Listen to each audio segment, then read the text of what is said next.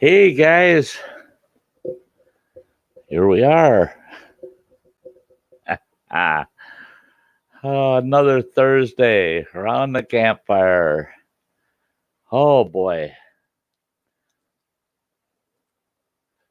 we got Andy, we got Nemi, we've got Nature's Beauty, we've got Lynn Mitzi. Yeah. Hi everybody. Hi. Good to see you all again.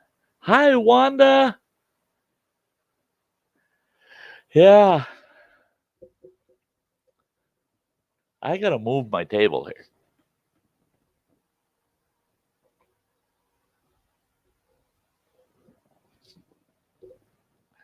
There we go. My table was in the way. Oh, yeah. Nature's Beauty. What a question. How's that leg? Well, the swelling in my ankle has gone down quite a bit. I mean, yeah, significantly. 2/3 of the swelling's out. Um, I managed today to, most of yesterday and today, to keep off of it, keep it up. So most of the swelling's out. And the thing is now that the swelling's out, it hurts like the devil. It's just that, the thing with swelling is when you got damaged ligaments and nerves, that swelling, actually the pressure on it keeps the pain down a little bit. When that swelling comes out, then that's when it starts to hurt. So it hurts, but the swelling's down. I'm happy with it. Okay, Wanda says my grandbaby did great in her open heart surgery. She's doing good. Oh, thank goodness. Oh, that is such good news. Oh, been thinking about her ever since you brought it up the other night. Oh, that is such good news. Hi, Todd. Hey. Good to see you, Jam.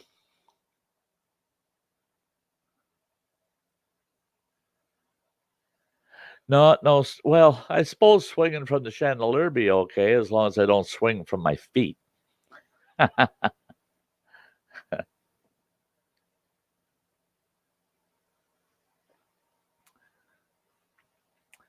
Yeah, I went back and I rewatched um, Gil and Crystal eating their hot noodles, those 2 times hot noodles. Now, I had forgotten. I, they're nuts. I wouldn't mind doing that challenge, but I'm not going to eat 2 whole packs of the dang things. I mean, what's the point? I mean, I don't get the point. Um, if the first pack don't get you, why would the second one get you? And I'm looking at it and I'm going, it's not because of the spiciness. It's like, why would you want to eat 2 whole packs of those ramen noodles? For a full meal, I can eat 2 packs, but barely. I mean, I'm stuffed after 2 packs. I didn't get that. So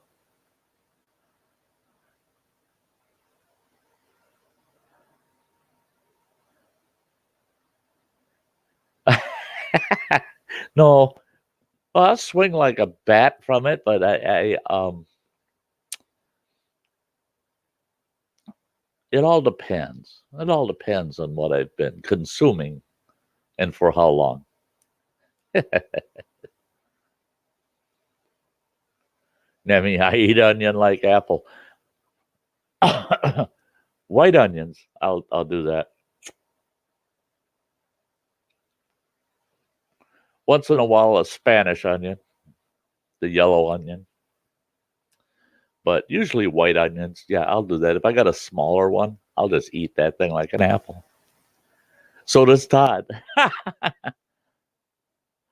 Nature's Beauty says, was going to say excellent about the foot, then, oh dear. Well, hope you have a speedy recovery with it. Also, did the toilet paper stay in the freezer? Don't don't say I don't need to know. Tell me. People, you're not going to believe it. Nothing changed. Nothing. Nothing. I was I was all out anticipating a following day nightmare. Nothing. Nothing. No change. Not a problem. Eh. So I'm going to keep a couple of them rolls in there if I do that for when I probably will do that spicy noodle thing. I'm thinking that some of these challenges, I got camping coming up. I got other things. I got a lot of camping actually coming up in the next month and a half. It's going to be mid-October before I'm not going to be out in the woods so much. For one thing, I'm not out there. I'm not going to be out there camping during hunting season up here. No, they shoot anything that moves. If I'm not out hunting, I'm not out there. But I'm thinking mid-October is when I should do some of these challenges, because then I'm stuck around home anyway. Do some challenges. What the heck? Hi, Hike with Mike. Great to see ya. And he said an apple a day keeps the doctor away, and an onion a day keeps everyone away. Yeah. Thins out the crowd real quick. Well, you have a cast iron stomach. I don't know. I really did expect my stomach, my whole digestive system to kind of give me some grief the next day. Didn't work out. All those seeds you had wrapped up in those wraps you had.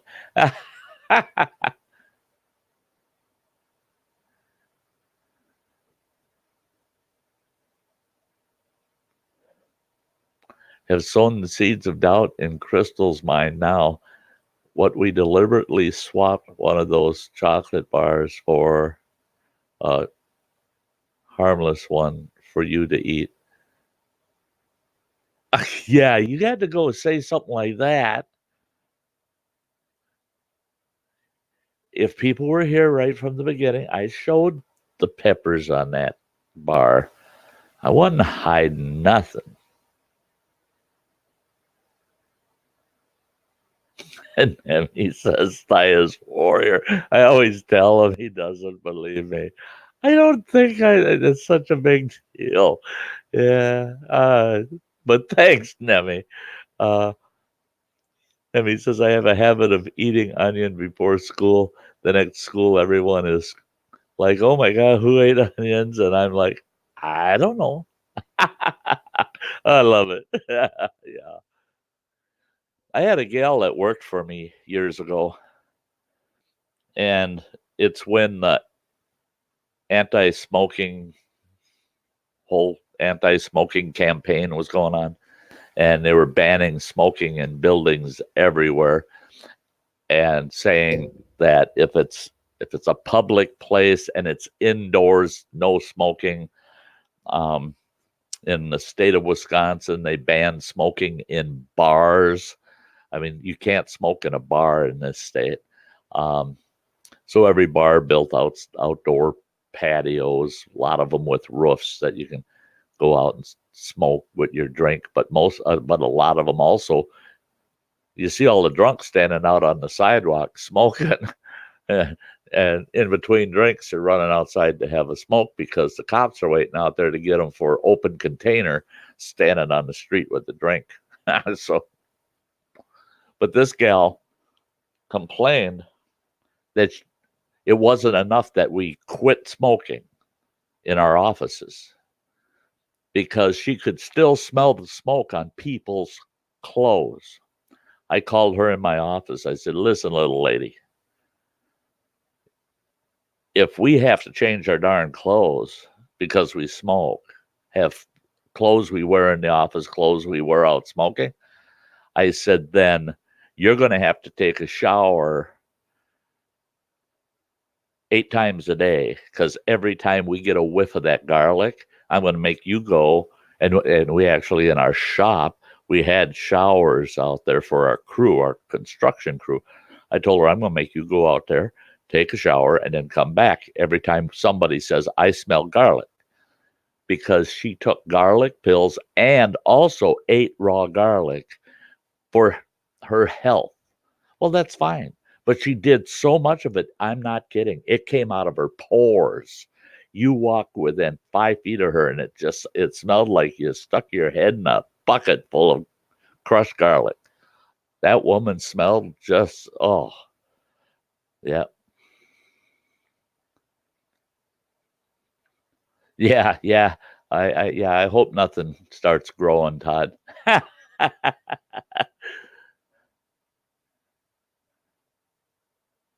Yeah, yeah. I know, Andy. I saw that you had told him that it was just dark and white chocolate with rolled oats in it.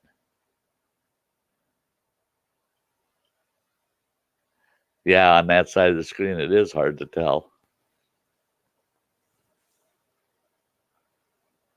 Yeah, and brush your teeth with toilet plates. That's bad. That's bad. Yeah, that's Demi. Oh my God, Sty. She was walking garlic. Even I don't like that much. I live garlic and onion. Yeah. Oh yeah. I love I love garlic. I love it. Didn't love it coming off of her though. Oh my gosh. Hey Bradley, great to see ya.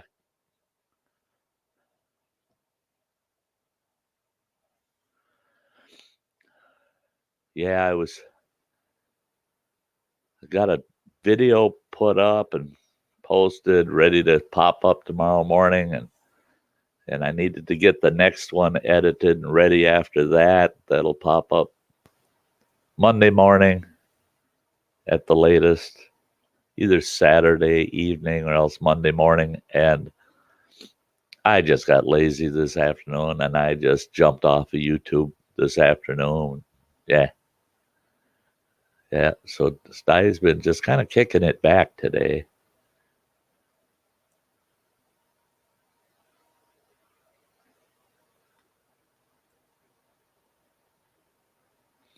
I'm just using Movie Maker, um, Windows.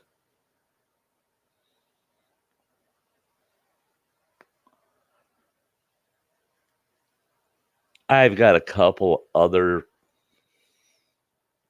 editing programs on my system, and I just use Movie Maker because it's just quick, cut and paste, and I can throw a few effects in it. I'm just, yeah, I'm not trying to be a professional cinematographer, multi-million subscribed YouTuber. I want to have fun. Native Grammy, she's a watching. Hey, Grammy.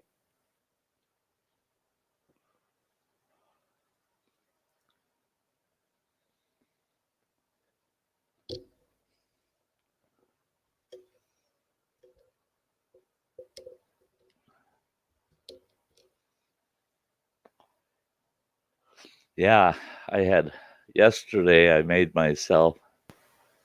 Okay, wait a minute. Bradley saying last night I can't win with the 50s pulling or the 50s pulling me over. Oh yeah, yeah.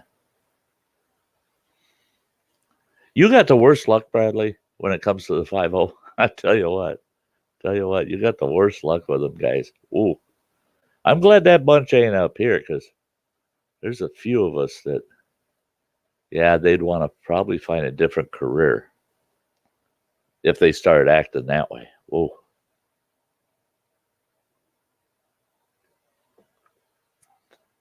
I have to say, we're real fortunate.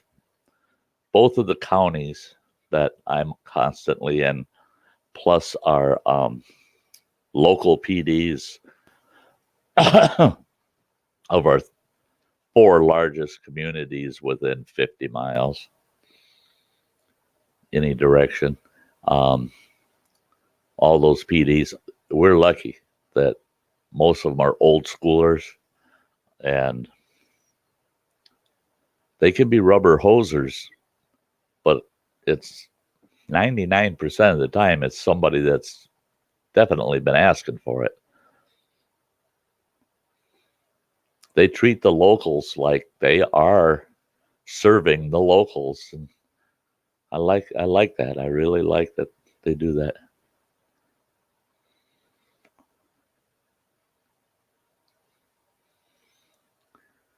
Phone Power Director does an amazing job. You can cut slow video, fasten video, whatever. But there's one video, their logo, and you can't delete it. Yeah, that's a bummer. Yeah. I can do slow-mo. I can speed video clips up.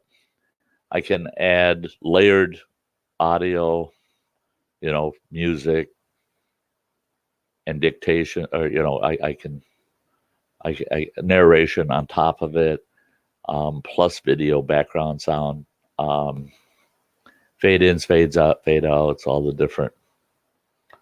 I can actually mess with the color and stuff and make it look like the video was done in 1950. I haven't been doing that stuff because I do have a mixed age group that watches my channel, and only about half of them would appreciate the old black and white again.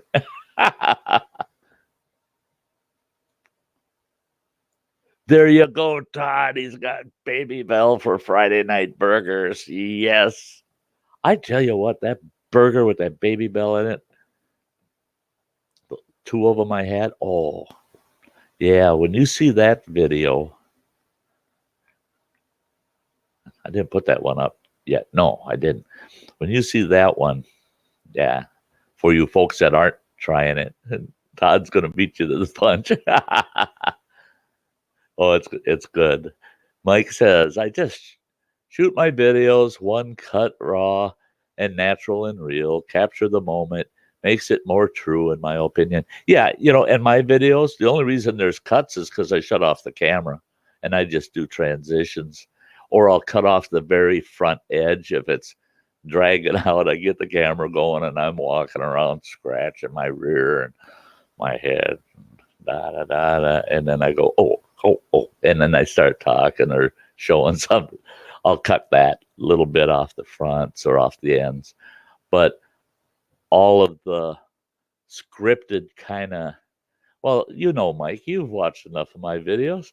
I don't like scripting. I don't like trying to stage a video.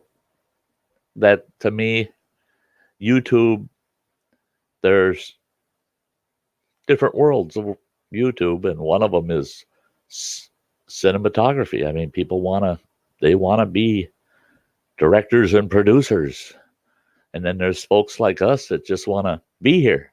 We just want to be here, so we do our videos. So it's like my streams. The closest to scripting I do, Sunday nights, sometime right around 7:30. Sty's going to tell us Spy story like it's a video, and then we just go on with the stream, and we don't know where it's going to go, because that's the way I like it.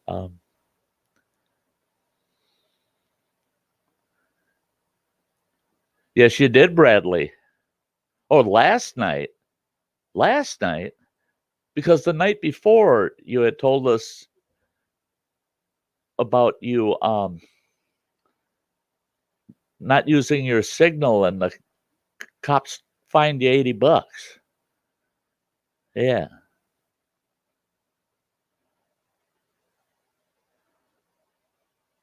Todd, yeah, I love food porn. Oh, yeah. Yeah, so is that a different incident, Bradley?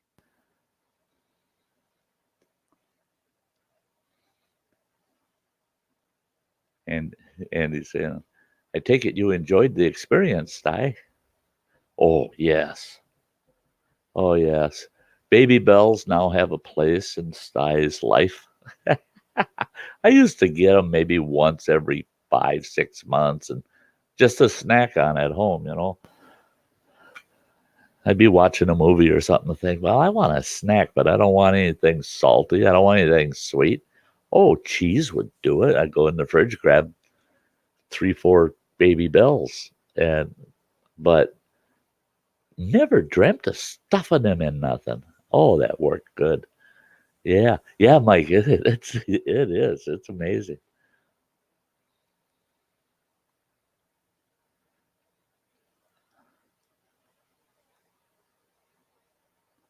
Yeah, Nemi, you're right. When you stage a video, it looks fake, and people really love stuff, real stuff, and it's more fun in general. Chill and have fun. Yes. Hi, Brenda. Hi, hi.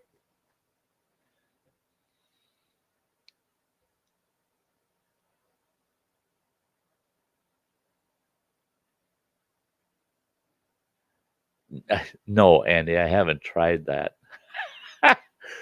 God, man, if I were to do one of those, looked at that and I'm going, God, I would love to try that. Love to try. And that's it. Is I'd love to try it, and if it's good, try it again and some more and some more. But what the hell am I going to do with the whole one? I mean, no, this whole guy, I can't eat that much of that stuff. No, I can't do it.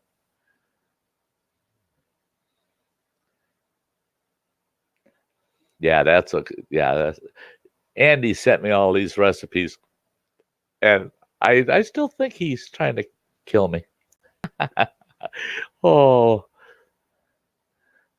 hey, Dave, Beastly Ironworks is in the house. Great to see ya. Great to see ya.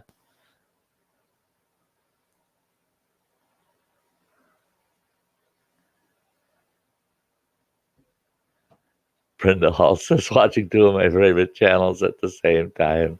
Not a thing wrong with that. I used to I finally drew the line. I used to have uh, my computer screen is a 65-inch television. To the left of it there's a 46-inch. And I would have a stream going on that 46-inch, my laptop running it, and then me over here and have a stream going at the same time. And I'm doing a stream, talking to everybody and everything, and looking once in a while over there while keeping a track of the chat and the other stream that I'm watching. Nemi says, I love to sit on my balcony. Has amazing view on sunset and nature. I get some snacks, Coca-Cola, and listen to 50s, 60s, and 70s music and chill. Oh, yeah. Oh, yeah. There you go, cheese freaks. And he's popping them up again. Yeah, yeah. I bet I have. Andy. Todd says, okay, we'll be listening a bit. I'm going to make some peanut butter cookies for my neighbor lady. She likes mine better than everyone else's. She's a good old broad, so I try to make her happy. Got to keep them old gals happy. That's what you guys keep telling me. Todd, that's terrible because I I tell you what, I have a hard time taking my peanut butter and putting it into the cookie recipe to make myself some good peanut butter cookies. So I buy the Betty Crocker mixes, and I've got two of them sitting on my counter. I crap you not, I could jump up. Well, I couldn't run out of here, and I couldn't jump either, but I could get up and waddle in the kitchen, come back, show you those packets. They're sitting right there. I was going to make peanut butter cookies today to snack on tonight. Yeah, Andy's right there with the doggy bags. And Mike says, do you like the Eagles, Nemi pun? One of my favorite bands. There you go. Hey, R5 Crystal's in the house. Good to see you, girl. Good to see you. Yeah, Andy, my evil friend. I I love it. I love it. Um, yeah, yeah, yeah. Crystal, I was just telling these folks I rewatched you and um, Gil's hot noodle challenge, and you were such a cool cucumber in that one. And Gil was losing it. He was losing it, and it's the second time I watched it, and this time was funnier because of the other night and knowing what's coming up. You're not gonna. I know, Crystal. You're not gonna have any problem with that candy bar. No, it's hot, but yeah, you're not gonna have any problem with it. Gil, I'm curious about. I want to see how he reacts. If he chews it good, you gotta chew it. Because I found if you suck on it and just kind of let it break apart and then swallow, not bad, not bad. It's when you start chewing it, it gets that powder going from in the chocolate and gets the peppers chewed up. You get those peppers chewed up, then yeah. Then it starts getting pretty hot.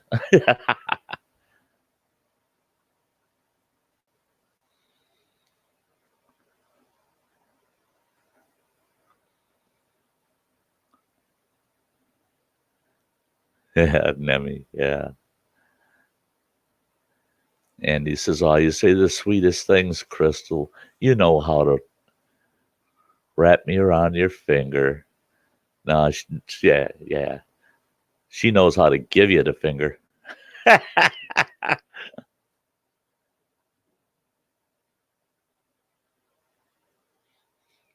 Yeah, new makeover, Bradley. That's it.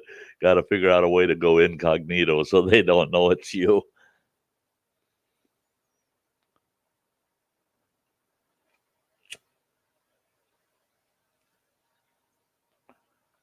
Oh, I'm sure I missed stuff last night. I wasn't even on to the YouTube last night. Oh, yeah. No, I was sitting here with my foot up. I watched a couple of movies. I don't even remember what they were. And dozed off a couple of times. Yeah, it was just a recoup evening for me.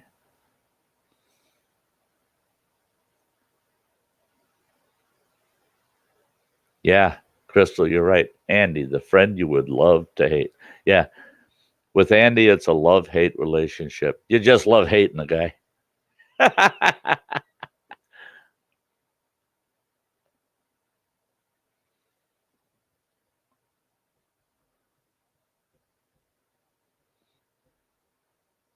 Somebody told you to refresh, and then she was gone afterwards.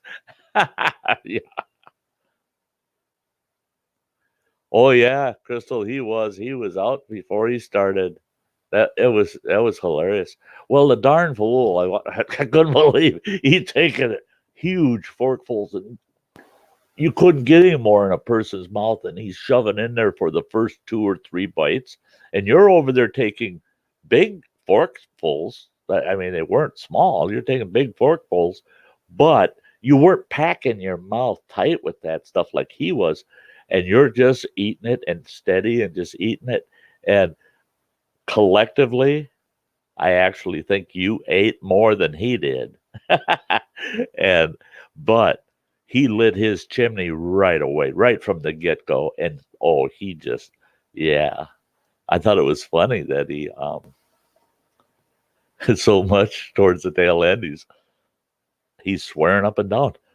No, I wasn't making any of it up. I mean that was real. I was like, yeah, that's oh, you could tell he was lit up.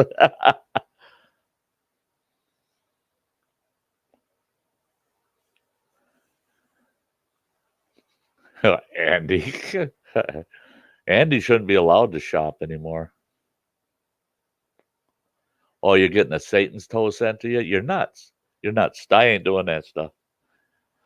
I was just telling these folks too. I might do the two times hot noodles that you guys did, but I'm not gonna do 2 packs, man. I got, for crying out loud, I'm diabetic. I got a heart condition. all of the sodium that's in them damn things, the and yeah, just it's not the heat part that bothers me at all. It's just that I'm not gonna. I'm sorry, guys. More power to you if you want to do it, but I'm not at 62. I want to live a little bit longer. I ain't gonna purposely try to kill myself by packing myself with 3 days worth of sodium in one challenge. No, no, no, no. That ain't no. I'm not going there. I'm not going there. Because if you're gonna know if a person's hit the maximum heat that they can handle in one package. Yeah, two packages is just too much. All right. Uh,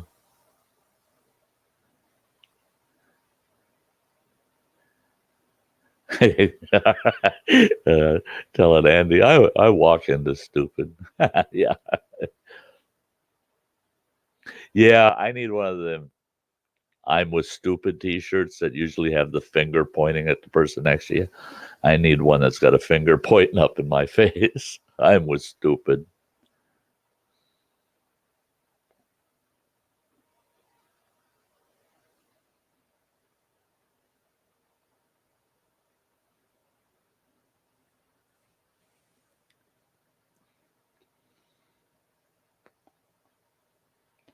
See, and I didn't realize that. See, I've had spicy. I haven't had those the 2 times spicy, but I've had some pretty dang spicy ones. Other people in the family just we can't eat them. And but we don't pour the juice off.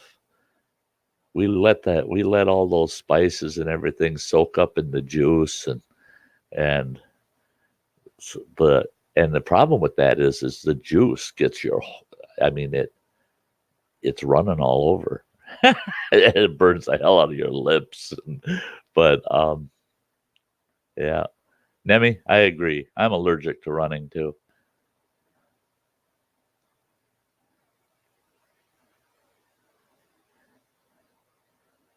I always said that there's no reason to be running unless somebody yells fire or the cops are chasing you.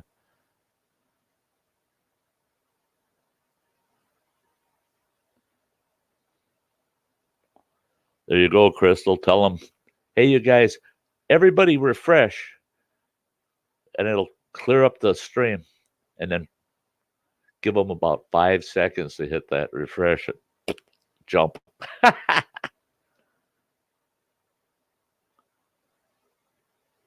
Yeah, Andy, that's the way I see it too. Gil might struggle with it, especially if he chooses. If he chooses it, now I can see Crystal getting through the whole candy bar like I did without a problem. Gil, I don't know if he can do the whole thing. See, and the thing is if Gil could have held out, I think, or okay, here's the thing: if Crystal, okay, if Gil would have held out and just kept eating it, and deal with the pain. Just keep eating it, eating it. Crystal wouldn't have given up. She would have stayed right with him. I know she. You could tell by her persona that no, Gil.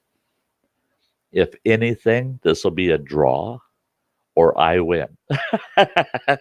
So yeah, Gil would have had to really, really have lived with the pain to come out ahead on that one.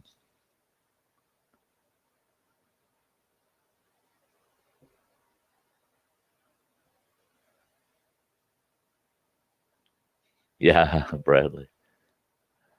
Trying to catch up here. I'm behind, as always.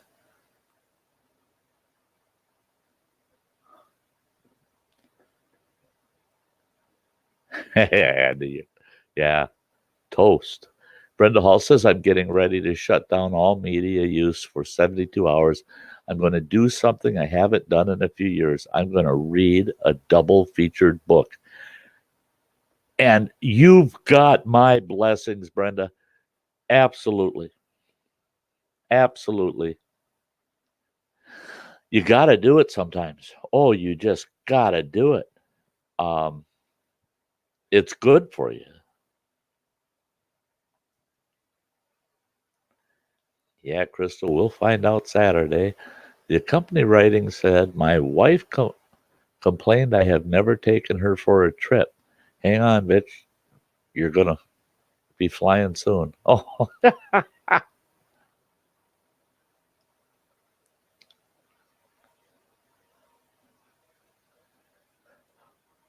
oh, Crystal, that's up to you. That's up to you, girl. Yeah, Demi says health first, Sty. Yeah,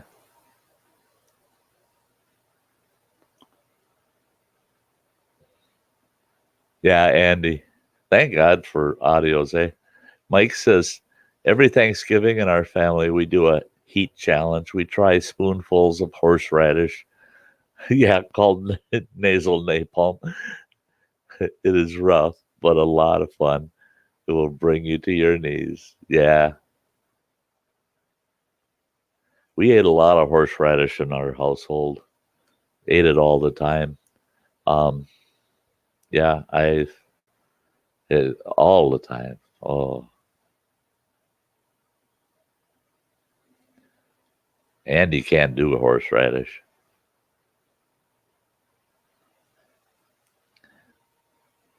Hey, Alexander, good to see ya. Mike says bought the nasal napalm at a place in Asheville, Carolina called Pepper Palace. They have a sauce that is packed in a book, and it's called the Book of Death.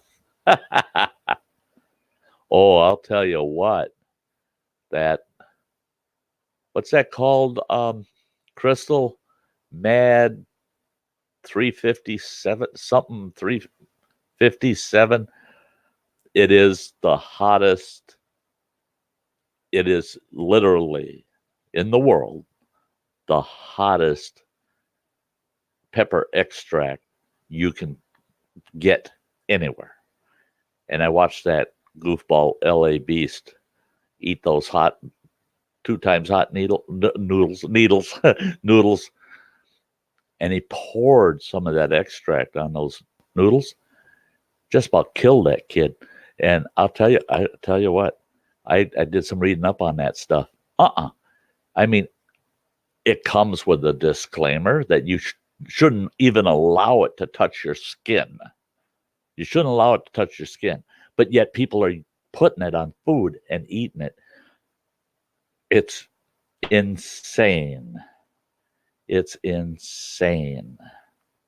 9 million Scovilles. 9 million. Absolutely insane. And it's been it's been certified. There's nothing in the natural world that meets what that extract is, what that condensed oil is. And it is the hottest in the world you can get. The hottest natural right now, and it's in the Guinness World Records, is the Carolina Reaper. We're pretty good tonight. I'm way behind.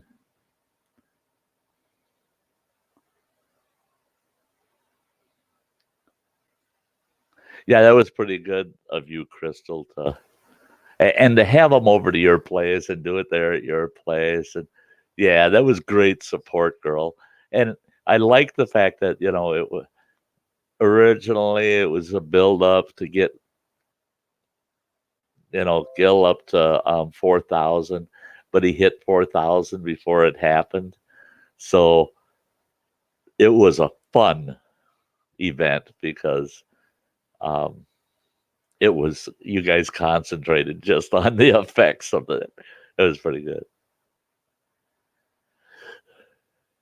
Yeah, Alexander, you're going camping this weekend. That's pretty good.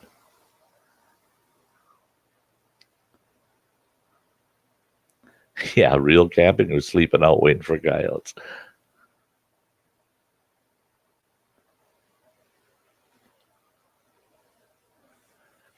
Yeah. Oh, yeah. I love horseradish with my prime rib. Woo, hoo, hoo, hoo. Yes. Nemi says, I'm looking at this TV show, These Perfect Families. Dad works, mom cooks, kids best in school and behave good. And I'm thinking, does that exist? I never saw that family. Yeah. Yeah. Yeah. Yeah. I've seen a few families that meet a couple of those, but never the whole gamut where everything is just the perfect family world, you know? And people that say, oh, our family's just like that. Yeah, yeah. Yeah, right. I want to see behind closed doors. Nah, nah, nah, nah, nah, nah. Real camping there, Andy, heading out to Hocking Hills State Park in Ohio.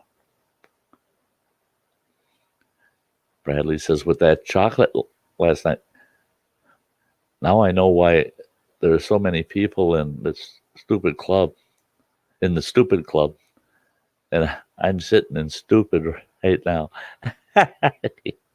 Yeah, yeah. Well, that's it.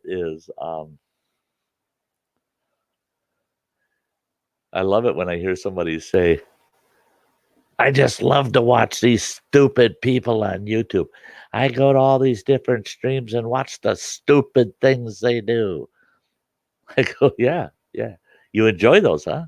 "Oh yeah, they're a blast. I love them." Okay, you love them because you know darn well that if there wasn't a YouTube, you'd be out there doing it because you're just a stupid, yeah, a wolf wearing sheep's clothing. Yeah, yeah. All of us got a little bit of our own kind of stupid, I'm sure.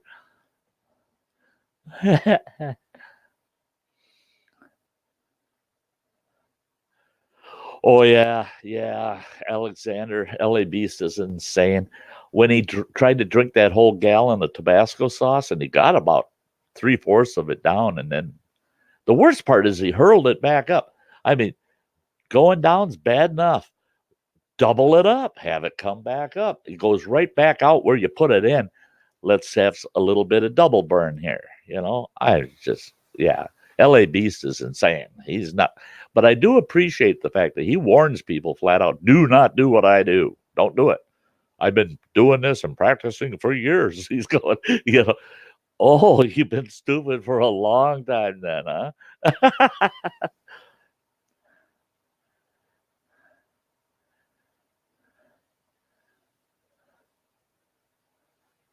Yeah.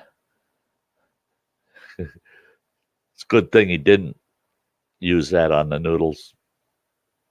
The way those noodles affected Gil, if he would have put that extract on them, I I I would be worried for him. I would be truly worried for him.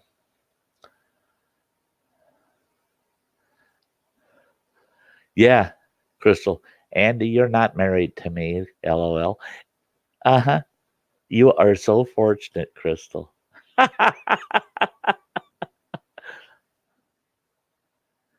Yeah, Brenda, it does sound like it should be illegal.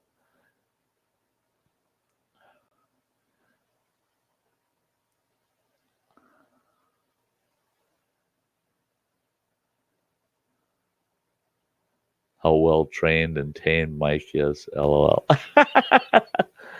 Mammy saw one TV show last night with Dean Martin. They gave him water to drink, and he said, like, what I haven't drank since I was 17. I'm not putting that in my stomach. Have you seen what water does to shoes? Yeah.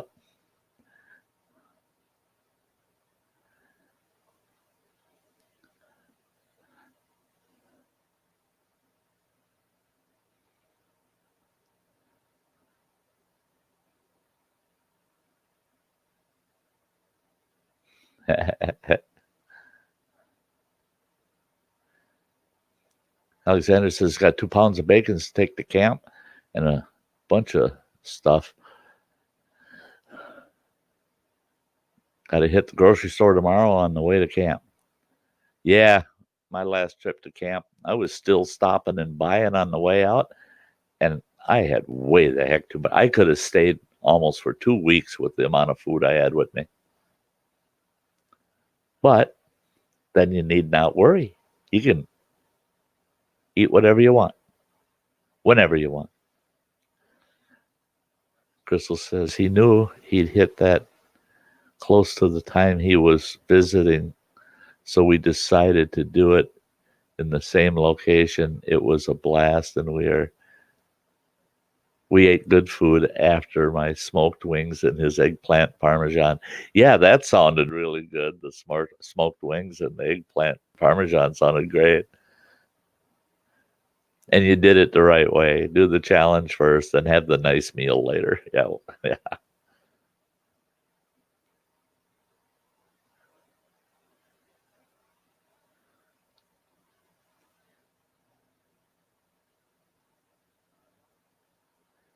Yeah, I love smoked wings too.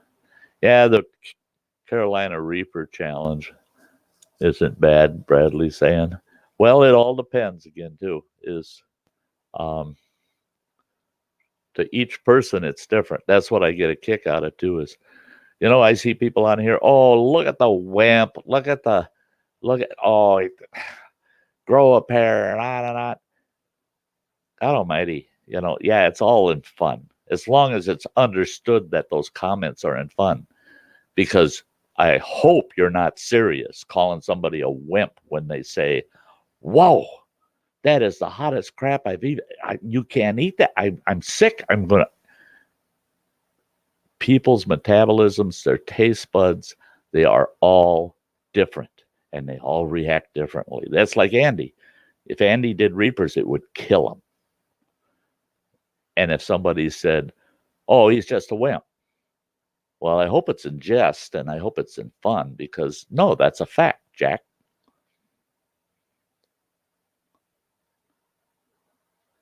Yeah, Andy carries a disclaimer, and so will I. Yeah. Mike says if I brought bacon out a camping trip, I would have a bunch of bears visiting me. For some reason, they're attracted to me, so I bring very little food out camping. Yeah, I see a lot of bears, but I don't get them in camp. I don't get them right in camp. I've had a few, but not many right in camp.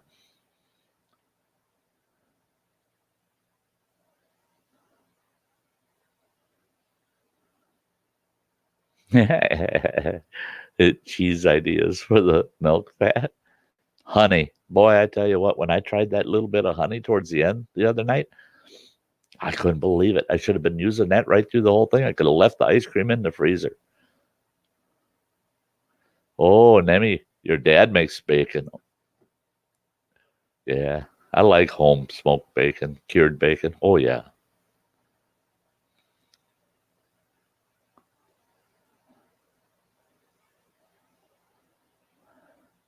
Yeah, Crystal's specialty, smoked wings.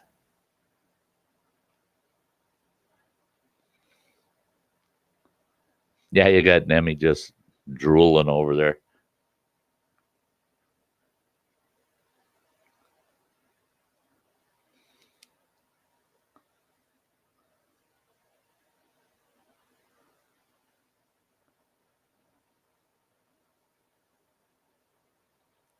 February 2nd. I'm an Aquarius.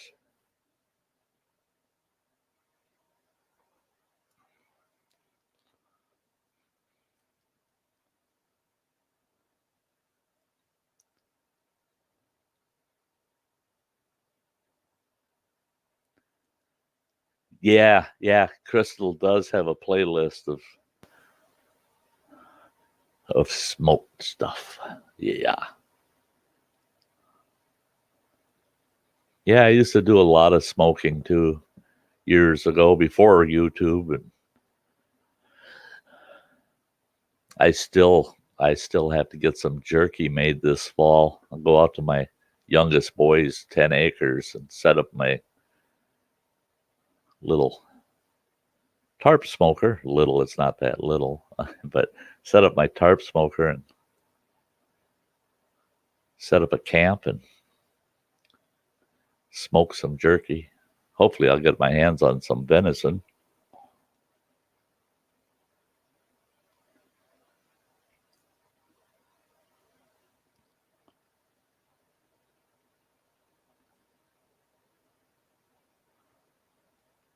Yeah, yeah.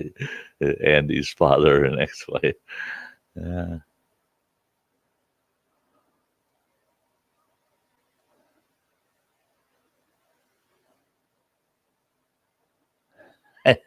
Andy, yeah. You speak so highly of yourself. Alexander says, I'll tell you what, Sty, I eat habaneros, Scotch bonnets, cayenne, Hungarian wax, etc., almost every other day. But I will say this: it really depends on the day if I'm going to be able to take it. Oh yeah, yeah, and that's true too. That's true too. You have days that a person's tastes come and go, come and go, come and go. I've had some chili that I tell you what, it makes your hair curl. It's so damn hot, and loved it, and just loved it. Just chowed it down, and and then had it again, and couldn't even eat more than 5 or 6 spoonfuls, and said, "Nah, I just can't do it. Not today. I can't." Yeah.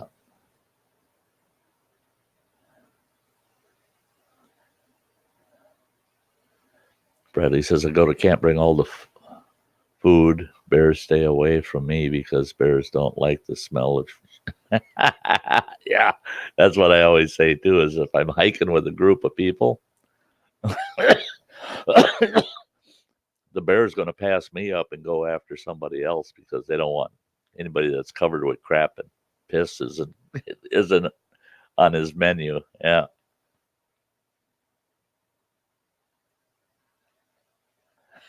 Andy, Andy. Yeah, yeah, I bet you are.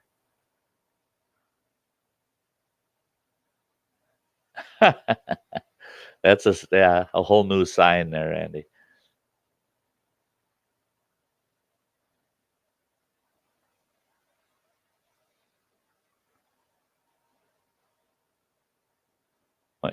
Yeah, Mike's saying that him and Scarfields don't get along. Same with Andy. Native Grammy says, "Oh, thank you for popping that up. Thank you, girl."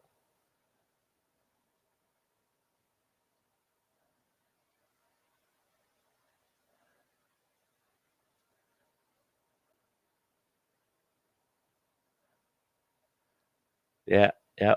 Warm it up, right?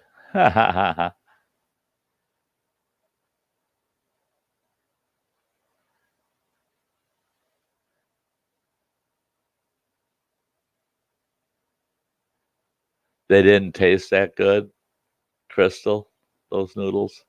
See, that's the thing is the candy bar, I actually acquired a taste. I wasn't kidding at the end of the night when I said, yeah, I would have eaten more because the aftertaste, not the burn, the taste was actually pleasant. I really liked the peppery flavor of it mixed with the chocolates. There's 3 chocolates. There's milk, dark, and white chocolate in it. Um, yeah, the mixture, it was a real unique taste. The flavor, I really enjoyed the flavor. The burn wasn't the funnest thing, but the flavor was good. Those noodles, if they don't taste that good, that's a bummer too. That's I was thinking about all these. Hey, Derek, good to see you. I'm a little behind on the chat, but with all these challenges, I was thinking of telling people, hey, eat the things Sty won't. I challenge you to do that. Chicken feet, boiled chicken feet,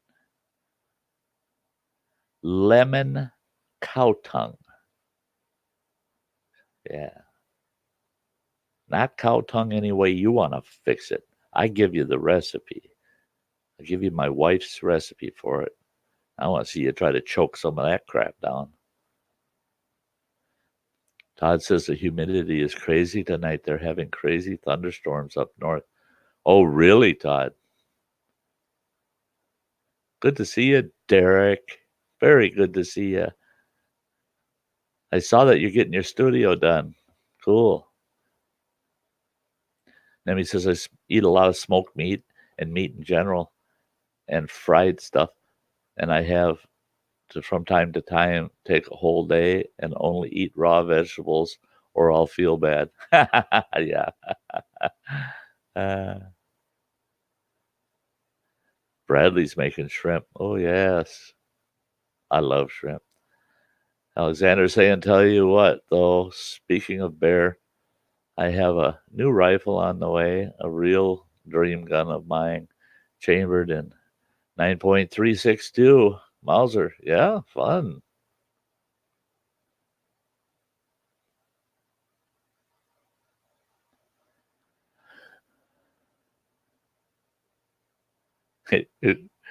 Andy giving his preferred method of cooking shrimp. I like to marinate raw peeled shrimp in good salty garlic butter overnight and then throw them on the barbie. Throw them on the barbecue. Nice big shrimp too. Even prawns. Marinated in garlic butter for at least 12 hours. Preferably 24.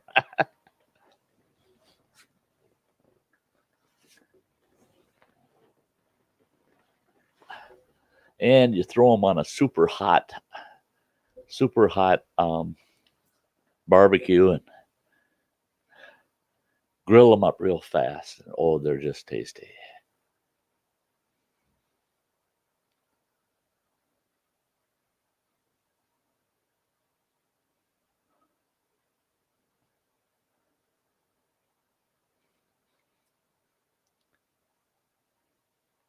Oh, is that right, Crystal? The noodles just taste of excessive heat. Yeah. And he says, it's strange when I make barbecue, I make it mega burned. It looks like charcoal, but I like take that. And most people tell me, how can you eat coal? That's not food.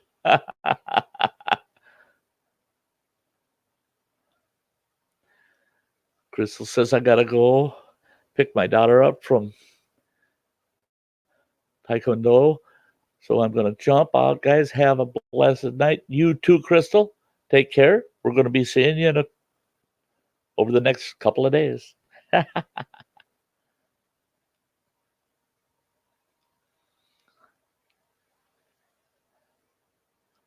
Taco time for Alexander. Yeah, devil in training. He's going training. Nah, he thinks he's beyond training. He's out of officer school now. Devil on Earth. Yeah, that's a little closer. Bradley says I'll do any challenge. I won't. I was born stupid. Uh, yeah.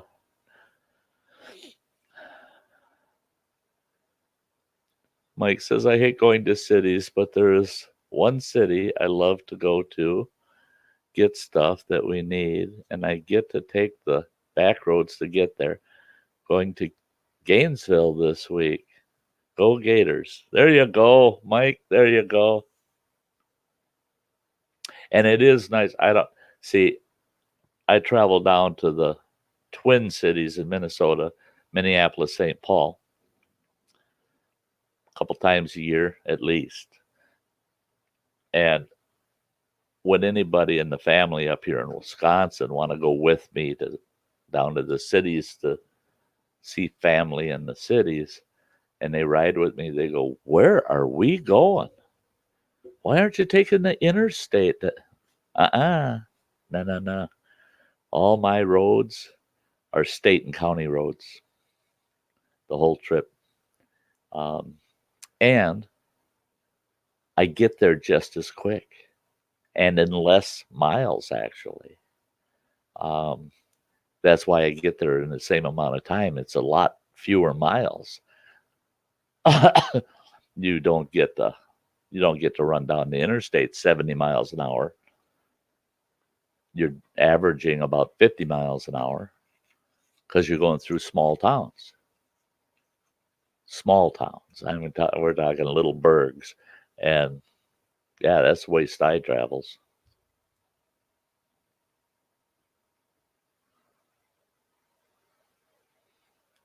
Yeah, yeah, Andy. Yeah, Andy, I can picture a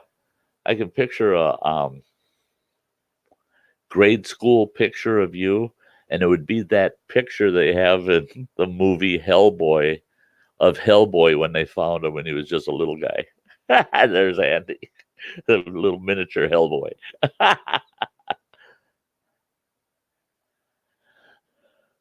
Yeah, Mike, that's me too. Uh, if if possible, I take back roads. I don't take back roads if I'm trying to get from point A to point B and the back roads of the area I'm unfamiliar with and I don't have a good route plan. I don't take them because then I'm not going to get to point B anywhere near when I planned on it because I start roaming them back roads and I just don't want to come home and I'll be out there till I need gas.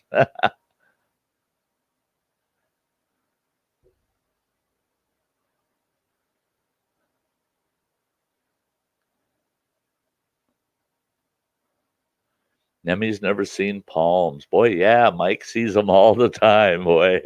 He's got palms to spare. And he says, I just avoid cities like the plague, Mike. Has to be something real special for me to swallow my dislike of them and venture forth. Oh, yeah, me too. Me too. In the last 13 months, it was 13 months ago, I was down in Minneapolis, Minnesota, and not right in the heart of the city. I was just in the suburbs. And I was there for 2 days. That's all I could handle. I had to get the heck out of there. Oh,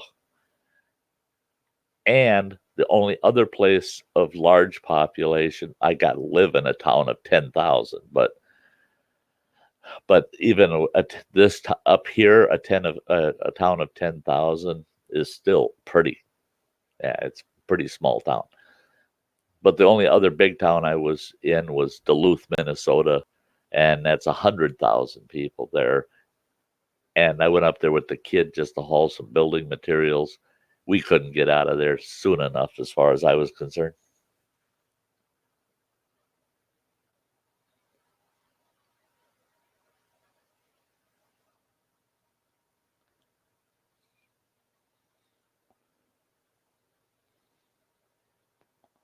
Yeah, Bradley says, stupid is what stupid does for me, Sty. I'm going to start a club named the most stupidest people or the most stupidest criminals.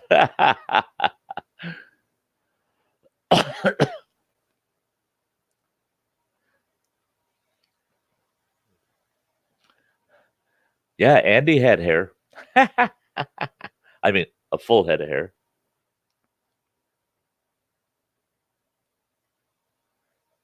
Mike says the wife likes to go to Tampa every once in a while, and I try to get out of going there as much as possible. I hate that place. Yeah, I used to have to travel to Tampa usually about 3 times a year for 9 years in a row. Tampa and St. Well, I'd fly into Tampa, Then I'd drive down to St. Petersburg to the dog track. I was friends with the owner. Well, an associate of his, you could say.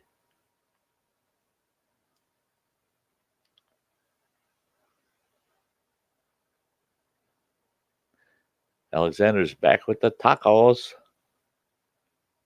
I hope you get hiccups, Alex. Yep.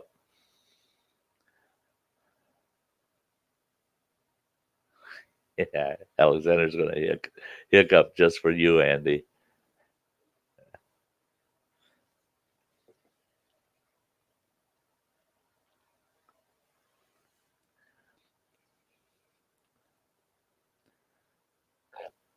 Yeah, just so you guys know, tonight's stream,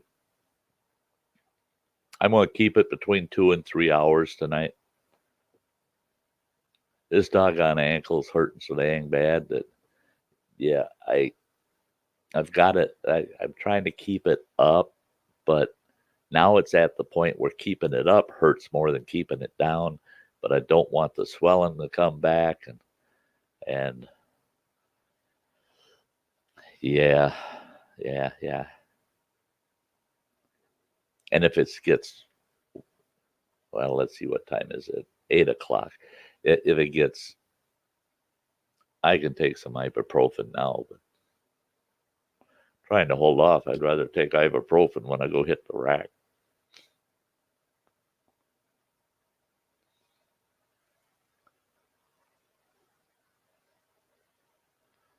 Substation sandwich, and you say, what you want? They make it's Subway sandwiches, not substation. Subway. And yeah, you can see everything in the counter that you can have on a sandwich, and you tell them what type of French style roll that you want it on. Yeah, they got all different kinds, and whether you want a foot long one or a 6-inch one, and then you just tell them what to put on it, and then you watch them. They put it on there as you're watching, and they're cheap. My foot long cold cut combo just loaded with, this will freak a lot of people out, loaded with tomatoes, pickles, and a ton of banana peppers smothered in mayo. $5. I tell you what, it's a hell of a meal.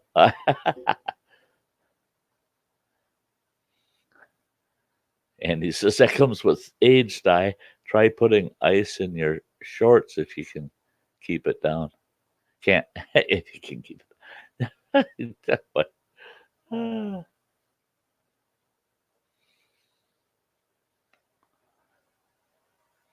Yep. Subway. Sty hits Subway probably 3 times a month. Hi, Dennis. He just popped in. Oh, your daughter loves my beard. Well, I'm not going to cut it off and send it to her. I've had a couple of people say, dang, Sty, if you could cut that beard off and we could stitch that to something, it'd make a hell of a stuffed animal to have, you know. I say, what the heck? My face ain't a stuffed animal.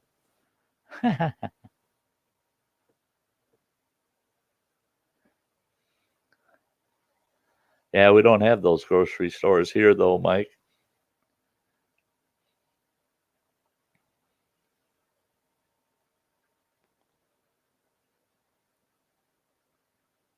Oh, really, Andy? Oh, yeah. Yeah, Subway wouldn't be the same if you couldn't just tell them, keep putting it on, keep it. In fact, I got a buddy,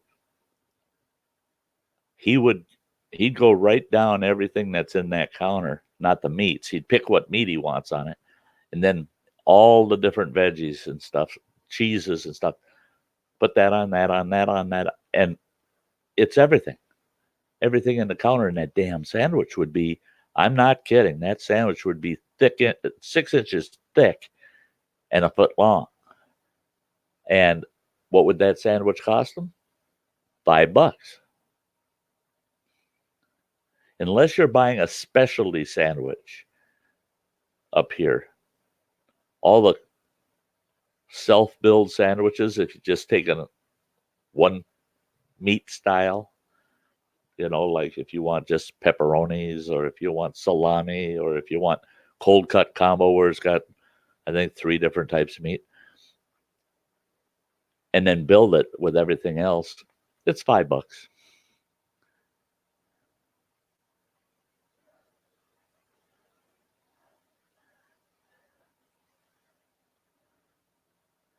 Oh yeah, the McDonald's there isn't the same. Yeah, that's a buddy of mine from Denmark. Known him for years. Actually lives in Delaware here in the U.S., but he's a Danish citizen. Um, he invested in the first McDonald's to be built in Poland. It got burned down 3 days after it was open for business. The Polish people were infuriated because they only had about 3 or 4 different sandwiches available, and the prices were outrageous. They burned the place down. He lost his investment in it. The only way McDonald's was willing to put one in Poland at the time was by franchise. So the franchisor was the one taking a risk, not McDonald's. And yeah, he was in with 2 other fellas on that franchise, and boy, they lost their butts. But now they got McDonald's all over Poland, and they've got a better menu. Mike says, I grow my beard out in the winter. In the late winter, I shave my beard and put the clippings in the bushes for birds to use for nesting to keep the nest warm. There you go. There you go. Yeah. The only way the birds are getting my beard anymore. I used to do that um, out at when I was out at camp. When I trim my beard, a lot of times I'd trim it back 2-3 inches because my beard was so long at that time. And I'd put all those clippings outside, and the damn mouses, field mice, would grab it and they take it and stuff their nests with it.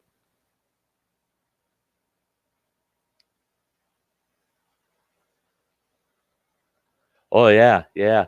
We get, I get in my mailbox at least once every couple of weeks. I'll get a Subway. I got one sitting on the table.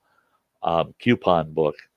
Buy one get one free, or buy this specialty sandwich and you get a free soda and a free cookie and stuff like that. Yeah, I like Subway.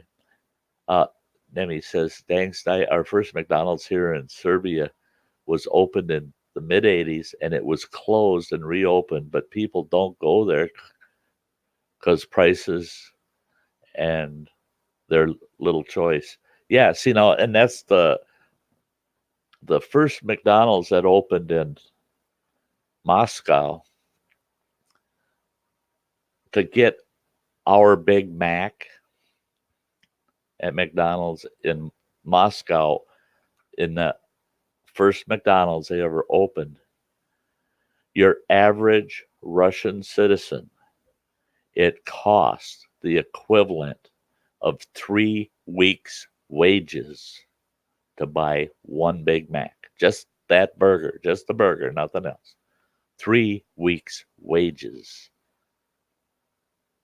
That's insane.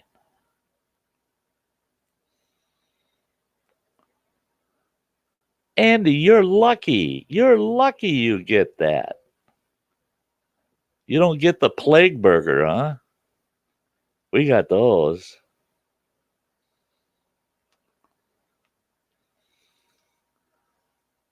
Or the fillet of shit sandwich, a fish sandwich. That ain't fish. There ain't no fish in the world with that much grease in them. Whales do have that much grease in them, but not a fish. I mean, I've eaten some pretty oily salmon and trout. Nothing comes close to the fish fillet sandwich. Oh, jeez. Canoe Hunt says, oh, wait a minute. Oh, you're talking about um, if he took enough the batteries and stuff with him. Yeah, yeah. I ran my batteries dry out at camp, my last camp, one day, and I had them in my trailer because I got the inverter in the adventure trailer, and I had a whole bank. I've got a USB port, and it's an 8-port USB powered USB. And I had 8 chargers on. I had all my batteries charging in there, and it worked slick as snot. It was just like I charged them at home, right out of the outlet. Um, and it never even put a dent in my 12-volt deep cycle battery. Didn't notice a change in the voltage when they were done at all. It was at 12.5 volts when I started charging them, and all of them were charged, fully charged, within 3 hours. Some of them were recharged within a half hour. A couple of them take 3 hours to fully recharge. Pulled it off, looked at the voltage level again on the inverter. That deep cycle was still at 12.5. I love that thing. I know I can do 6 to 8 days with my CPAP machine on that thing, uninterrupted, 8 hours of sleep a night. Standard 12-volt battery was getting me 2.5 nights, is all it would get me. That deep cycle's getting me 6 to 8 nights full use. And on the standard 12-volt, I was also only getting 6 hours a night. World of difference. Love it. Yeah, I don't eat McD's at all anymore. Once in a great while, I I still like the flavor of Burger King's Whoppers. So about once every couple of months, I have a Whopper and their onion rings.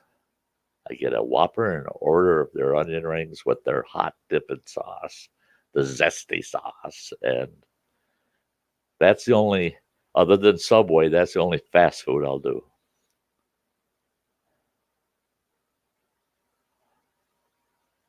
Oh wow, wow, yeah, went up by $1.50, eh, Bradley?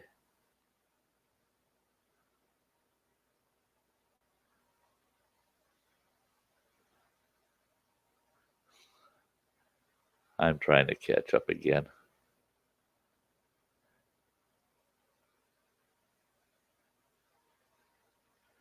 Oh, Nemi.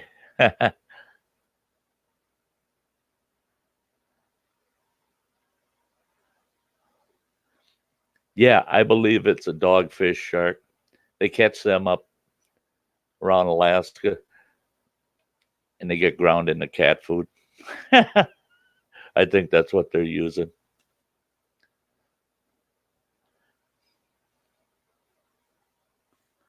Yeah, Nemi, that's so true. That's so true. Prices go up, they don't come down.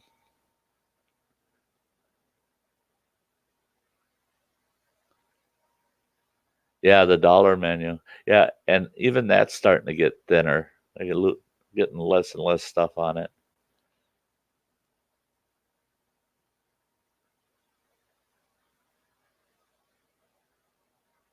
Alaskan pollock. I think that's what they claim. I don't believe them. Even frozen Alaskan pollock would be better. You know why they're so greasy though? It's the way they deep fry them. Their deep fryers aren't hot enough, and they let them soak forever, and they end up just soaking up all that deep fryer grease. Yep, Mike, that's me too. Greasy spoon. I want to find a mom and pop restaurant. I want to find a family owned restaurant. That's where I want to sit down and eat.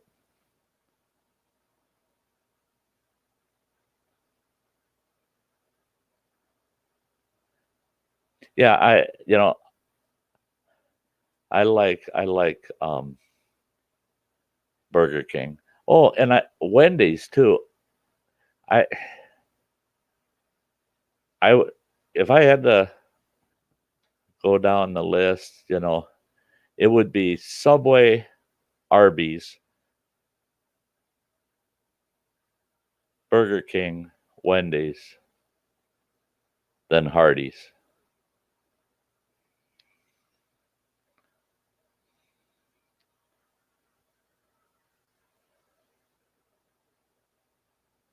Yeah, the dollar menu really isn't a dollar anymore.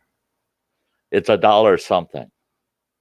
that's that's what we used to call it when we'd take the grandkids to McD's because they insisted it got to have McD. And my ex-wife would say, "Take them to the McD's," and I'd tell her, "Fine, they can go to McD's, but they're all ordering off of the dollar something menu, the dollar something menu."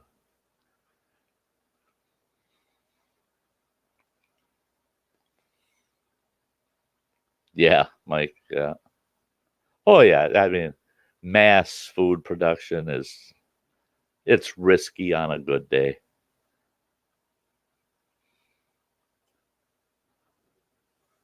That's the problem with Arby's, Alexander, is the price.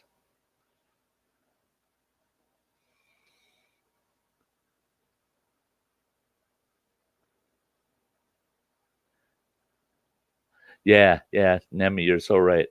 15 years ago, $10 couldn't spend it in a month. Now $10 isn't even enough for one person to eat somewhere.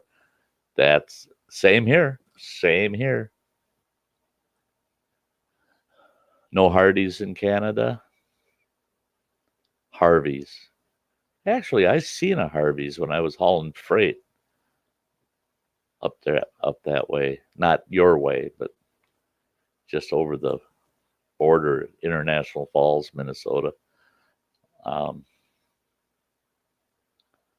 yeah, our Hardee's here shut down. Our KFC shut down. We got to drive 57 miles to the nearest KFC, and we got to drive, well, it's the same distance to the nearest Hardee's. And he says, outside world, fresh large field mushrooms, gills, scraped out, ground pork and shrimp, bit of garlic butter, soy sauce, wrap in foil, bake around the edge of the fire. Is anybody listening to this guy? He's terrible. He's terrible. Hey, Slip. Great to see you. Fishing with Slips in the house. Throw another log on the fire, guys.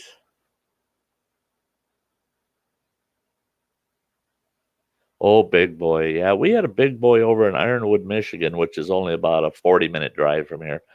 Um, had it there for years and years. And then, oh, what would it be? It'd be about 15 years ago when they shut it down. In fact, a friend of mine over in Ironwood, her and her husband got the big boy in the back 40 of their property. They got about 160 acres, and way in the back 40 they got the big boy standing in the middle of the field. Yeah, they got him. Mike says, I am lucky to have a local mom and pop place right around the corner. Make anything I want, even if it's not on the menu, friendly, and they love to have pride in their business. We've got one here in town, too. The old gal, I've known her for years, she's about, oh, she's got to be 78, 79 years old right now. She's got a little mom and pop cafe. You can go in there, get breakfast, lunch, and she's now staying open for dinners. And it's just her family in there cooking. She doesn't have any hired staff other than her one daughter and 7 of her grandchildren working in there. And it's the same way. If it's not on the menu, all I have to do is say, hey, D, I'm really craving this certain thing. She'd say, I think I can do that for, and off she go. Bring out what I wanted, not what's on the menu. Yeah, I love places like that.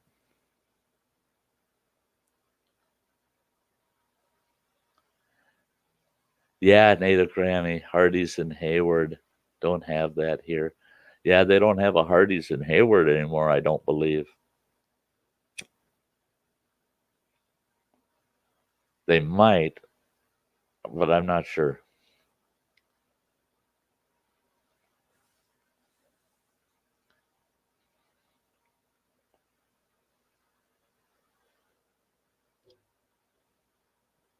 Yeah, Bradley. Yeah, yeah. All of the necessities, right? Demi says, it's sad we have diner here called Pink Panther Burger. There's like $1.50 and delivery is $2. Wow.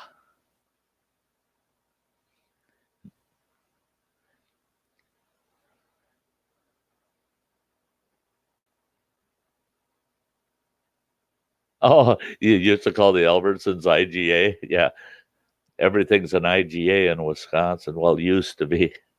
We still have a few up in Bayfield. We still have an IGA. I don't know if Hayward has one anymore because Super One, well, and then a lot of IGAs got converted to county markets. Then County Market got bought out by Super One. So now we got Super One's food stores all over the place. Nemi talking about prices there. I can remember back in the early 70s, one of my favorite, the town that my grandparents lived in was about 45-minute drive from where I lived. And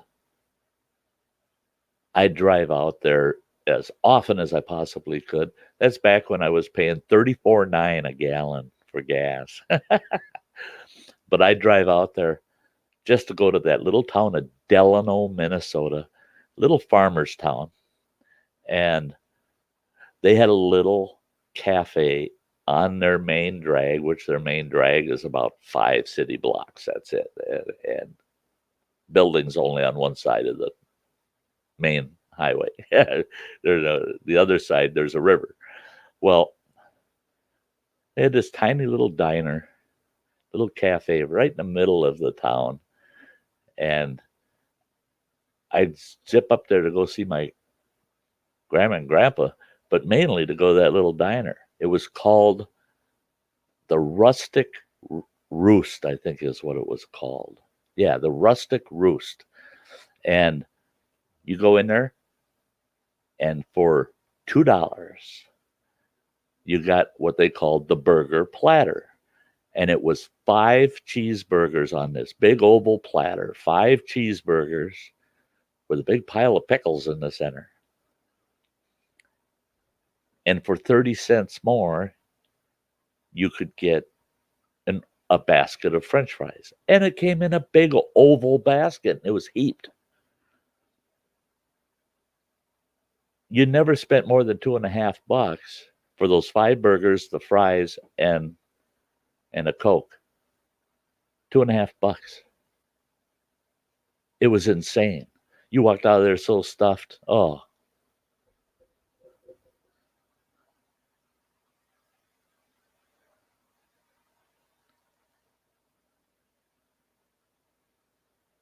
yeah, Andy. Yeah, yeah. Cooking's fun. But when you got to do it all alone, all the way from acquiring the things necessary right up to washing the dang dishes and putting them away, then it takes fun out of it.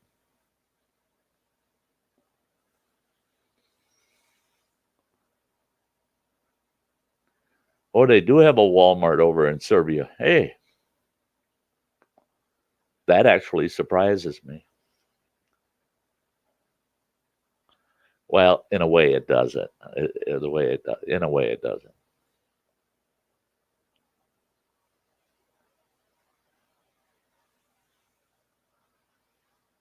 None in the UK.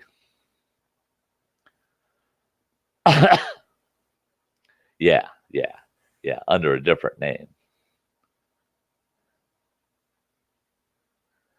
Yeah, Nemi. Oh yeah, that diner was awesome. I there were so many times I wish I lived in that town. Popeyes. I haven't been to a Popeyes in forever.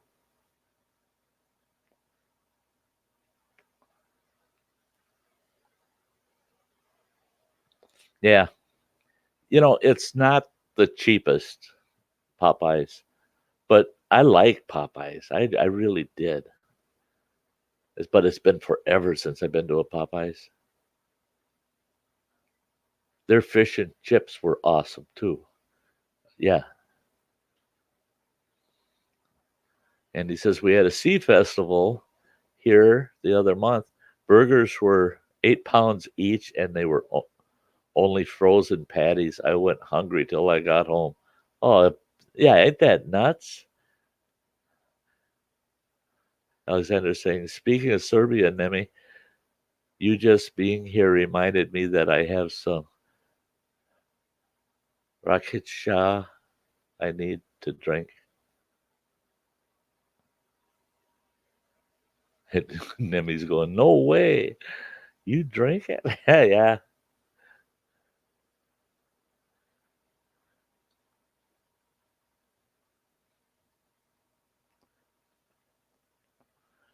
There you go, Alex. You need to be able to go live and kill that as a challenge from Nemi.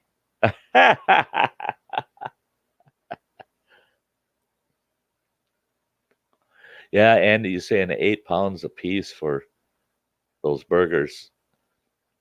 I went to a county fair last year and I went to a corn dog stand. And man, when I was dating my ex wife back in the early 70s, mid 70s, um, took her to the Minnesota State Fair and a corn dog was 75 cents. So I go to the county fair last year and I seen a corn dog stand and I'm going, I want a corn dog smothered in mustard. So I go over there and I go, I'll take a corn dog. That's it. Just a corn dog. Give me a corn dog. The gal hands me the corn dog. She says, that'll be $5.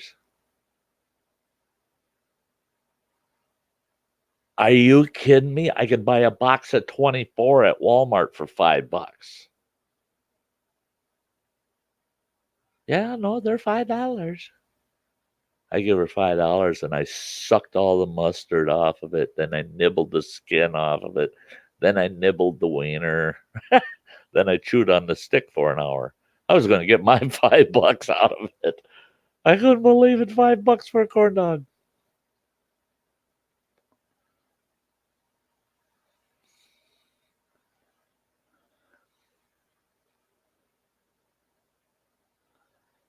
Yeah, I'd be willing to try it if I could get it.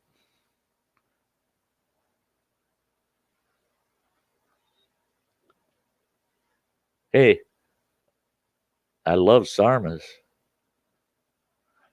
so why wouldn't I?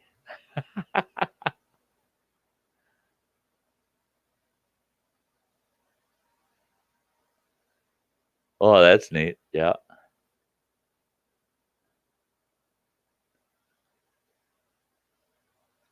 Oh, yeah. I like plums. You betcha.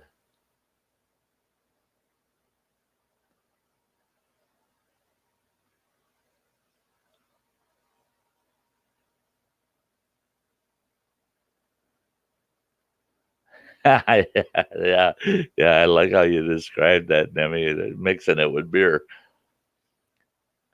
The two of them are not friends for you.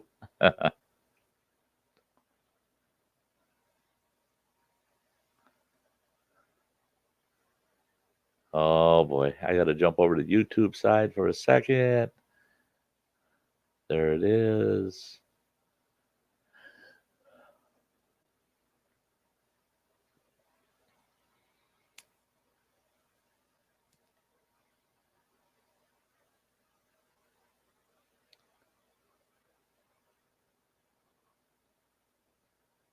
Oh boy, street vendors.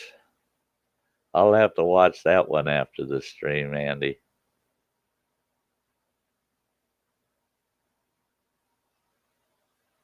Yeah, $5 for a corn dog they charged.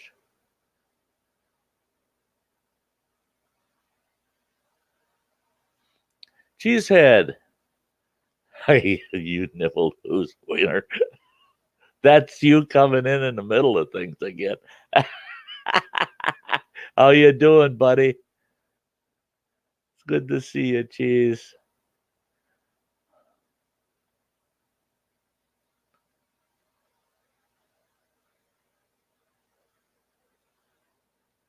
Okay, Nemi, I'm taking you at your word.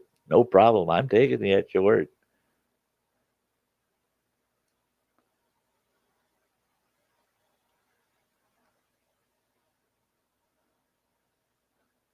Alexander.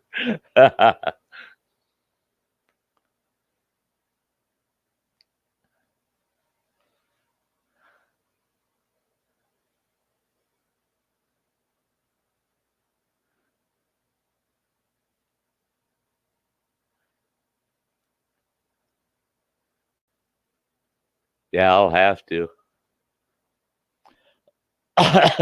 You know, I almost took a job. Now, if I would have known which direction my marriage was going to end up going, I would have made it go in that direction a lot sooner and I would have taken that job. But a very, very independently wealthy individual. I mean, his annual piss it away fun budget is 1.5 million. That's what he allows himself just to spend for frivolous reasons. His net worth now net they say typically represents 30% of their total gross worth. Now his net worth, in other words, he's got to get it in cash. He's got to get it right now. 6.8. Uh, that I'm all goofed up. $605.8 million was his net worth. He could pull $605 million whenever he wanted. He wanted to hire me as a consultant. He was investing in 11 casinos in Mexico. And he said, and what I'm going to pay you in wages? He says, all your travels to Mexico, he says, I'd be amazed if you spend $10,000 a year in that country. He says, as long as you ain't gambling, he says, you'll live high on the hog for 10 grand a year. And he wasn't kidding. I got to talking to some of his associates. This one gal, she rented this beautiful, beautiful penthouse apartment, equivalent in US dollars, $235 a month. And it included everything. Oh, that made me sick. Made me sick. Corn bacon spam on a stick. I'll do it. I just had yesterday afternoon. I prepped and I baked uh, um, all gratin potatoes with a can of diced up hickory smoked spam, and just loaded extra cheese into my scallops and scallop potatoes, and oh my lord, I had that for dinner last night. I had that for dinner again tonight. I tell you what, spam, it's the other ham.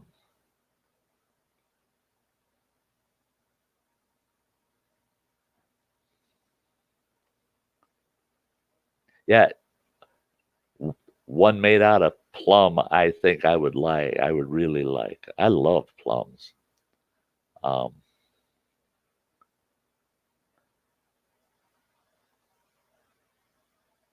yeah, we were talking about food. Bradley's got all the right in the world to rub in that he had shrimp.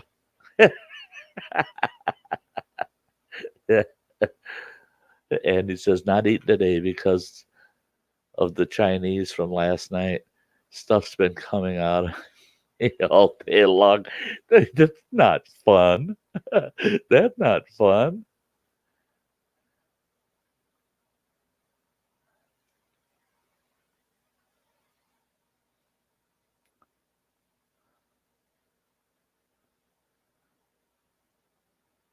Oh yeah. Oh yeah. Yeah, Nemi. Yeah. But it's not just them. They're a big part of it. Big part of the problem. But it's not just them. There's been gang issues in this country forever. And we've got some bad ones in this country.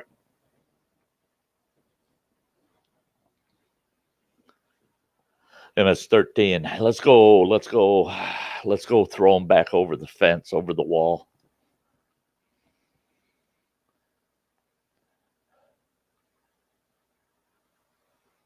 Some painkiller for my ankle. You're making me jump back and forth to YouTube, you know. See how you are? Sty's not supposed to be jumping around.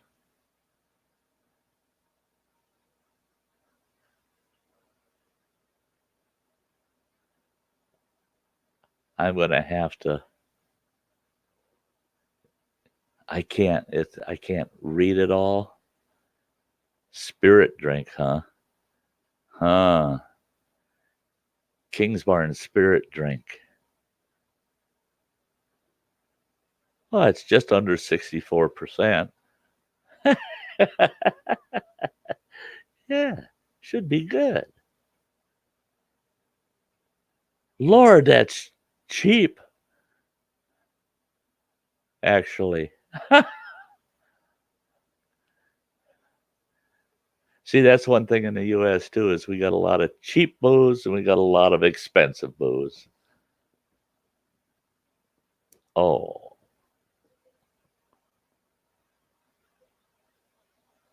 Yeah, Nemi, that's a wish that we all have.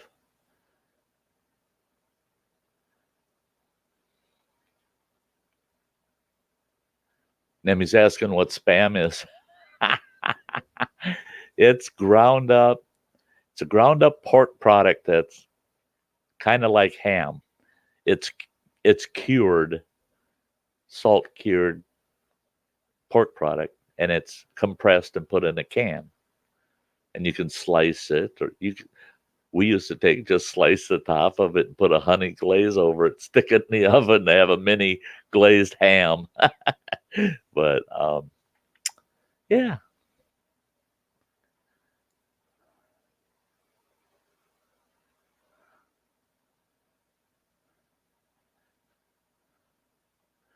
said Spam announced today that they are actually releasing pumpkin spice spam next month, sold in a 2-pack. That's weird. That is a little weird. You got to admit that's weird. Pumpkin spice spam. Dennis is back. Sorry, he says. Is anybody sorry that Dennis is back? So why should you be sorry, Dennis? No, we're glad you're back.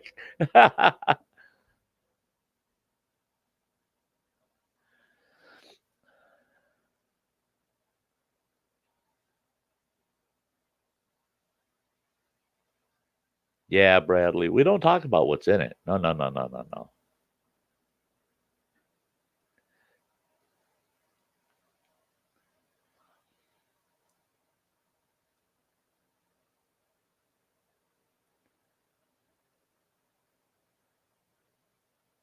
Old Crow sour mash. No, I haven't. I'm drinking a lot of homemade shine over the years. Much, too much. Jack Daniels too expensive over there. Yeah, Jack Daniels is it's considered top shelf here in the I know in Wisconsin anymore. Um, Jack, it's reasonably priced for what you get. Yeah. Hey, Wandering Nature, it's been a while, girl. How are you? I hope you're doing well.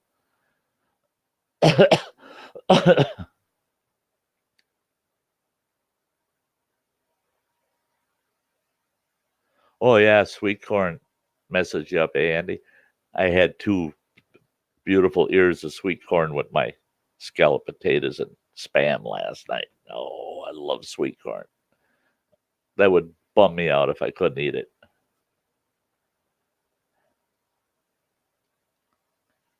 Yeah, spam is it's pretty good. Yeah, wandering nature. Andy and Dennis. Yeah. And Dennis says, working on it, Andy.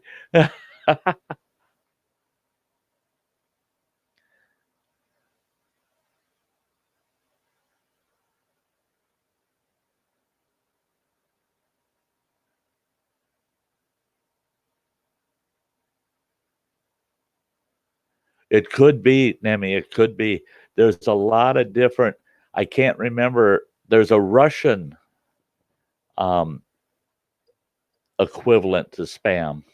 I got a couple of Russian survival channels I watch and bushcrafting and survival channels and gotten to emailing back and forth with these fellas on a lot of different things. And one of them had shown um, the Russian equivalent to spam, and looking at it, you couldn't tell the difference. And the way he described the flavor and the way I described spam, yeah, we were convinced that it's just U.S. spam, Russian spam.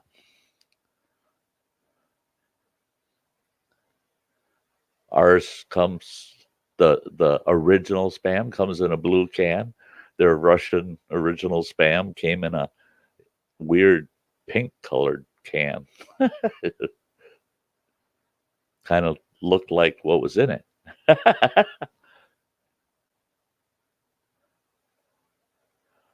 Braunschweiger, I eat a ton of it. I eat it. I eat Braunschweiger all the time. I love Braunschweiger sandwiches. Love them.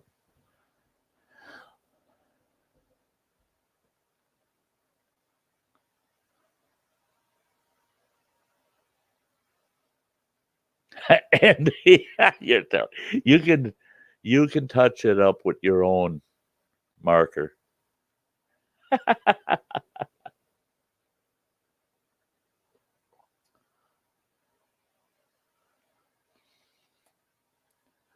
Yeah, Andy. Yeah, that's why it tastes so good. Processed chopped pork in a tin, greasy as hell. Fry that stuff up. Put it between a couple of pieces of nice warm toast with some butter and mustard on it. Yep, treat. Yep, and Dollar Tree. Yeah, Dollar Tree's trying to remember what it's called, but if you ever watched the movie Waterworld, Smeat they call it, and they're throwing cans of Smeat out to them guys on that big oil freighter they're on. Cans of Smeat. It's and what they did was they altered the name to go along with treat, which is nothing but a different brand of spam. Oh, blue, red, and pink for it. Yeah, that might be the one. I'm not sure, but it might be the one that this fellow is showing me.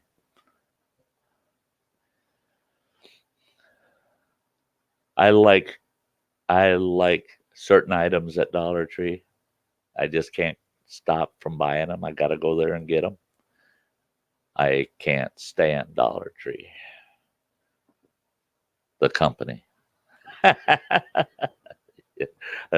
the products, the the whole buck for anything.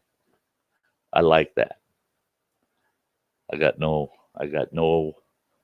I haven't got an ounce of respect for the company anymore. Oh yeah, oh yeah. There you go, Bradley. There, that's a good one. I like to take and slice some onion and put on too. Yeah, Yeah, with some salad dressing. Yeah. Native Granny says, got to go in and put some long pants on. Sun's going to go down in a while. Yeah.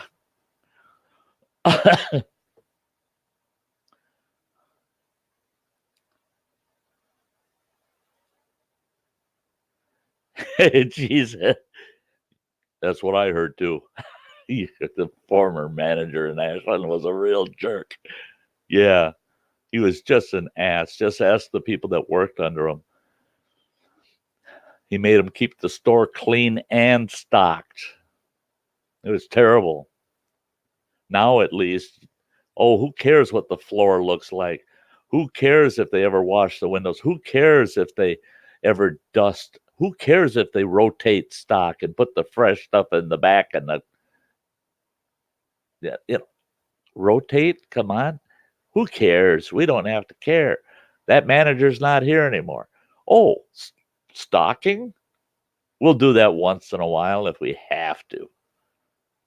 Yeah. Grammy not wearing pants again in here. Tut, tut, tut. That's why you only get to see the eyeballs. Yeah, Andy, keep your eyeballs where they belong. Andy says, Baby Bell burger, put half a tomato and a mushroom each side of the Baby Bell before cooking. Yeah, just keep adding to it. Just keep adding to it. You and Cheesehead need to move in with each other and eat yourselves to death. Juicy tomato sandwich, salad dressing, a little salt, pepper. Yeah, yeah.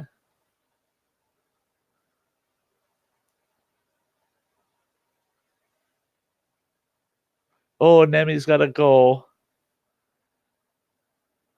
Oh, yeah, yeah. Good night, Nemi. It was a blast chatting with you, man. Love keeping up with what's going on in Serbia. It is so great to have you here. And we'll see you next time there, buddy.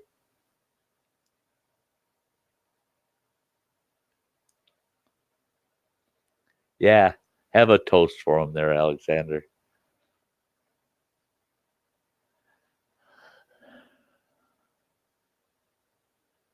See, this is going to sound weird, but this is a fact. I had bleeding ulcers for about 4 years. Really bad. Cough up blood going both directions. Stomach was bad. Oh, it was bad bleeding ulcers. Then my doctor found out how much dairy products I was eating. All of the milk and all of the cheeses and sour cream and all the good stuff. And I had cut out tomatoes, anything tomatoey completely. My doctor found that when I told him at the time, he goes, God, man, we're never going to be able to manage this if you keep doing it. And I go, what do you mean? He says, I want you to go just the opposite direction. He says, I don't want you to eat tomato and tomato paste products in excess, but eat a moderate amount and cut the dairy out until your ulcers heal. I said, that don't make any damn sense. He says, just do it. And I did. I'll be damned in about a month. I didn't have ulcers anymore because of the tomatoes. Your your body, your gallbladder is not going to produce more bile to digest your food. It's based on how acidic the food is that you eat, how much bile is produced. So if you're eating tomatoes, they're so high in acid to start with, your body does not provide any additional bile. It just stays at its own balanced pH, right? You drink milk or eat dairy, and your body's pumping bile into your stomach to break it down. It takes a lot more to digest and break down milk fats than it does tomatoes because of the acids already in the damn tomato. It didn't make sense to me at all. But I'm living proof. He was right. The minute I cut back on the dairy, I would have maybe the equivalent to 1 cup of milk when I was super craving it. But otherwise, cut it all out, and I started eating like spaghetti again, chili again, things that had tomatoes in them. The ulcers were gone within a month.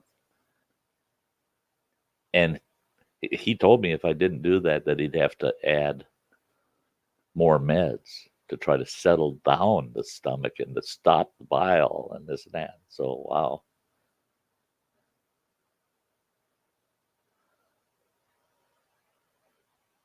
Yeah, yeah, yeah, yeah. You and cheese. You two together? Oh, that would be such a ooh. That could be a disaster.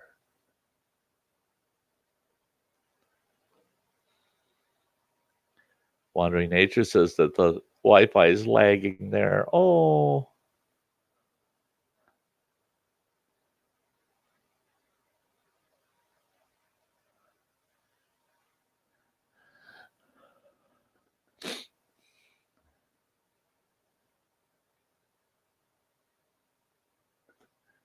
yeah, Nemi, yeah, you're great. You're great.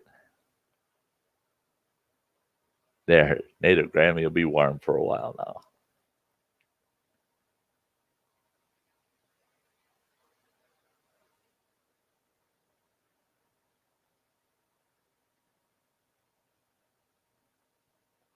And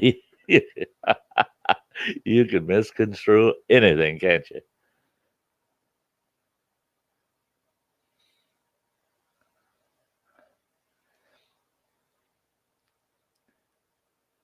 Well, I'll tell you what. I had a pair of pants that I used to wear when I was flying a desk when I was living out at Camp WTF, and I got down to 185 pounds, and I had been 267 when I was flying the desk. I put that pair of pants on, and this is no crap. I could pull them things up because I was round enough that from the waistband, from the belt to the crotch of those pants was just about as long as from my crotch to my knees on those pants. That's because yeah, I needed a lot of space up on the top third of them pants. I put that pair on and I tightened the belt up, and they were just under my armpits. But the legs were still just as long as they needed to be. It was funnier than hell. Yeah. So you could get away with just a pair of pants. Be a sleeveless shirt, but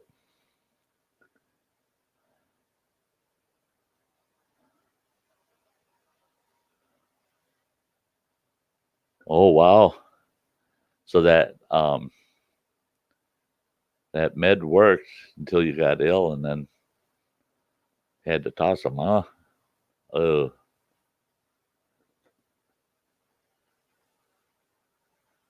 there you go. Wandering nature. But try to find a better parking spot for Wi-Fi. Yeah. It's pretty bad when you're looking for parking spots based on how good the Wi-Fi is, not how close to the door it is.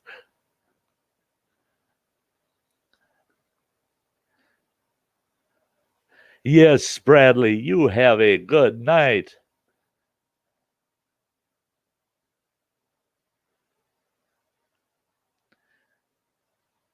Was wondering why you would head to McDee's Wandering Nature. Uh,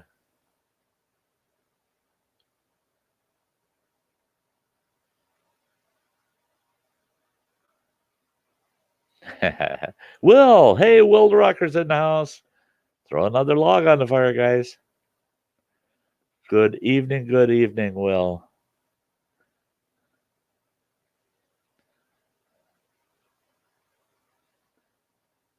The chocolate went well. It went well.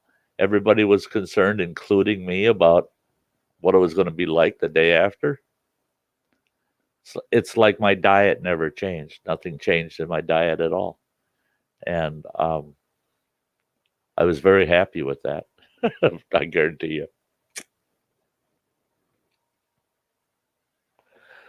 So actually, I had two surprises. Going into it, I was a bit nervous. I thought, oh boy, this is going to cook my guts. And I'm not going to be able to get any further than a fourth of a candy bar. Totally fooled myself. It was hot. There's no doubt. It was hot. But I was telling folks I got to the end and I had acquired a taste for the flavor of it. Once I got past all of the shock of the heat, I started realizing it had a real awesome, pleasurable kind of roasted pepper and chocolate mixed flavor aftertaste to it that sticks with you for quite a while, and it really tasted good.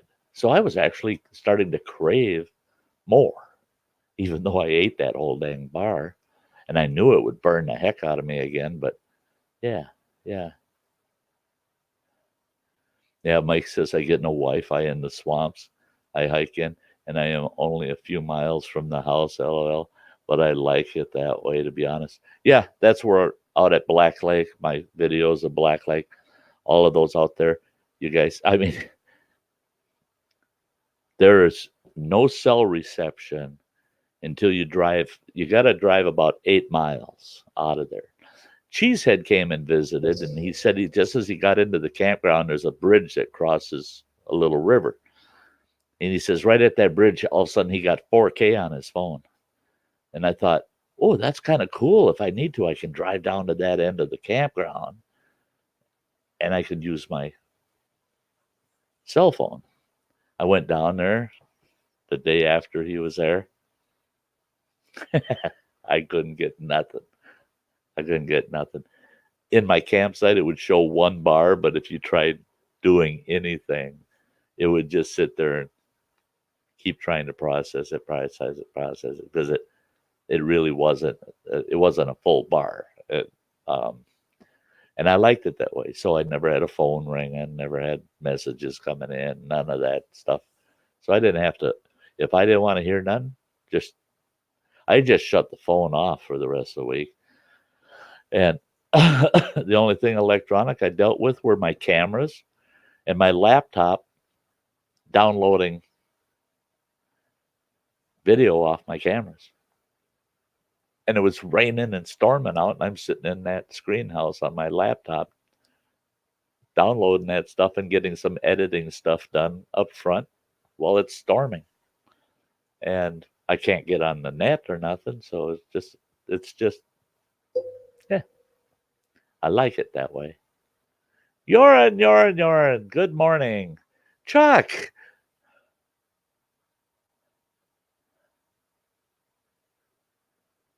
he needs a s'more. I got a chocolate bar over here of yours that it's getting out of here next week, Chuck. Is that soon enough for you? You'll probably get it by the end of the week. Is that soon enough for you? I hope. I'm trying not to leave my apartment for a few days yet with this damn ankle. I got to get this thing to heal up before the end of next week. Um, Andy's been dropping logs all day. If he would have ate one of them candy bars, it would have been logs of fire. I mean, yeah, those wouldn't even have to be lit; they'd be instant.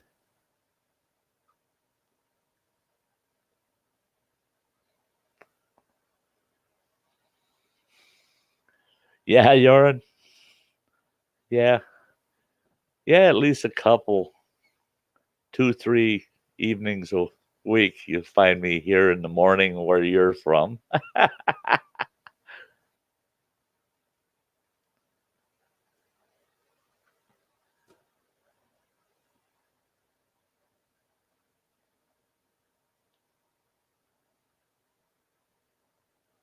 Yeah, yeah. I was saying earlier tonight, people that say, "Oh, So and so won't try it. They won't eat it. What a bunch of wimps. I hate that. I hate that. I hate it because each and every person is different.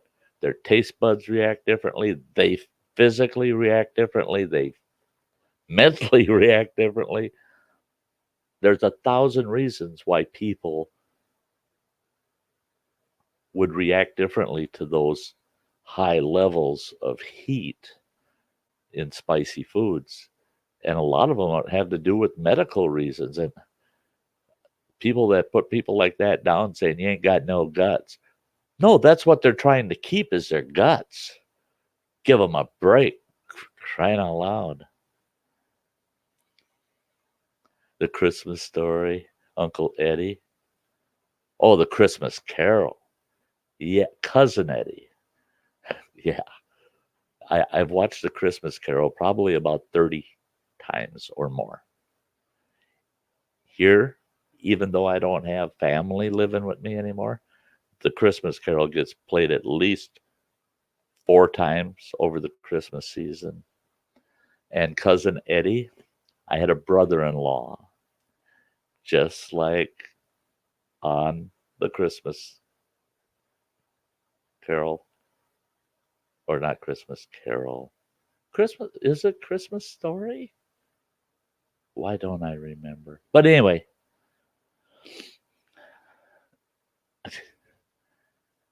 Cousin Eddie and my brother in law looked like each other, and they were both as bright as each other. I'll never forget one Christmas, my brother in law showed up, and I yelled. They could hear me through that big Victorian house yelling out to my ex wife, Wanda, you get in here and get Cousin Eddie out the hell out of my kitchen. Everybody knew exactly who I was talking about. Yeah, the Christmas Story. I think you're right.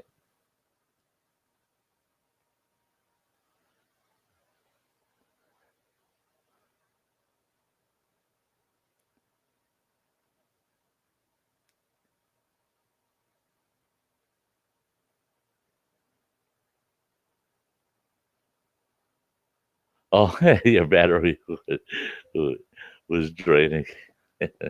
Yeah.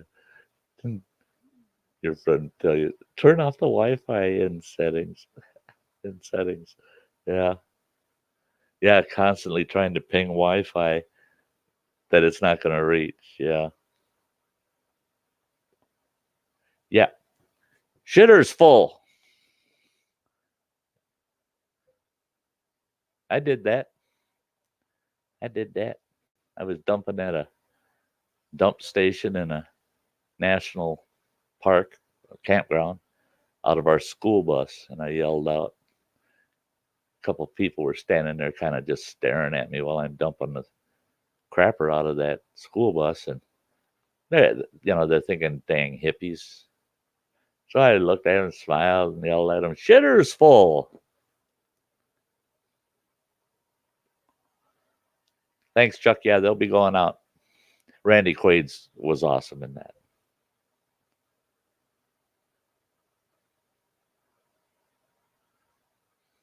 Oh yeah, yeah,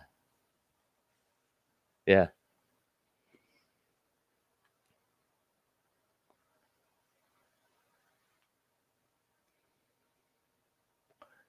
yeah. That's hilarious. I love it when he's in the attic watching the old reel to reel or yeah, reel to reel Super 8 films from the 50s, early 60s of the family Christmas. I watched that scene and it's just like I was at home. Yeah, I love it. Mike says, I couldn't finish watching your Ghost Pepper live stream, Sty. I was afraid you were going to have a heart attack. No, I had it covered. I had nitro sitting here too. My doctor said, "You're. I'm confident you won't need it, but you should have your bottle of nitro sitting there just in case you get too stressed out and you start feeling an angina at all in your chest. I said, I don't think it'll get that bad. Well, it didn't get close, no.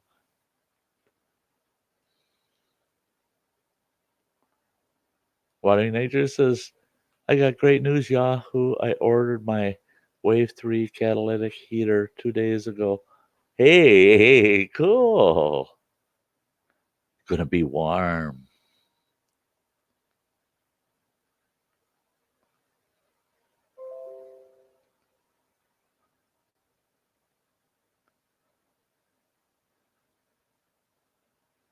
Well,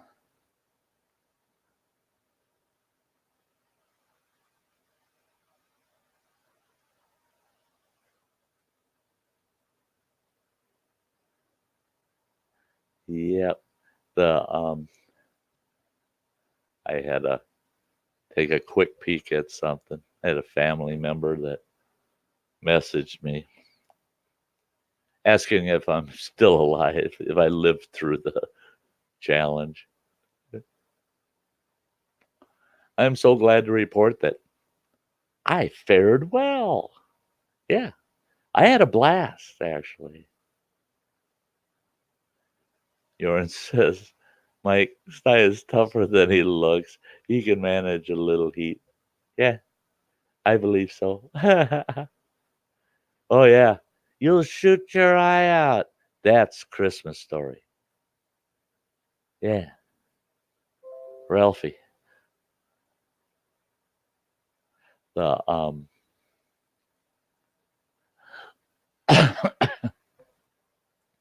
yeah, that's another one, boy.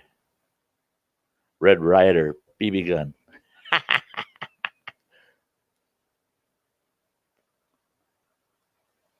And he says, Sty, did you listen to Kev's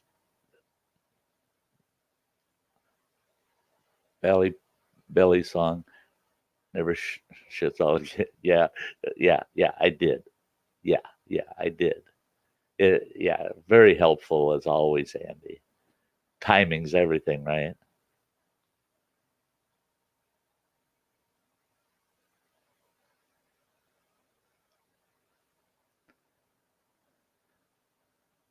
Yeah, I bet you're excited, Wandering Nature. All those kinds of upgrades just get a person thrilled. Yeah.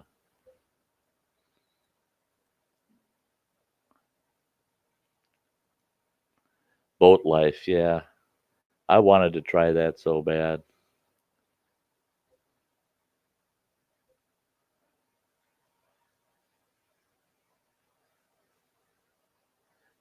A Christmas Story. Yeah. The bullies. Yeah.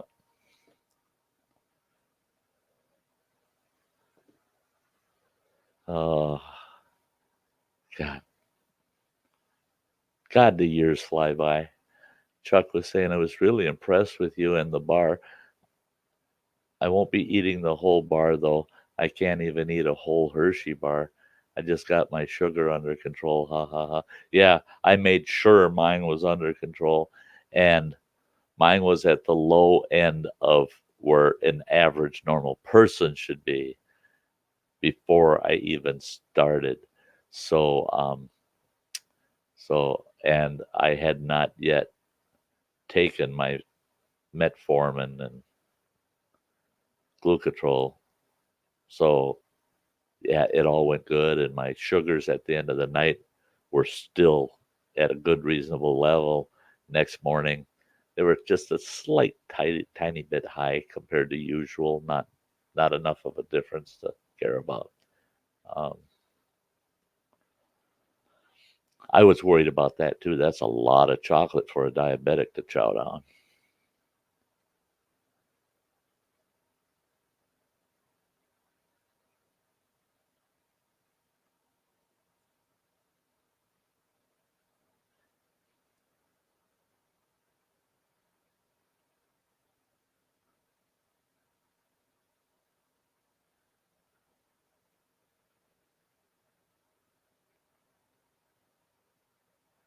Jordan's going to run and get some coffee. Okay, should be back by now. I'm so far behind. Native Grammy doesn't do spicy hot food. Um, yeah, Andy, get packing, get over there and give Wandering Nature a hand.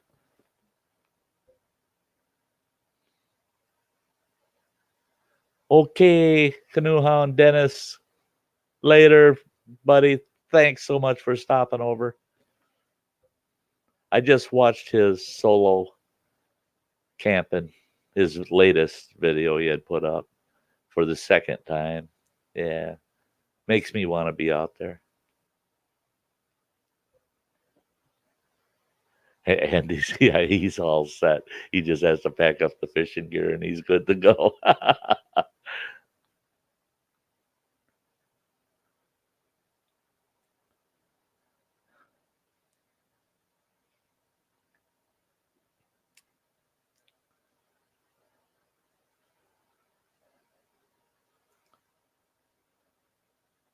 There you go, Will. Yeah, the iPad Air 3.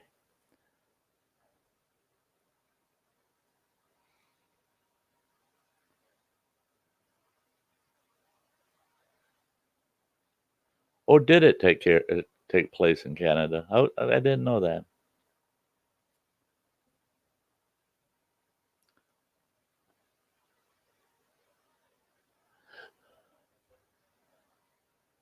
Oh, found a better Wi-Fi spot. There you go, Wandering Nature.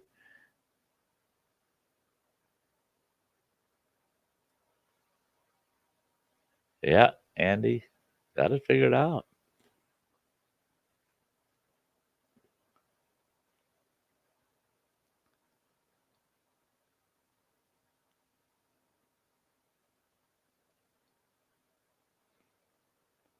Wow, Will. Yeah, that's some trivia I wasn't aware of.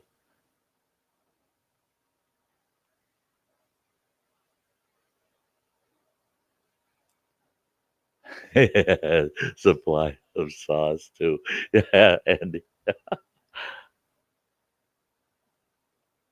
Garlic, ginger, and chili. Not hot, but really flavorsome. Oh, it is. It is. I mean, if that company wanted a YouTube spokesman, they'd have to pick between me or Andy. If they were going to give me free product, they don't even have to pay me. Just give me free product. Oh, I'd be doing a video a week. Then Sty would have to do some cooking videos just to push it.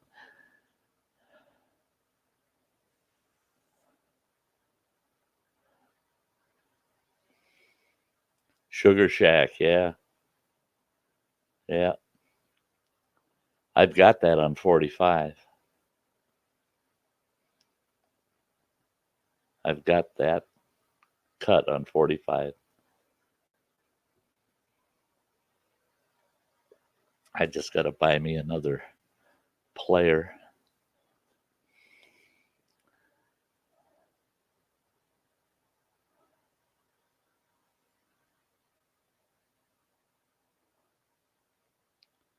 Yeah. uh, welcome back, Jordan. Even if you didn't bring me 1-2 again. uh,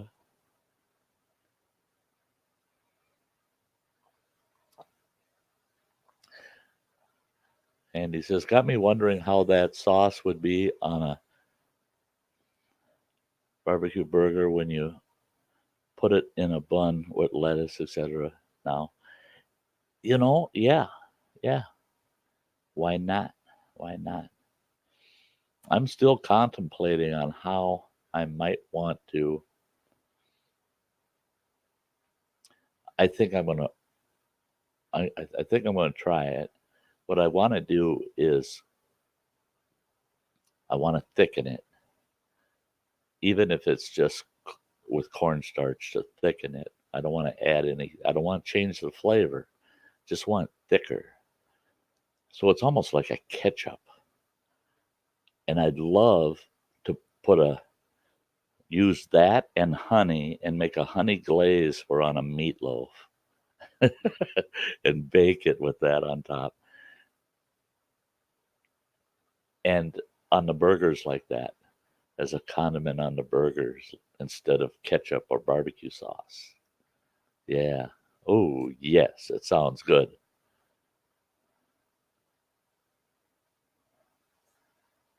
Yeah, or sprinkle. Hey,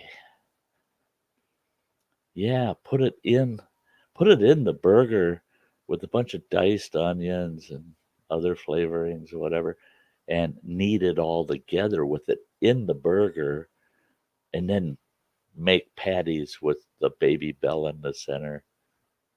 Because I poured that on those baby bell filled burgers and the onions. I poured that stuff on them, that ginger garlic chili sauce, and it was to die for. Oh, yeah, Andy. Yeah, yeah, to thicken it up. And Chuck says, "Well, we're back on food again. When do we ever get off of food around here? I don't get it. I don't get it. I mean, can you imagine if I had this group, if I had everybody in my stream, especially my Thursday night streams, all come together and we have a big potluck. Everybody brings something different, just bring up everything. We'll have a big potluck. We'd end up with at least a dozen people laying around just moaning and groaning because they ate so much. Huh?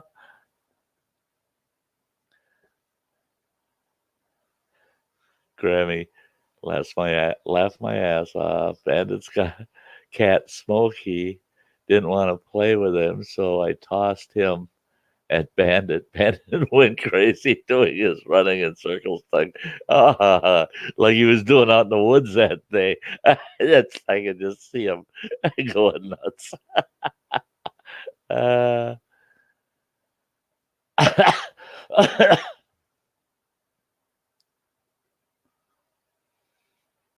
yeah, yeah. You need to cut him some slack there, Andy. Oh, Chuck's doing a meatloaf tomorrow. Wandering Nature says sounds like a plan. I think that would be just kind of cool. Um, I've seen people do bushcrafting camps with 4 or 5 people. They get together and 3 or 4 of them will each be making one kind of dish. One part of their one of their meals, and they'll have a couple of things going in Dutch ovens, and then somebody's frying something, and somebody's making a dessert. And I always thought that was cool, but I always thought it'd be cool to get a larger group of people together and just have everybody prepare their own dish, just all different kinds of things. Just like a big outdoorsy kind of cook it and let's eat it kind of. It'd be nuts, but I think it would be awesome. Uh, I'd have to hire an outside cameraman that's a vegan or something, so they won't be hungry there because nobody's going to want to put their food down to film.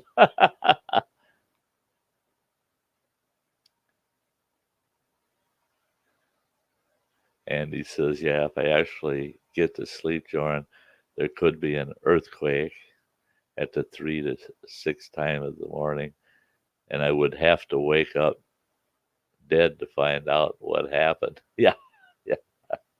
I have nights like that too, or yeah, I wake up in the hereafter and I'll be going, did I miss something?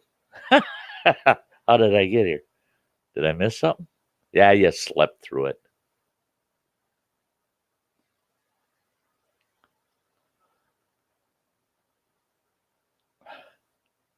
Chuck, no, I've never seen them stack Dutch ovens that way.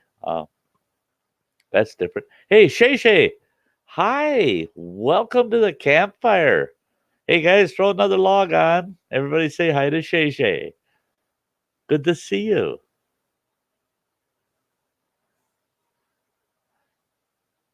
Yeah, Mike says you can sleep through anything. You know what, Mike? I sleep sometimes better with all kinds of different mechanical human sounds around me. I sleep better because I think my mind says block it out.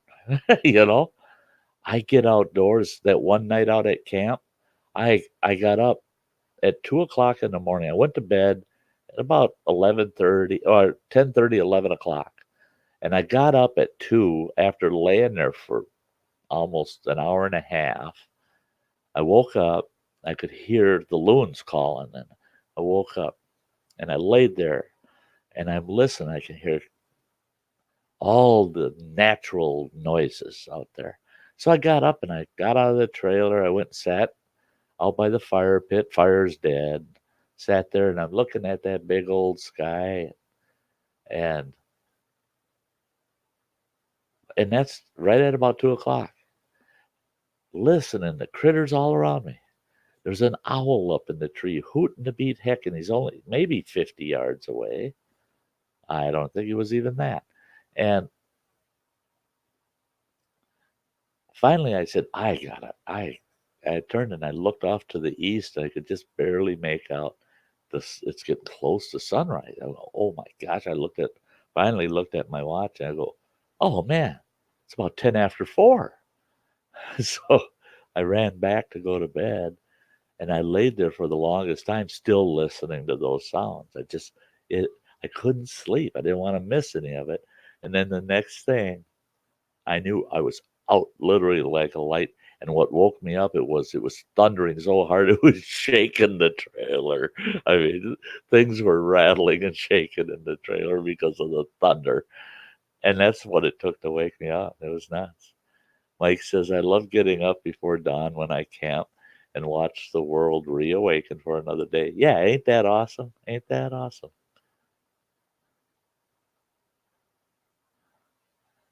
And he's going to clamp his teeth on that one, Mike.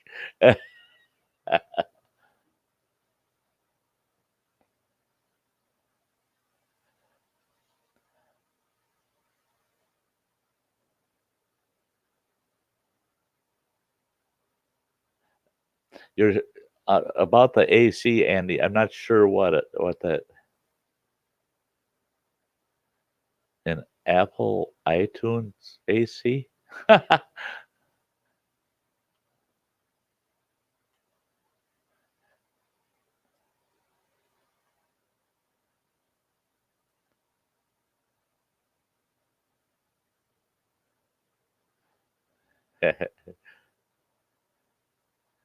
trying to trying to say a little.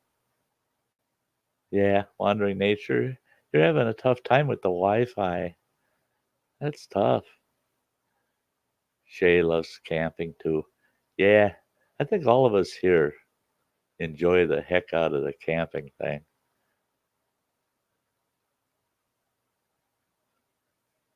Yeah, the only problem is, and that's one of the benefits with this platform. If you guys were to look at all the things you said in a stream and wrote that all down, can you imagine? You ain't sending stuff out in envelopes anymore. You're sending packages out if we're writing all this down. Um, that Yeah, pencil and paper never goes offline. Yeah, old school rocks. All my staff, I was in high finance for almost 26 years, and all my staff during that 26 years, my smallest staff crew was 21 in my accounting division, and a lot of them were fresh recruits, fresh out of school. Um, and a couple of them CPAs. They had to take a test before I'd hire them. And I made them sit down and I gave them accounting problems, and they had to sit with ledgers, and they had to give me the answer to these problems. They had to resolve these problems longhand. They had to do longhand accounting. You don't get anything but a 10 key calculator, no computers. You got to be able to do it longhand, or if you do not have all your accounting principles down pat and can put it to paper, I don't want you. The power ever goes out, we don't quit doing accounting. And we had it happen with the one agency I worked for. We actually had the power down for 3 days, and the whole organization shut down except for my division, because all of my accountants, I told them, I called every one of them, said, don't listen to rumors. Our office is open. Show up for work. They all showed up. On every desk was a brand new box of pencils and 4 ledger pads. And I said, get to work, guys.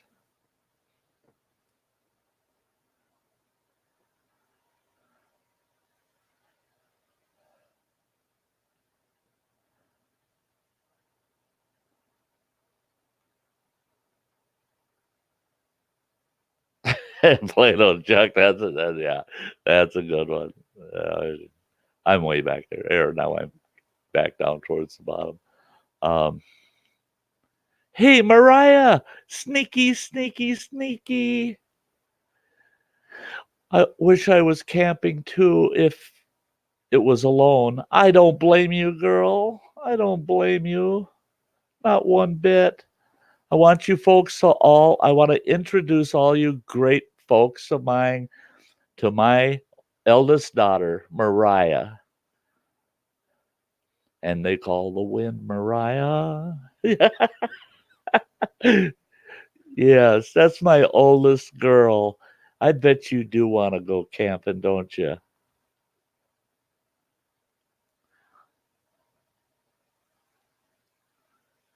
Yeah, Andy, that book would be a good read. Send a note in a bottle. There you go, Wandering Nature.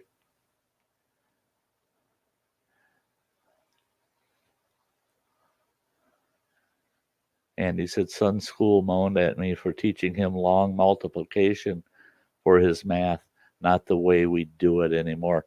Oh, core math now? Want to talk about that? Find someone else, because I ain't even going to go there. I got nothing to say, because core math is nothing. It's nothing. Somebody's undereducated cousin needed a job, and they told him, come up with a way for kids not to properly do math.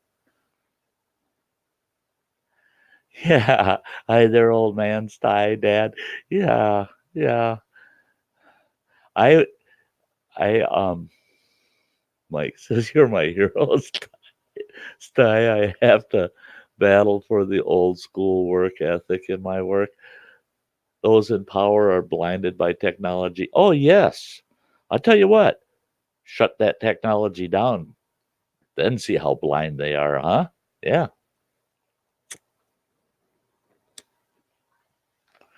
I was fortunate with my children.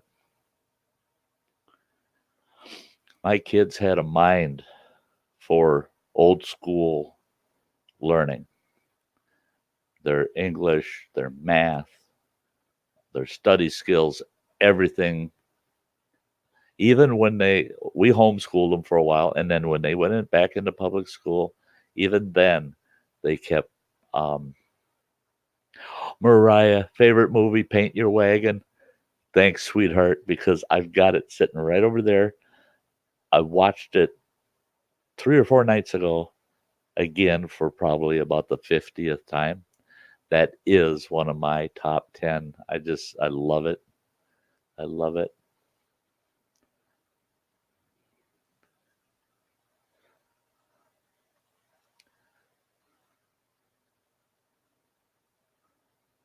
Yeah, yeah. Mariah homeschools. She homeschools, um, and she does not teach core math.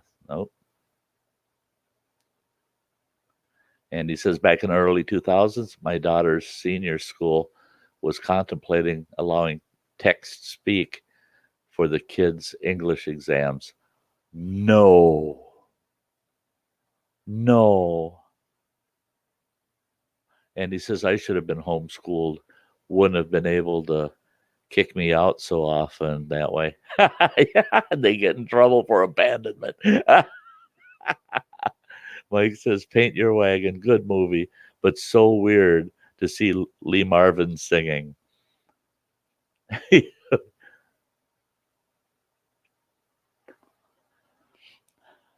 were several people in that movie that whipped out quite the tune, and you just went, what? What? Yeah, yeah. Clint Eastwood, I mean, come on. uh, yeah, I love the movie. And I like,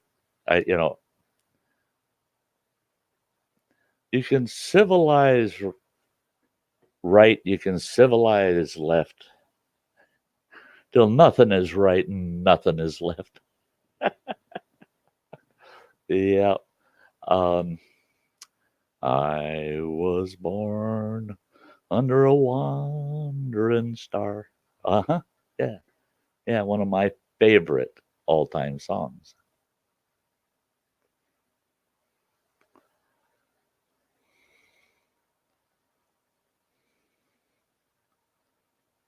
I was born under a wandering czar.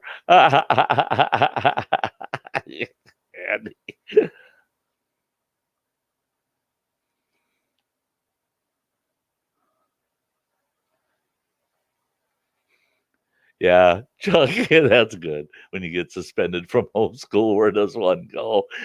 Asking for a friend, ha ha ha. Maybe Mariah um, can help you on that one.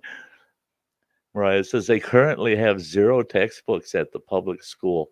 All text is on Chromebook. Kids are encouraged to use their cell phones as well. Yeah, when she told me that the kids actually, I mean, they're in class with their phones active. That's insanity. I can't believe they do that. And he says, I used to go to the pubs at lunchtime, weren't drinking except Fridays, but there were other products and attractions to be had.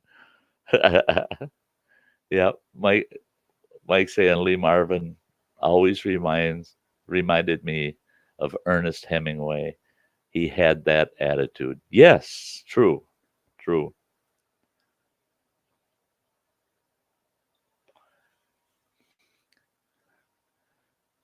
Leaky's Bike It.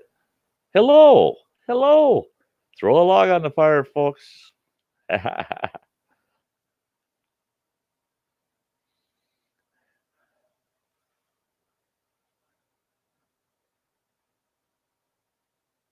Yeah, and what happens when parents can't afford to give their kids such expensive toys for schoolwork? The government going to pay for them? Yeah, over here, Obama, Obama was going to, by executive order, require that every student in the nation be issued a laptop in school. Who's going to pay for that? Mariah says they send them to Grandpa's ties when they get kicked out. They know better than to get kicked out. They don't want to come here. Her oldest boy came and lived with me and my ex-wife for a few months. And yeah, he he found out that we weren't so busy trying to raise all the other siblings that we would miss things that he would try to get away with. And he found out quick that yeah, what he thought he was going to be getting, what was going to be a vacation for him, he found out that no, it's real life, and he's the only person that's going to be a victim Yeah,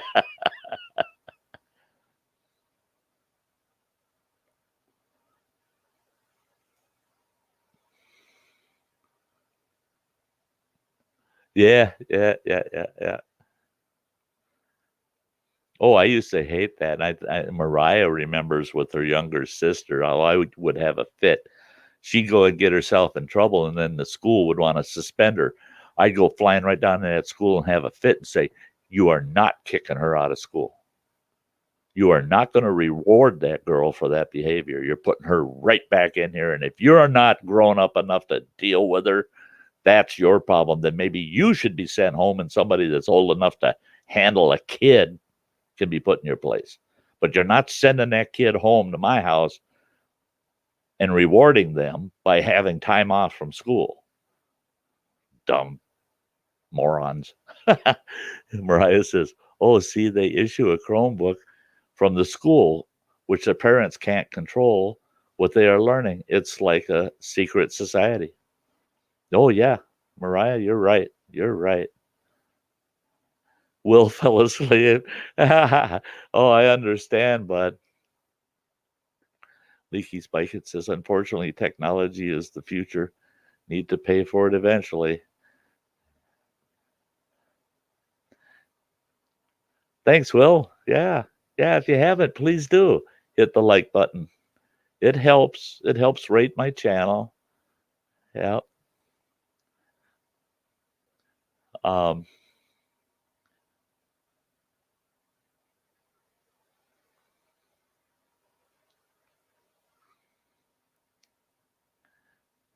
Chuck saying, "Ooh, that would be an incentive to behave, Mariah."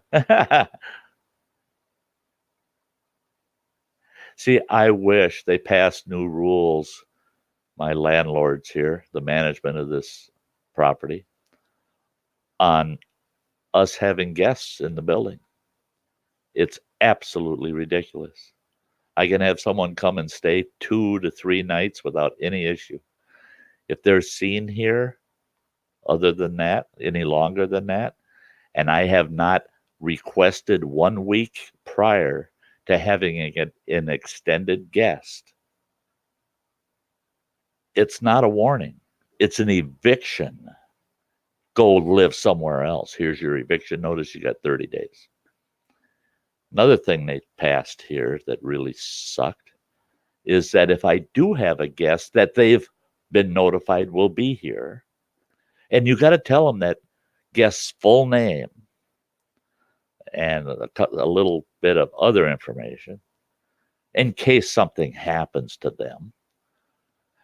But while that guest is with you, they cannot have a key to your apartment, and they cannot have a key to access the outer doors of the building to get out, or to get in, rather.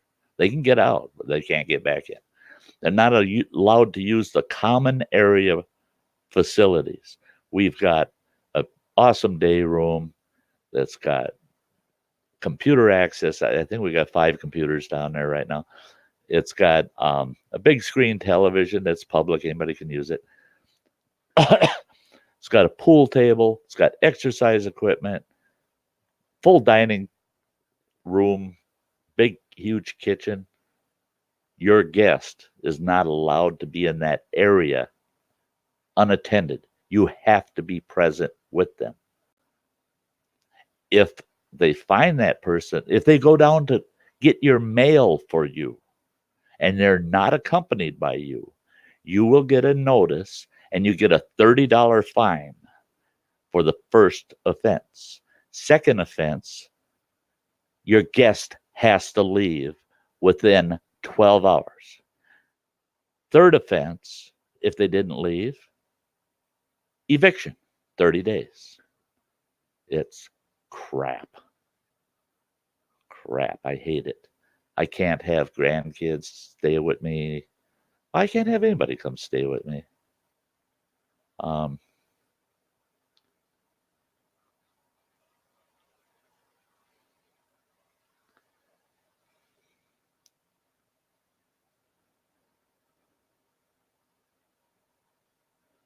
I've got to back up a little bit. Mike said, "Here's my prediction. I have been saying this for years. we're going to high tech ourselves right back to the Stone Age. And that's the thing is, I have no problem with people learning and understanding high tech as long as they learn and understand that the more technical, the more high tech we get, the more fragile that tech process and system becomes. It can crack. It's getting to the point where all tech is related. You lose one tech and all the others like dominoes. Boom, boom, boom, boom, boom, boom, boom, boom. And it does just what Mike's talking about. It'll throw us right back to the Stone Age. And that's what I don't like is all of our grid systems being brought into that tech level, that high tech level, and making it so vulnerable and so fragile because, yeah, it could all go down. It could all go down.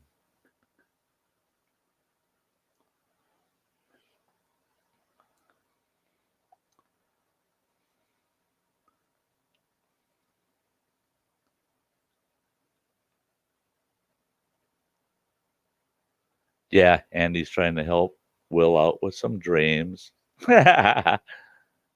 You're saying, I agree with you, my friend. And if you only give laptops and let them use their phones all the time, they'll forget to use a pen to write with. Well, they lose their writing skills. Many, many, many schools throughout our nation now don't don't teach cursive, longhand cursive handwriting anymore at all. They don't even teach it. Raya says, if I provide foot care for an Amish community and I might take them up on, I provide foot care, yeah. It might take them up on building us a house. Technology is slowly killing humanity. Yeah. Uh, Listening to Mariah, folks, you guys know me so well. Listening to Mariah, do you get a hint of a family, kind of like a family theory? You've heard from Running Water and his perspectives, and now you're hearing from my eldest daughter. Um, Thank you, Mariah, because you're you're validating Sty's position on things.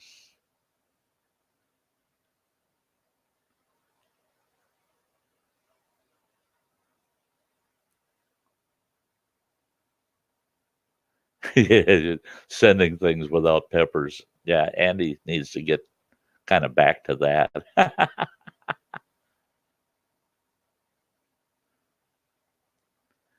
Yep. Books. Hang on to books.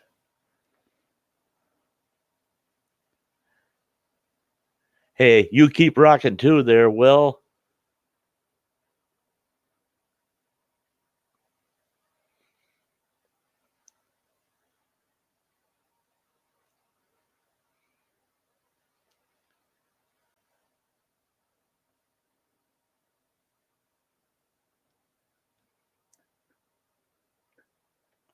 Yeah, Mariah says kids aren't even taught cursive writing. I wrote something in cursive and my kids asked what language that was. Yeah, doesn't that trigger I got to teach my own kids? Got to teach my own kids. I remember, we didn't tell our kids that, but I remember my ex and I, when we put our kids back in public school, how often her and I would talk about the difficulty of re educating. Our kids would come home from school and say, "Oh, did you know this, this, this, this, and this?" And we'd have to tell them, "Oh, okay." We'd pull out a book. we'd find a we'd find a resource to show them that says, what the truth really is and say, no, it's really this, this, and this. And they're going, but that's not what the teacher said. Well, don't always believe what someone else says. Confirm it. Come on, confirm it, please. And our kids did good. Our kids did wonderful.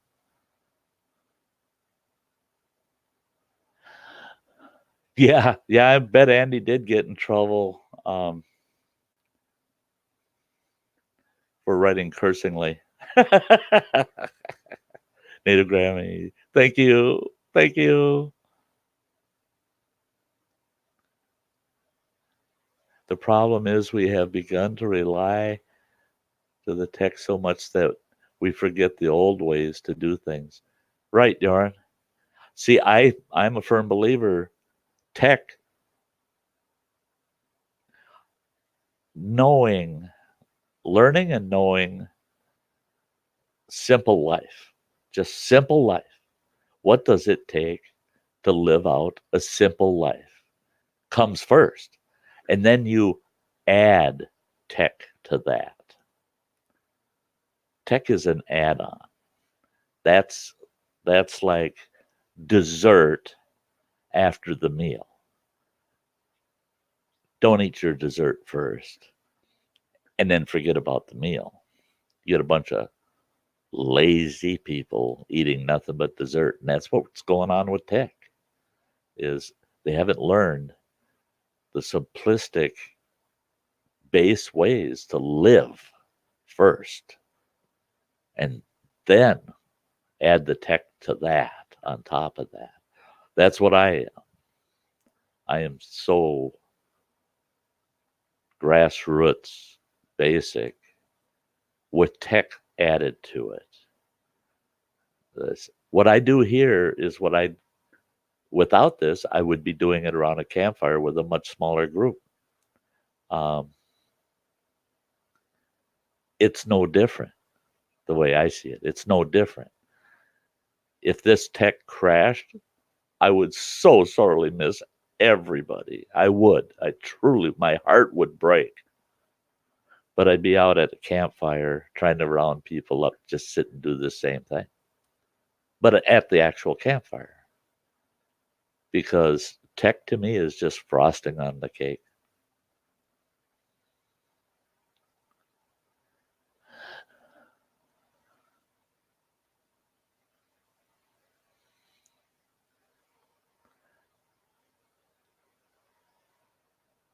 Yeah, English class. Andy's just every time he'd had the English class, his next English lesson was what was going through his mind is how many lashings today. I guess it depends on how much I write or how much I say.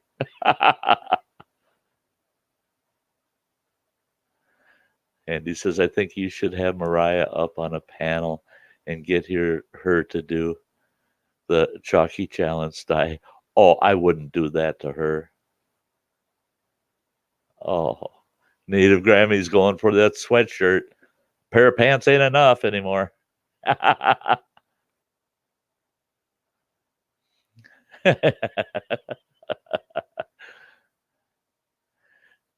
Alexander said, I never learned good handwriting, but I was getting better and practicing Spencerian penmanship. Then, boom, broke my wrist, and now it's hard to write at all. Oh, yeah. I used to actually, I got an A plus. I went to, for one full year, I went to a private school. Headmaster was an ex Secret Serviceman. I can't remember under which president he was. And he was mean. Oh, he was big. Oh, he was a big bugger boy. You know what I mean? But I got an A plus in my penmanship. And he didn't like giving anybody more than a B for anything. You could have performed 110%, and he'd say, still only worth a B. He fully supported that A plus because he actually said Sty's handwriting is artistic. He says it's not just well performed, it's artistic. Don't look at it now. I lost that crap within 3 years out of getting out of that school. But I saw some of my old handwriting from that period, and I'm going, that I couldn't have written that. yeah, I wrote it, but not anymore. Yeah, Chuck, this is a clothing optional campfire, unless I bring you up on the panel, because I might block out your picture. And the future cave paintings could be interesting. Laptops on cave walls, etc. See what the future scientists make of those after the next cataclysm. Yeah, kidding. Mike says the one bright spot is that when tech collapses, us old school people will be valued. Yeah, yeah. Well, and that's the thing is, to what degree are the old school people, and I have to include myself in it, going to be willing to try to save the masses from the natural world? Because so many are going to fall apart, and it's going to be hard to teach so many, so many. Yeah, yeah. Go put some shorts on, Chuck. Um, Alexander says, if I can't fix something with baling twine, you ain't living simple enough. Uh, get bales of straw every so often. They have some little lengths of twine in them. I keep it all. Never know what you can fix. Oh yeah, I'm that way too. I got a kitchen drawer that's got a bundle, oh, about that big around. I'd say 3.5 inches around, with one great big twist tie that came out of some packaging for electronics I got around that bundle. And that's all twist ties.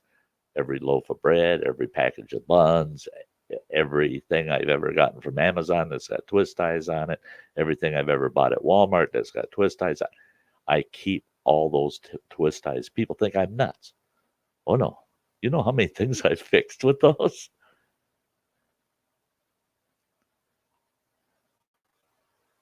Yeah, old school always wins.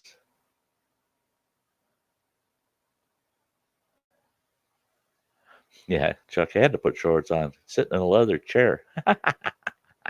Yeah, did you? That's a sound.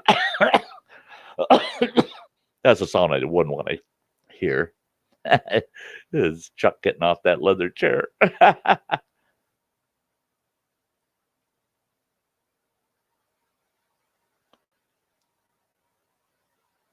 Yeah, and he's got nowhere left to hang his coat. Yeah, hang it on the couch there, Andy, with all the other stuff on the. Yeah. Put it on top of that cat way in the background the other night. Is that a cat? Nah, that's clothes.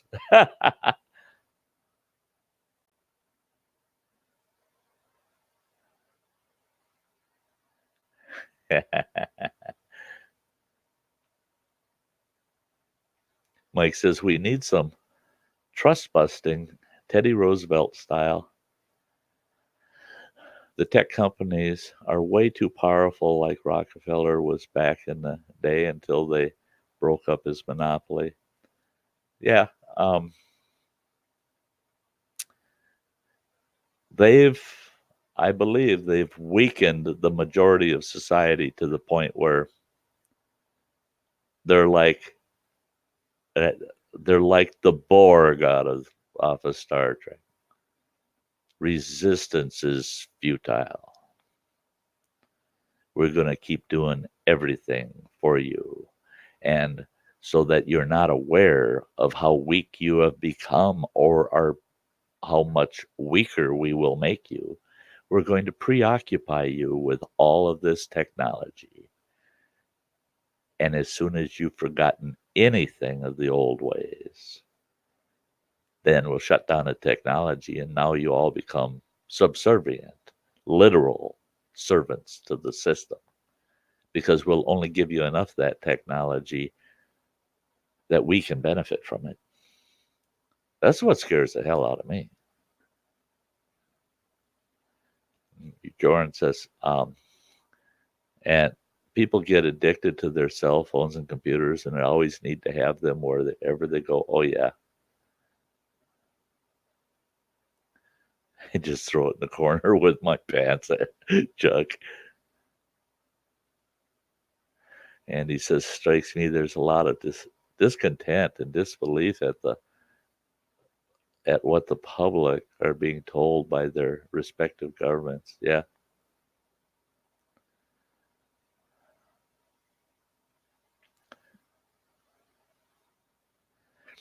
Teddy Roosevelt is one of my what I would consider a top president. Teddy Roosevelt, in my opinion, as great as I respect the man and what he had done, there's also other things he did that I can't. And I don't get into that debate because it's a political debate, but there are things that Teddy did that shame on Teddy. But for the most part, the man's got my respect. It's just that if Teddy and I were in the same room, there were some things that him and I would have definitely disagreed on. But we would have still remained like-minded and friends because we would have to agree to disagree. And that is one thing about Teddy I did not agree with Teddy on. He didn't give a damn what you thought. He was right. He never, ever budged off of the I'm right position. There's enough history to show that mindset with Teddy. And that was a tough one for me. Nobody is that right. And Teddy, he was a good man. He was a good man. But Teddy was full of himself.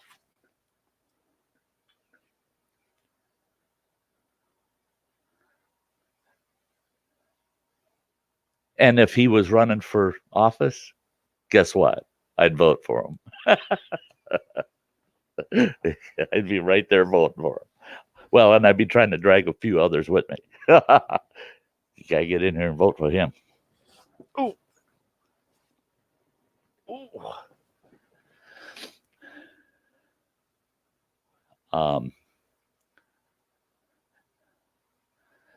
It's gonna start. It's gonna get dark soon. Been out here under the canopies all day, getting ready for another yard sale. Been getting 38 to 40 degrees at dark. Yeah, it's been getting cool here in Wisconsin at night too. Yeah, I liked it out at camp. Nice, cool nights. Down around the low 40s, mid 40s.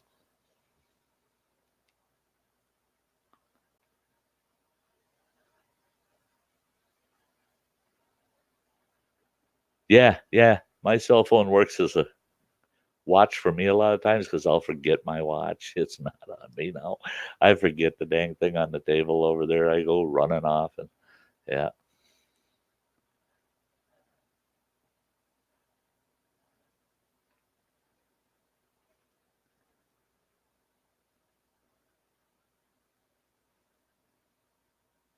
Yes. Alexander, that's me too. Wisdom of the past. Boy, them old folks, all the old folks I had in my life that taught me so much. Taught me so much.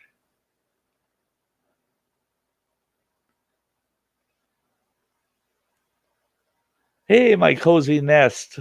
Rebecca, good to see you. Happy Thursday to you too. Canoe Hound says, just headed to bed and thought I would pop in one last time to say good night to everybody. Hey, good night, Dennis. Hey, you have a good night.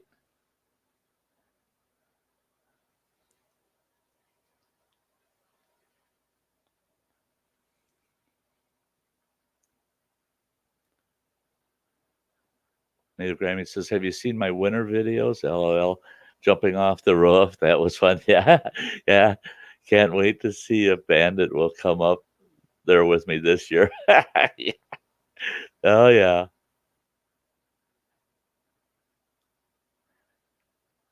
Yeah, Dennis, you have a real good one there. Safe trip.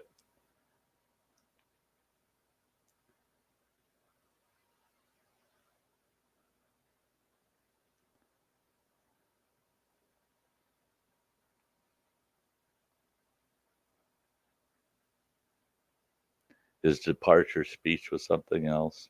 Yeah.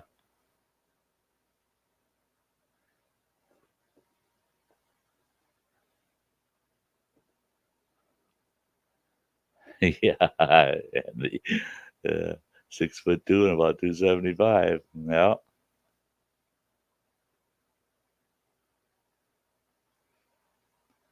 Yeah, that was one of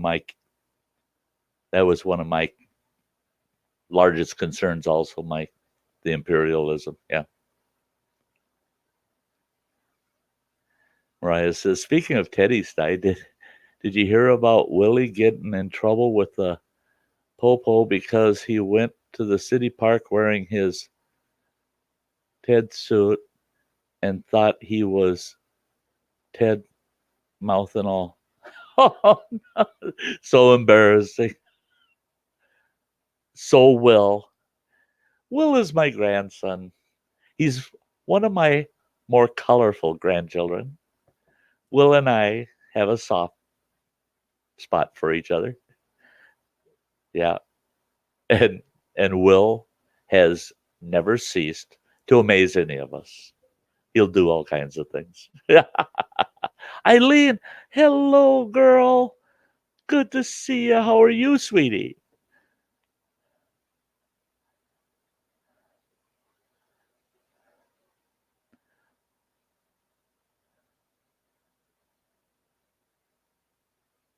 Barbecue Pit Boys. Yes, I've been there.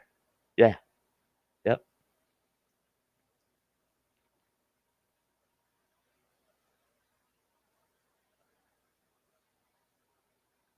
There you go, Rebecca. You tell them.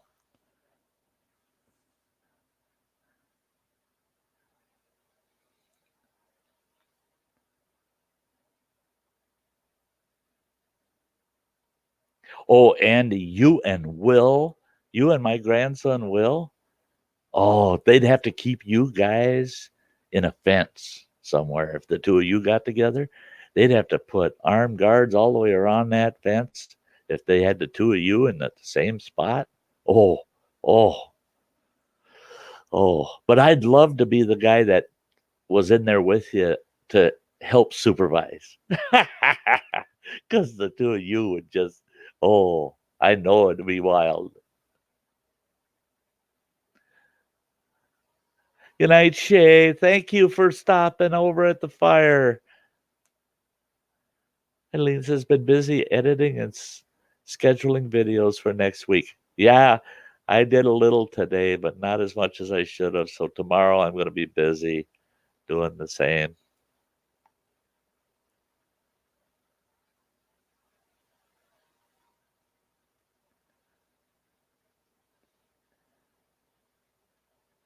Yeah, Mariah. Yeah, yeah. Andy and Will would definitely be trouble. Supervisor joining in, Sty. Get some of that whiskey into you, and I think I can see how it would go. Yeah, trouble. You betcha, trouble. Hey guys, I gotta run. I'm gonna keep this thing going for 4 hours. That's another 50 minutes yet, but I gotta run in the other room and yeah, grab my pills. I'll be right back.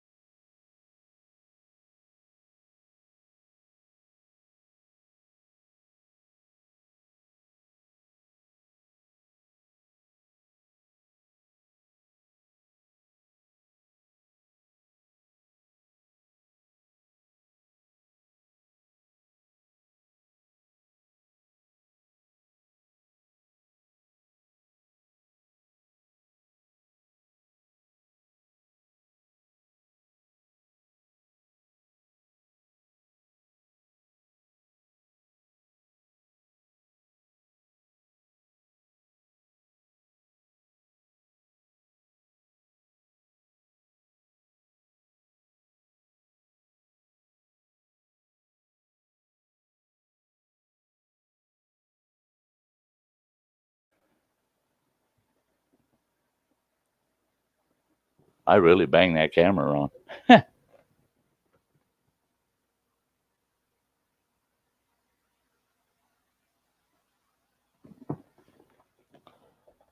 There we go. You would think, as prepared as I was last night or night before last for the candy bar fiasco, milk, ice cream, honey, sugar, cheese, all those things, all prepared, right within reach. I could remember to have my dang pills ready for me for 10 o'clock. No. And in fact, then I couldn't find the pill. I couldn't find my pill case. I knew it was over here somewhere in the room. Looking all over. No, they're in my bedroom on top of the one cabinet I have. Found them. Plus, I'm glad I went in there because I found my other cup of coffee, too. Let's see what's been going on. What have you guys been saying about me?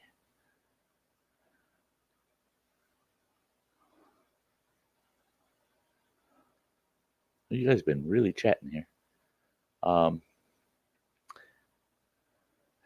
Grammy says, you know what's sad? My daughter gave me a bunch of stuff for the sale. I opened a bag of shoes of my grandson's.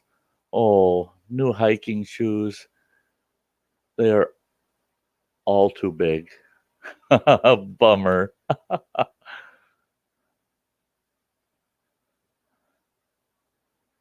That was nice having Shay here tonight. Yeah, and he says, wouldn't be trouble, Mariah. We'd have a ball. Others might find trouble.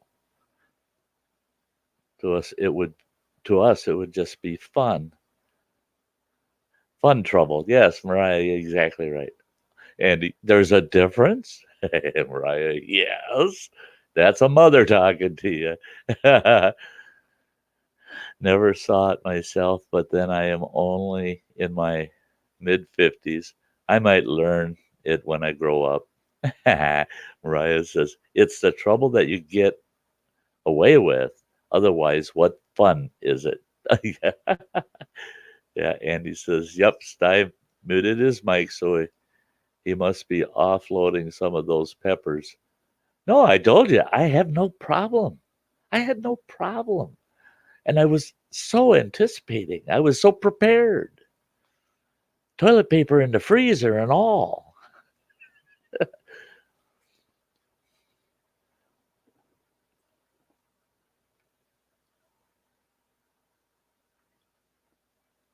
Had to get them pills down.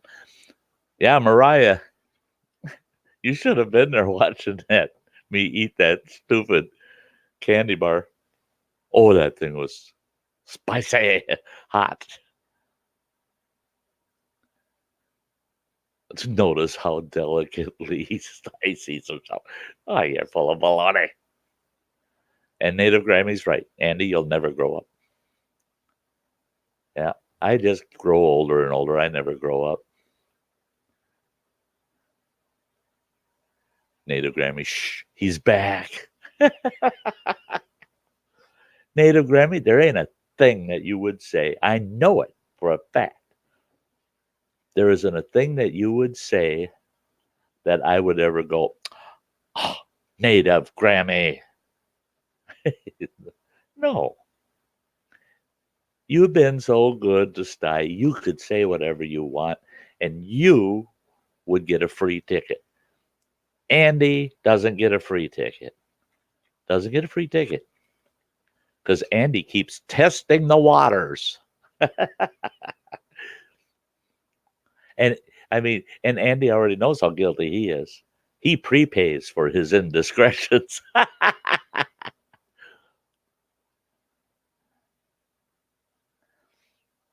Put the cards and booze away, guys. And Alexander, can we at least keep the booze? Yeah, they are a hoot, Mariah. They are. Yeah, I'll tell you what, Mariah, anytime at night on Thursday and Sunday nights, except if I'm out camping, which I was all last week. I was gone the whole week.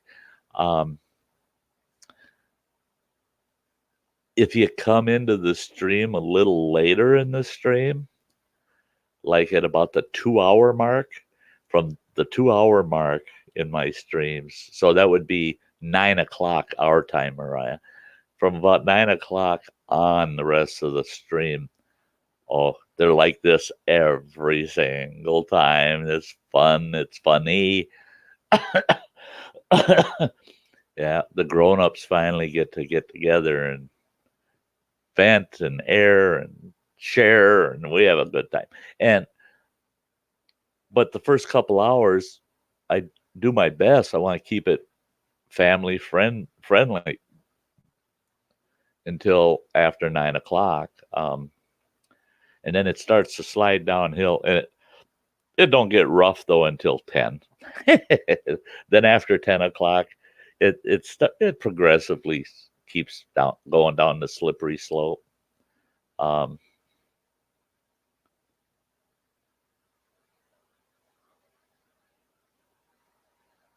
Just about the cigarette looking thing. Mentholated TP. I was thinking of that. I had them wet ones, them towelettes, and they said they were flushable and biodegradable on the package. I had a whole package of them in the crapper. Never put them things down the toilet otherwise, but I thought it could be an emergency. You might have to make an exception. It's still sealed.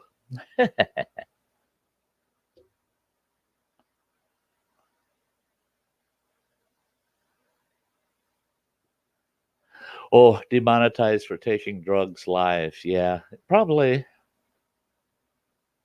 Yeah.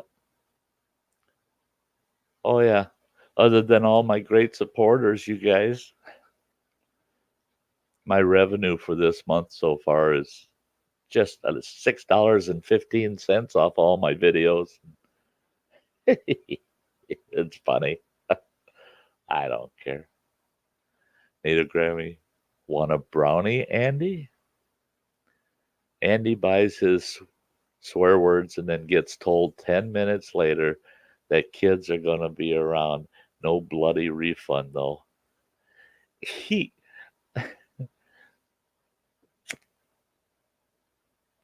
the thing is if Andy cusses, damn it, I did it again. I surely did.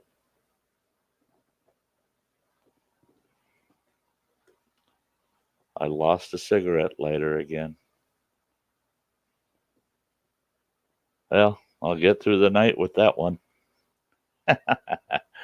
um, oh, the Gaming Prince 91. Hello. Welcome around the campfire.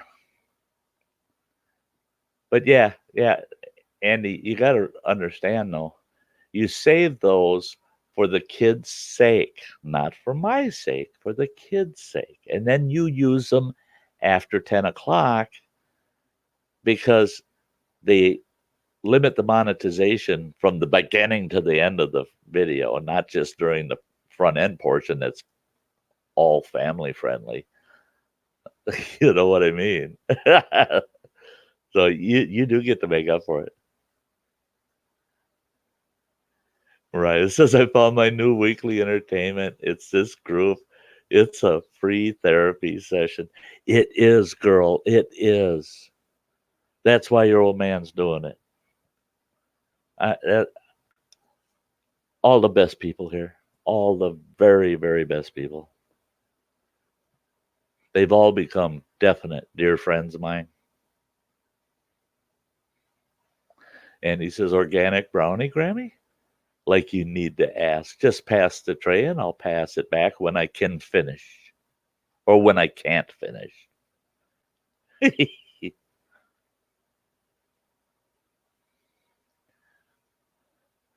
Oh, Mariah's asking Granny if she's from Illinois. No, far from. Andy says, someone mentioned therapy. I still have nightmares about my therapy. Yeah. Chuck says it's always family friendly. Depends on how crazy your family is. LO. And that's the thing is, Mariah, my daughter's family, we've had Jasmine here, we've had Owen here, we've had Will here. So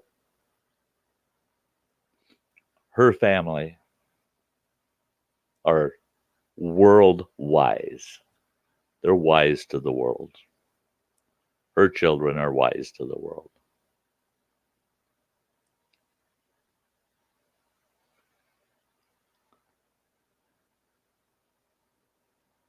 Yeah, thanks, Joran, for that. Yeah,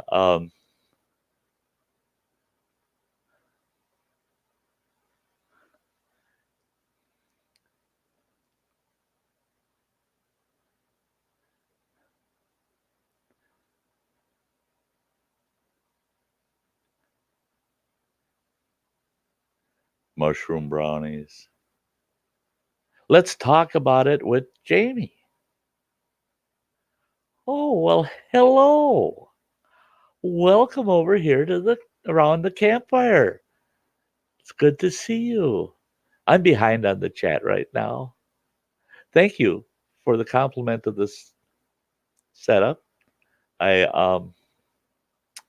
love the outdoors. I'm in the outdoors as much as I can. If I'm not outdoors, I'm on YouTube most of the time. So I bring the outdoors to my studio.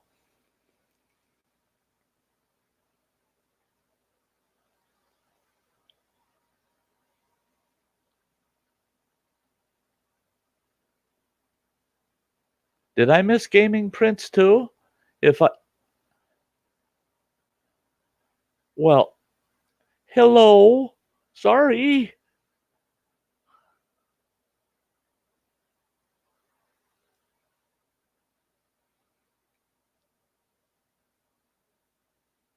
Right. It says I think Grammy put them in the organic brownies. Yeah.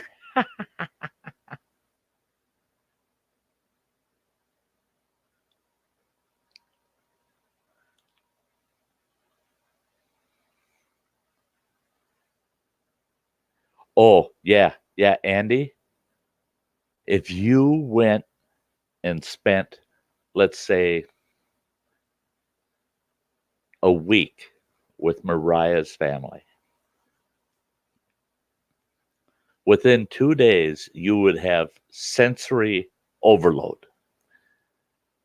By the end of the week, you, with your all your terrible history with the therapy thing, would be saying, damn it, I'm going to have to go back to that therapy thing.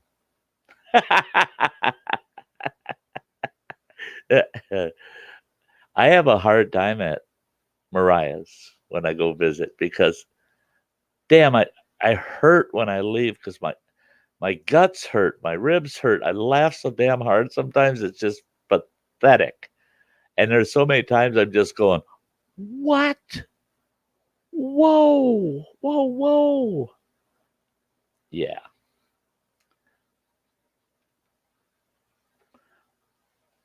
How many are at home now, Mariah?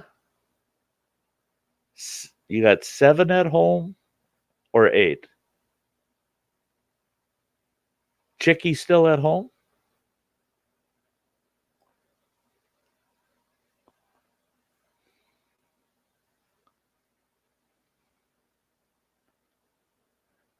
Yeah, yeah. I love campfires. I love getting folks around the campfire, just hang out, BS, have a good time.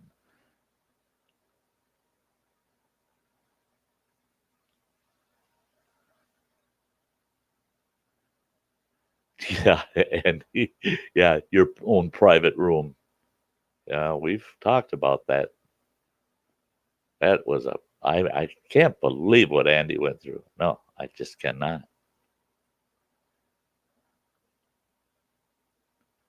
Right. It says, Sty, I think you should entertain these folks with some of the outdoor mishaps that our grandkids encountered. Well, there's a few. Yeah. Yeah. That's why I tell these folks, um, there's no end. Sunday nights, I do Sty Story Sunday, and I tell a story for anywhere from 15 to 20 minutes. I tell a story of my past. And I keep telling them, Mariah, I'll never run out. I'll never run out of stories. Our family's been too colorful forever.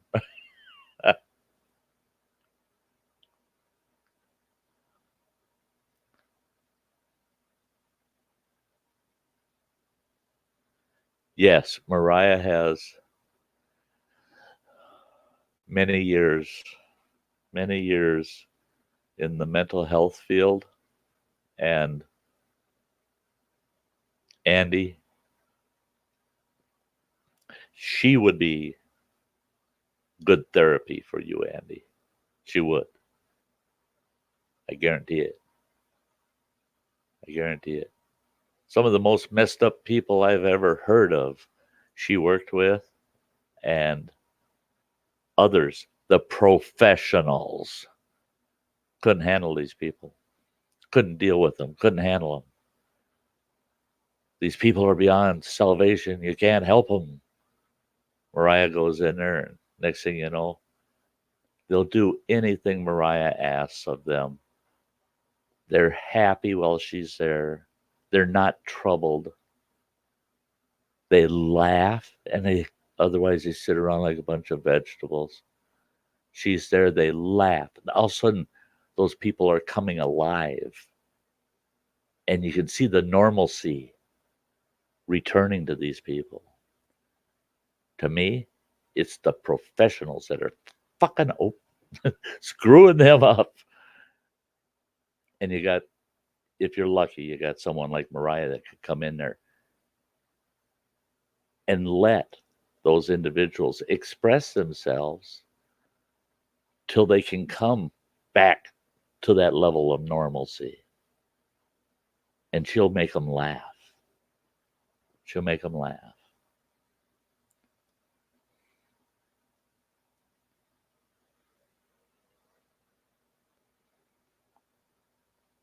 Oh, Chicky is still there. So she's got 8.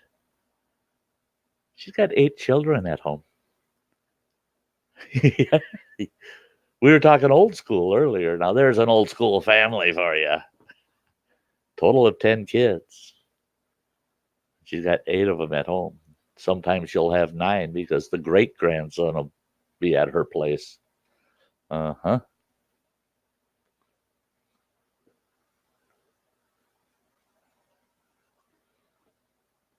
Yeah. You know, Andy, you described how you ended up in that situation. And my grandson Will would have been right in the room next to you. No ifs, ands, or buts. And it's because they want to make they they just wanted to make Will, they wanted to make him abnormal. Not, they didn't want to deal with the fact that, yeah, he's got issues. Issues that if he's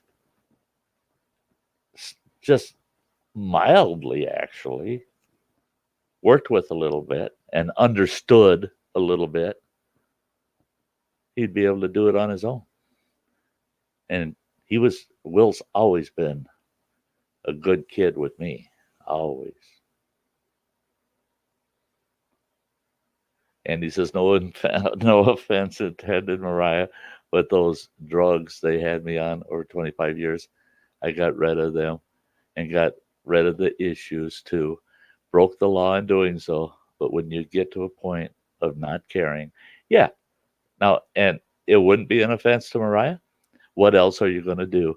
Spend your life taking that muck? No, thanks. And I can just about There you go. Mariah says, I just can't handle normal people. Please don't make me interact with normal. There, see? And the thing is, yeah, it'd be no offense to Mariah.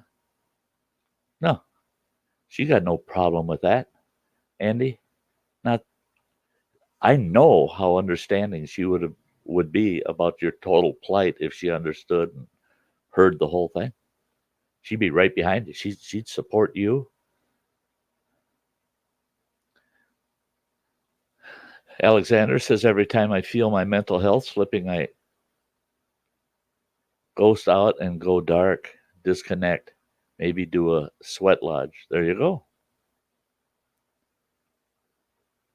Yeah, and he says, geez, 8 kids around your ears drove me nuts having 2. They were 10 years apart. Yeah. Joran says, I have 2 kids and that is good enough for me. Yeah, Andy, and allowed to just be. Yeah. Um,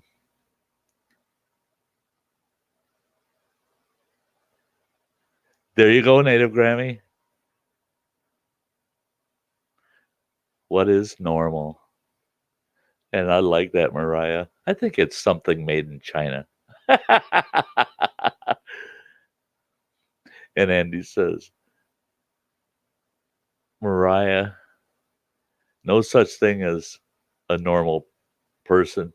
People are curves and don't fit in the proverbial normal square box that society deems a person should live their life in. And yeah, Mariah says, Andy, we are going to be friends. Andy, yeah, I'm telling you. I'm telling you, you're walking right into another YouTube friendship. Um, you and Mariah on that issue are going to see eye to eye. Um,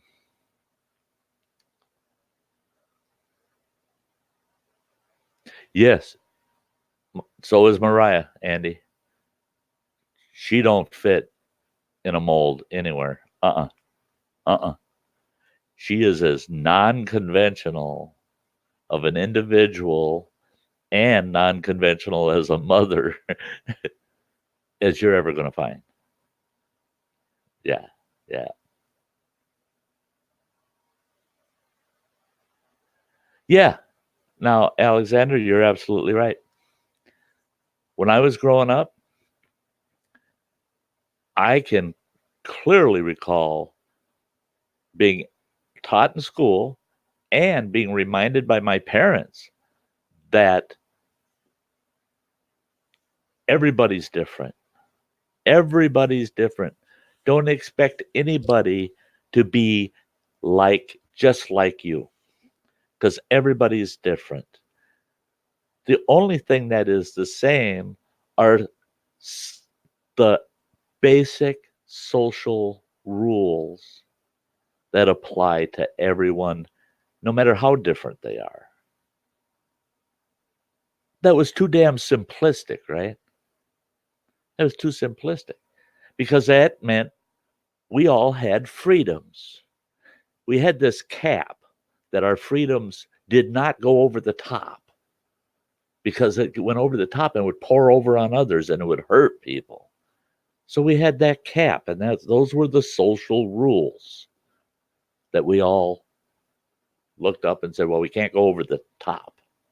Otherwise, we can be who we are, different. And my father, boy, he lived by that. He lived by that. And the, and that's it, is trying to mold people. Yeah, wrong. And he says, not anymore, ain't Alex. Man, woman, black, white, pink, or I can't, what, blue, I think. Yeah, blue. Um, a key mess. We are all the same now. Honest, mate. Have you ever heard such BS, man? See, and that's the thing is people when I tell them no, we're all different. We're all different. You're different than me. She's different than you. We're different than them. We're all different. It's when you take that difference and start to hate people because they're different, that means you haven't even accepted your own difference, that you're different. That's where Sty draws the line, because that's leading in the line of being disrespectful.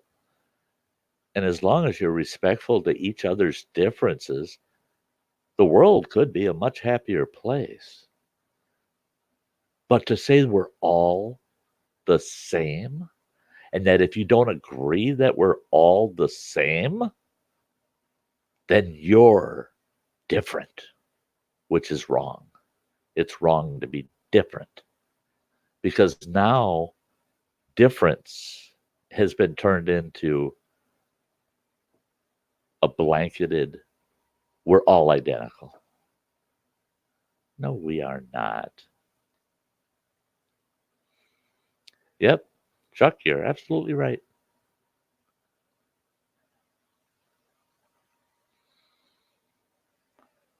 Andy, Grammy, you're supposed to argue that one. Andy's like a jellyfish, can't take on any shape to match his surroundings.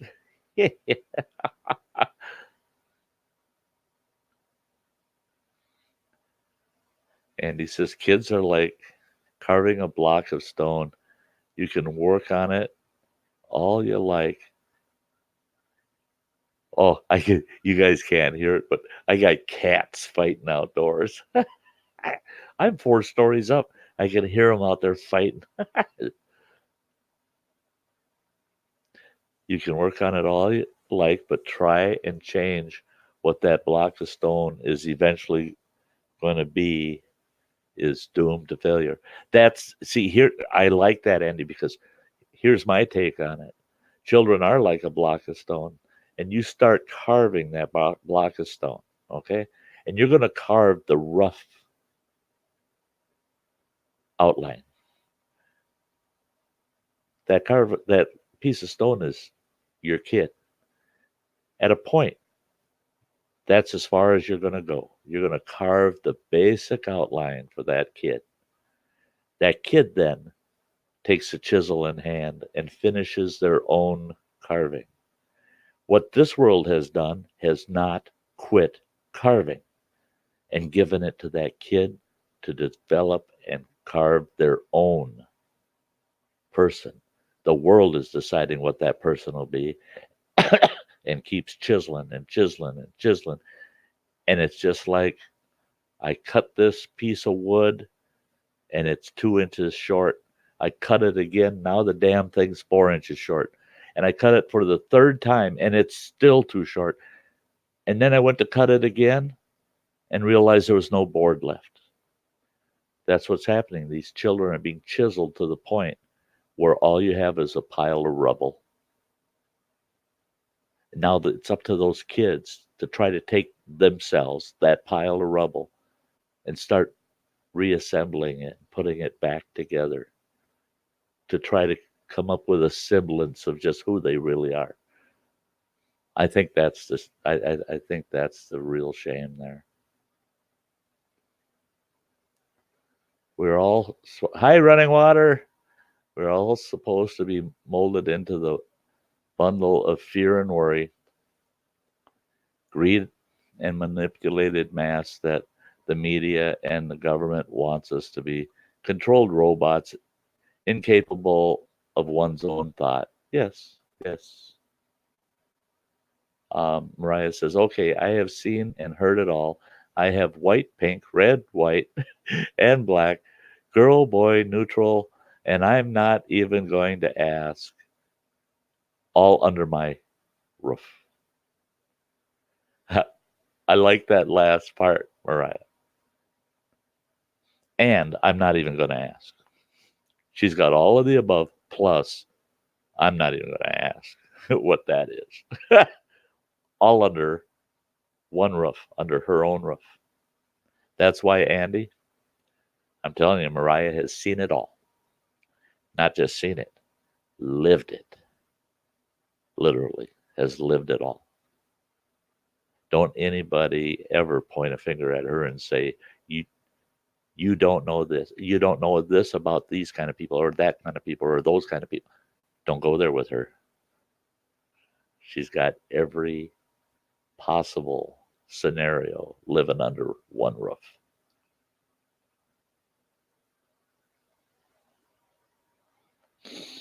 Alexander says, I don't want to be the same as someone else. Similar, maybe, but not the same. We need to bring individual thinking back and abolish the hive mind. Yes, absolutely.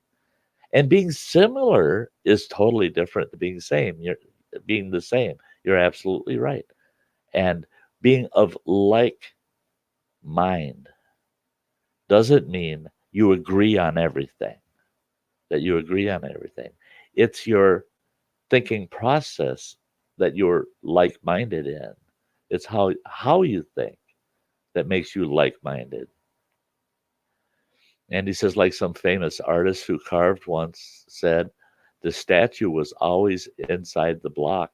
I just nicked off the excess. That's what every wood carver says too. They'll start carving on a chunk of wood. And I've done it myself and had someone ask, what are you carving? I don't know. I don't know what's in this piece of wood yet. It'll present itself because that's what it is.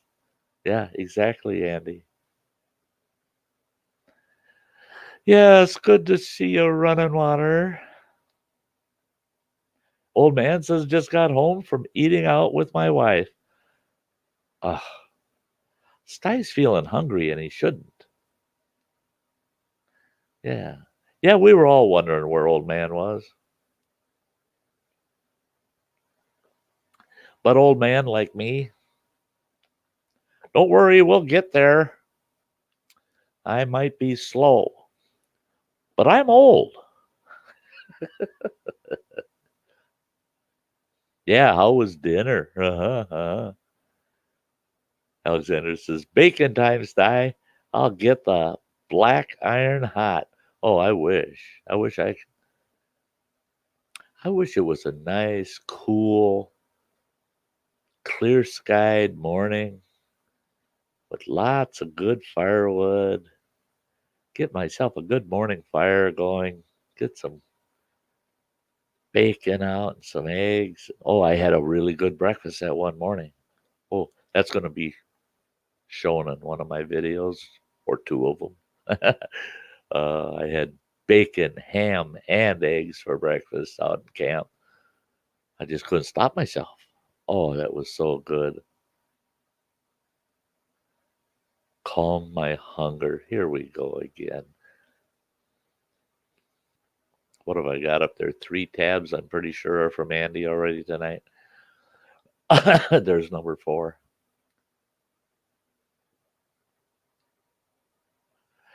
Andy, that's the one I already got. I'm getting rid of. I'm close. I can shut that tab down. You sent me that one already. Now what's this one? See, I gotta jump off back and forth to see everything. And oh, Andy.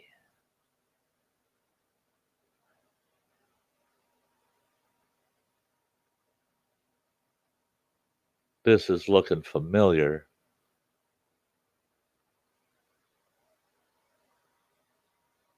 Oh no. No, I haven't seen this one, Andy. Damn it. Saving that. Saving that.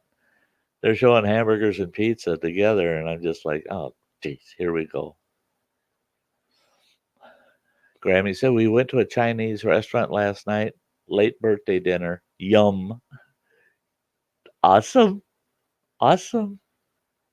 Did you have a really good birthday, Grammy? How'd your birthday go? I haven't talked to you since actually I said happy birthday, but I never got to talk to you to see how your birthday went.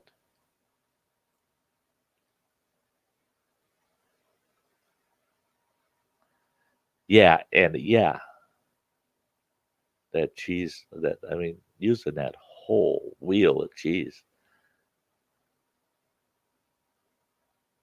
Oh, Mariah, yeah, her phone died. That's not uncommon. Her devices get a lot of use. Mariah, I don't know if you're aware, at camp last week, I blew out my ankle, rolled the ankle out, foot twisted all the way to a 45-degree angle from my shin and tipped forward. And I had to really stress, pull the muscle. And then it went pop, pop, pop, pop. And then it shifted back into place. It ain't busted. Found out it ain't busted. Um, but I'm still healing. I can hardly get around yet. Uh, if I had to go to camp right now, I'd be sit on my butt in camp and not do a damn thing. No kayak in the water, nothing. But I'm not going back out to camp until the 26th. And yeah, yeah, that was a real bummer. I Grammy says didn't do anything that day. Went out last night. Randy had to work. Oh, well, at least he took you out last night. That yes. There's James. Hey, Jim. Mariah's in the house. Mariah, Jim's in the house. Your Uncle Jim.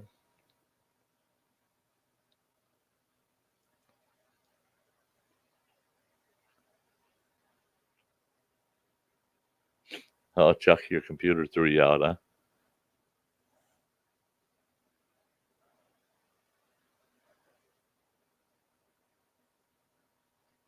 huh? Mariah, he looks like a funny fellow.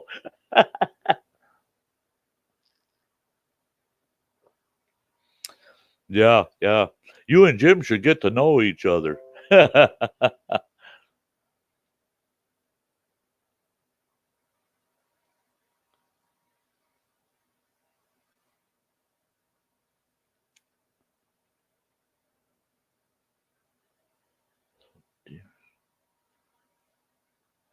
Oh, yeah, I see what you put up there, Alexander, Facebook. Dear stew.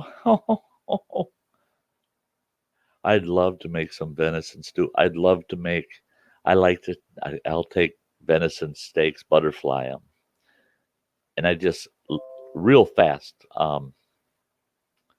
sear them. And then I like to put them in a Dutch oven with tomato sauce and stewed tomatoes, lots of garlic, some oregano, and I slow cook that for hours, hours. And it's got to be a nice big batch with a lot of venison in it. And then after many hours of just letting that stew on a low to moderate heat, then I'll boil up a big batch of egg noodles, nice wide, long egg noodles. I put a bunch of them noodles in a big bowl for one, and I ladle out a bunch of that venison meat and that all that tomato sauce that's in there then, and I put that over it with a dollop of sour cream on the top with some garlic bread on the side. Send Sty right over the edge. Oh, I eat the whole damn thing. Yeah, 3 days old stew. That that's the whole thing. Is to let the flavors. You got to let them flavors get throughout the whole thing. There's certain slow cooked dishes that I make. I get them cooked all the way to what I consider perfection.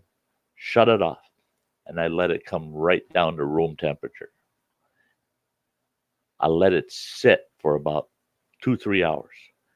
Then I put heat back to it and bring it up to eating temperature. Because if you eat it at what I consider the point of perfection, It's only going to be perfect if you let it set and completely cool itself down and then bring it back up. Because during that setting period, all of those flavors infuse into everything. Yeah. Same with homemade baked beans. They're always better after the fact, not fresh, not when they're just done, once they're done.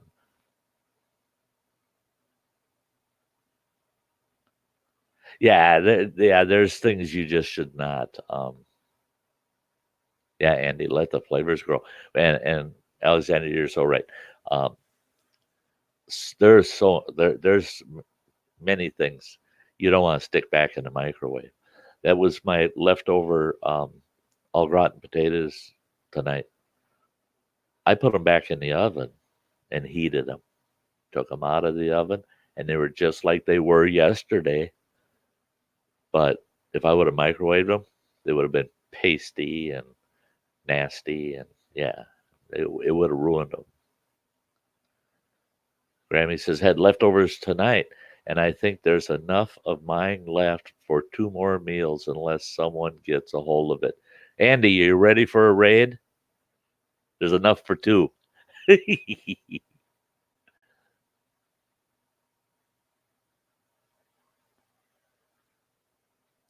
Oh, Jim, you and Mariah. Uh,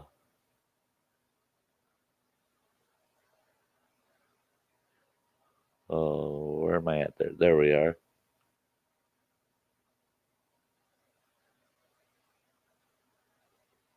Yeah, yeah, yeah. Tell you. Um,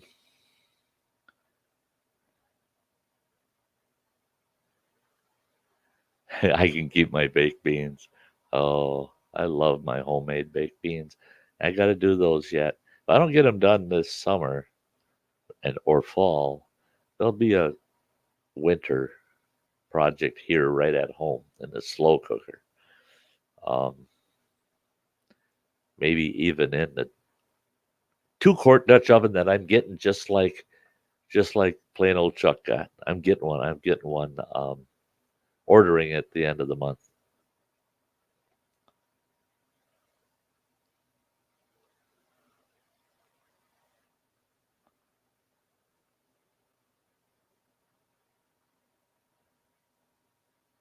Musical fruit. Yeah, would have had rubber. Yeah, yeah, yeah. Microwaves work for certain things. Boy, some people get used to microwave garbage and they think that that's right. No, no, no. And then they eat the real thing and they're going, but why is it so different? It's the microwave. The microwave screws it up. Don't do it. Don't do it.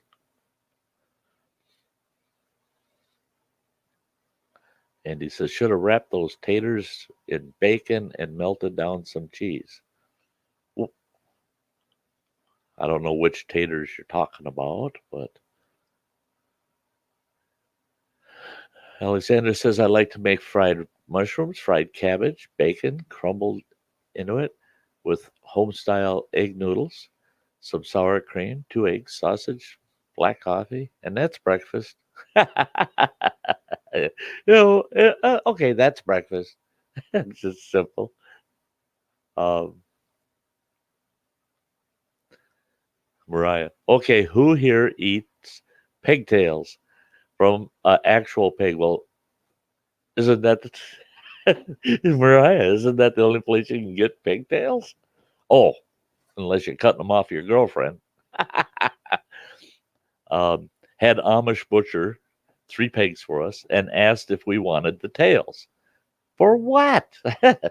They said to eat. Suck the meat right off them squirrely things.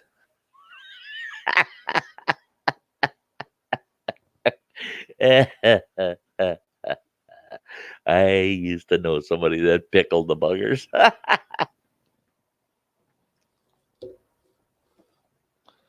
And I actually ate one. It's just like pickled pig's feet because You're butchering a full-sized, ready to butcher hog. Their tail, the base of their tail is pretty darn big around, squirrely dang thing. And you just shave the hair off of them, cut the hair off of them, just and pickle them. They're great, just like pickled pig's feet. And you leave the hide on them when you pickle them, and then you just pull them apart. There's some people that eat the stinking hide. I know the meat was pretty good. Oxtail and ox heart. Never had pig's tails though. Yeah, right. Yeah. Yeah. Yeah, she's learned some real interesting things with the Amish folk. Um, she's had a lot of involvement with the Amish, and I had a lot of involvement with the Amish when my children were just itty bitty kids. I mean, where running water was only 5 years old, and my youngest, Ninny, my youngest, had just been born. I had a lot of involvement with the Amish because I had horses, and I dealt with the Amish with my horses a lot and got to know them pretty good. But Mariah's really gotten to know them. And Chuck says, and we're back on food. Hey, that 2-quart Dutch oven, Chuck, that's going to be awesome. I'm getting one. I'm getting one.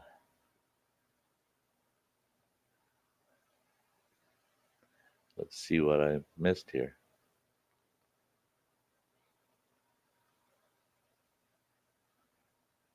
Um,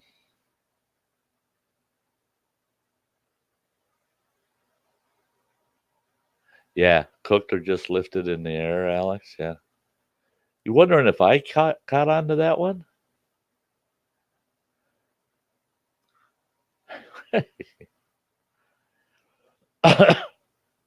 Oh man, it says when I fry bacon, I have potatoes sliced about quarter-inch thick and cook them on top of the bacon on low heat with a glass lid covering everything. Oh yes. Oh, sounds good.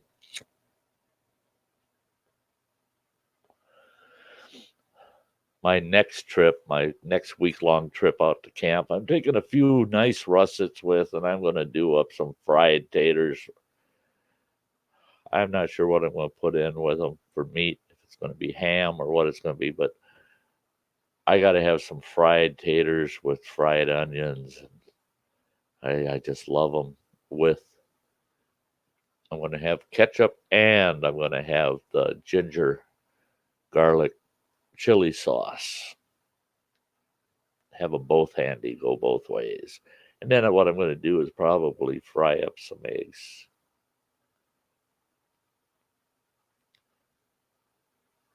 I'll prob I'll probably do bacon, and I might eat that on the side. I'll fry the bacon up so I got some good bacon grease in the pan for my taters to fry in. That's what I'll do.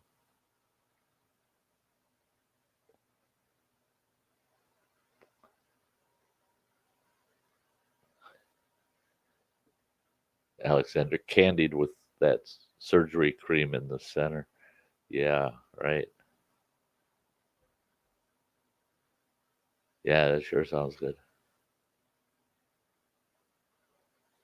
Ryan says, come on up, Sty. We have 400 pounds of pork, chopped steaks, sausage, dogs, hocks, liver, and tails.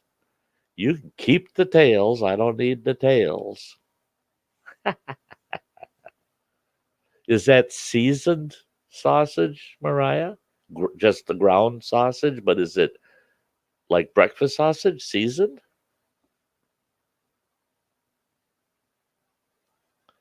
400 pounds, girl.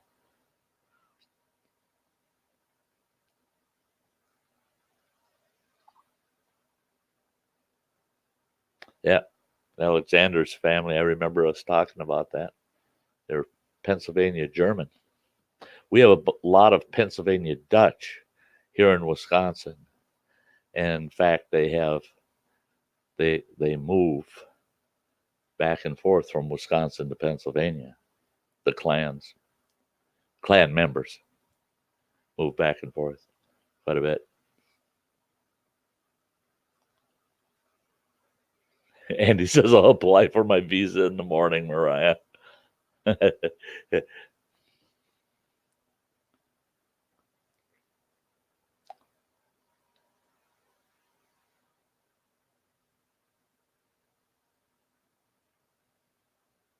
Oh, yeah, Alexander, yeah. Right from the beginning.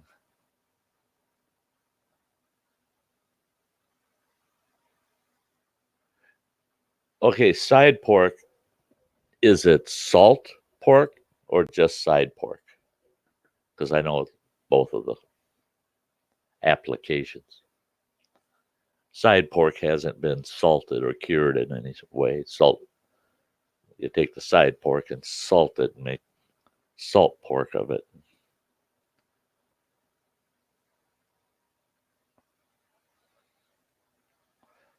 Andy, I'm gonna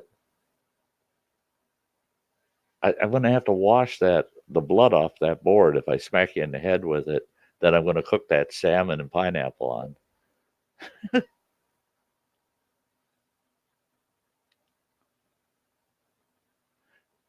I tasted curried ketchup once, and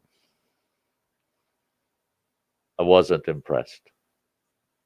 Yeah. Mariah, you remember. Mariah, you're letting out one of Sty's secrets. I love blueberry bagels with salmon cream cheese on them.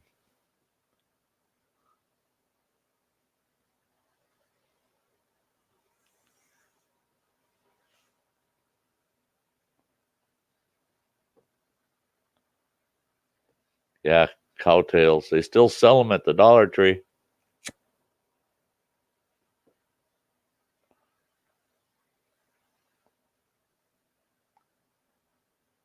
Native Grammy says, I'll be right there, Mariah. Yeah, you better hang on, Mariah. This group here, boy, we're going to end up with a whole mess of people traveling and demanding on how they locate you because they're all coming over there to try out some of your pork. Oh, that mild seasoned sausage. God, girl, I'm going to have to figure out, save some. Well, you got 400 pounds of pork there. But I'm going to have to get down there. But it's not going to be, I'm not going to be able to until towards the middle or end of September. I've got camps all the way up until near the end of September. And one of them's up in upper Michigan. But yeah, maybe towards the end of September. It's got to be before the snow flies.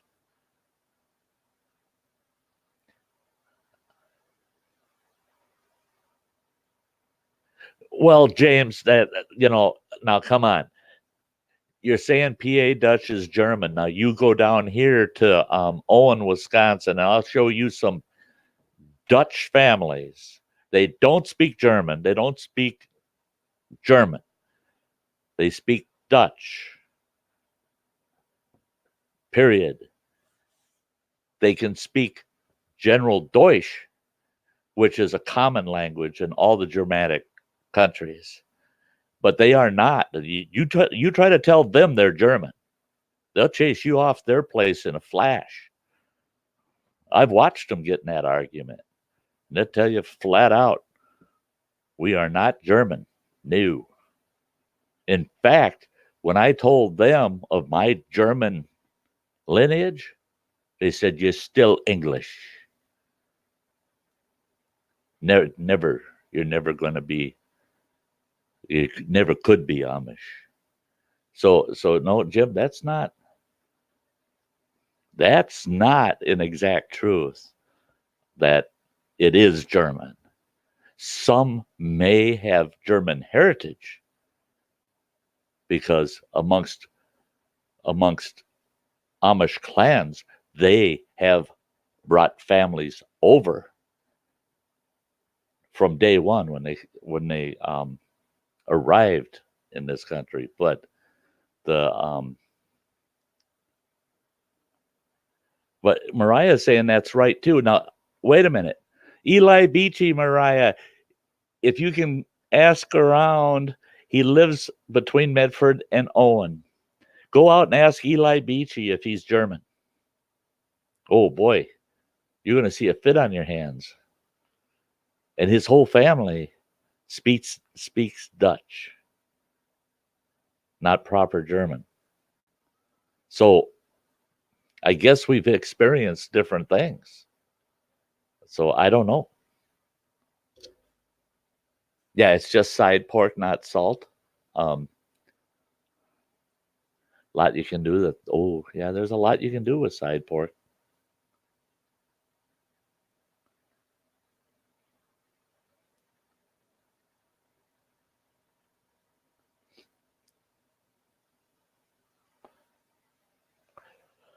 See, that's the thing is you guys are, you know, I tell you what, we're not going to go down this road. We're not, because all the areas that you guys are talking about, they're all Germanic states. They're all at one time. Those were all Germanic territories, and they've all been broken up regionally. That doesn't make them Germans. When you say Germans, we're looking at the map of Germany.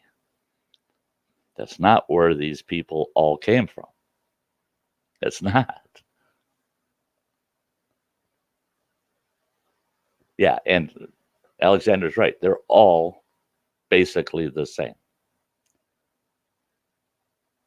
Oh, yeah, yeah. Lublin. Don't forget Mariah. I lived there too. Yeah. Germans, Poles, and Russians in Lublin. Lots of Russians in Lublin. Poles are the lesser, I would say the minority of the three. Otherwise, you're German or Russian in Lublin.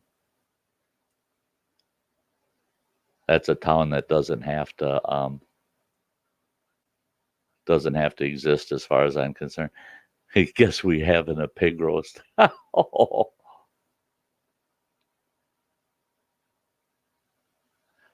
break out the sauce, soy, and apples.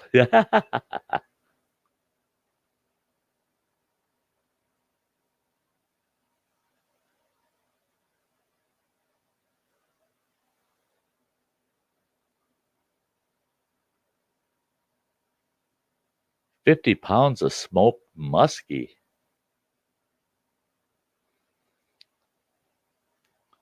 How many muskies did you have to catch to get 50 pounds of muskie?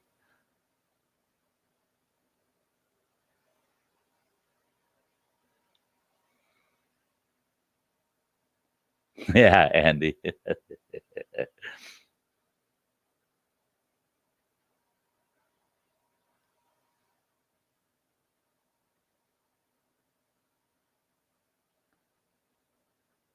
Yeah, Andy's kettle needs to be attended to.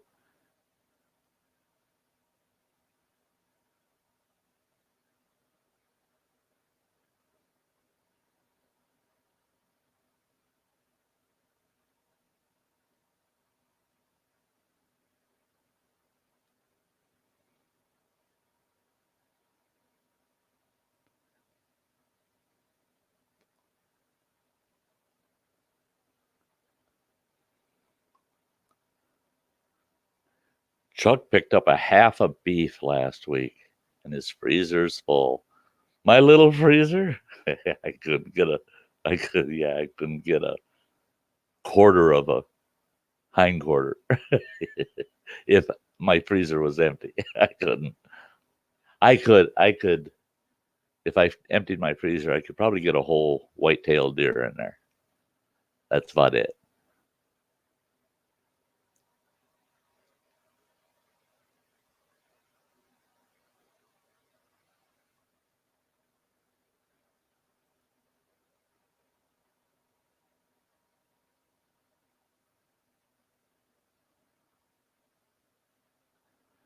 Oh, they bought that old place you were in Lublin. That was a heck of a house. Heck of a house.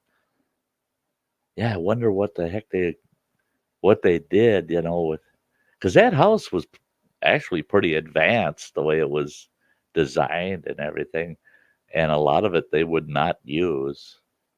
Um, but boy, they would have liked that place with that had a nice barn and yeah, everything there is perfect for them.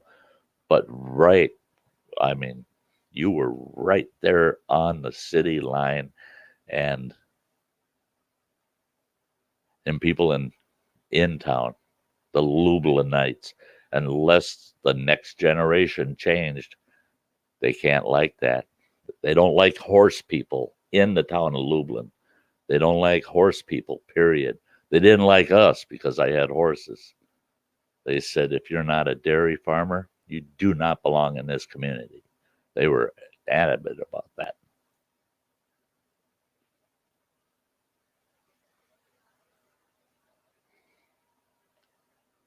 200 muskie to get 50 pounds.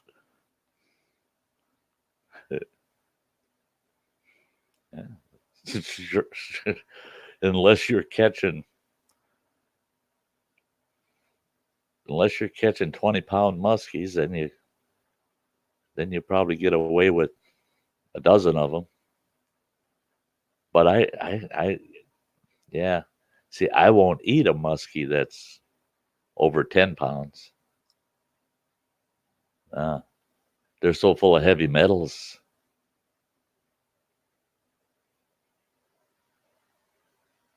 Oh, sure. Picture of them.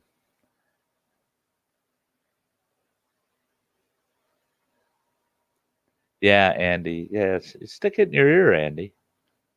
At least I'm out fishing when I can. Mariah, where's the beef?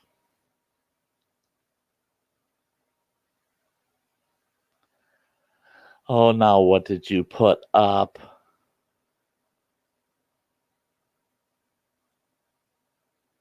Andy, Andy, Andy. My tabs are filling up.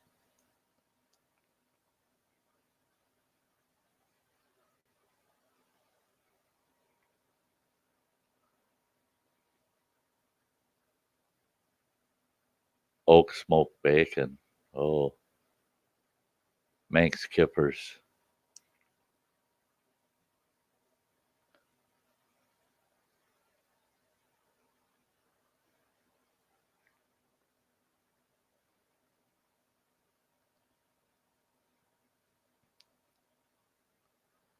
See, that's insane. Those prices.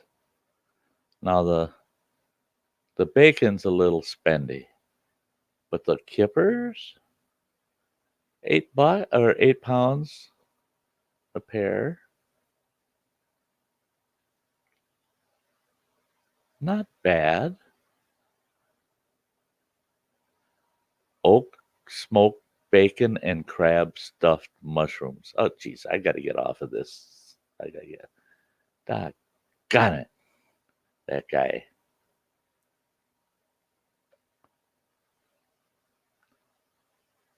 Yeah, they look prehistoric. I'm going to let this play and sneak out too late for us old farts. Night all. Good night, Chuck. Good night, night, night, night. Oh, yeah, yeah, it would have been 50 pounds before smoking. But they're not going to lose a terrible amount of weight after smoking. Because if they lose too much weight after smoking, then they're dry. Not good. Oh, you sent me something else, hey, Alexander? Okay. Yeah, shipping's the killer. That's the thing I thought right away too, Andy. That's what's ridiculous is we have good things that you guys would love to have. You guys got good things we'd love to have. These jerks in the middle, making sure that we can't share it across. We're going to just get a ton of money from these people if they try to share these good things with each other.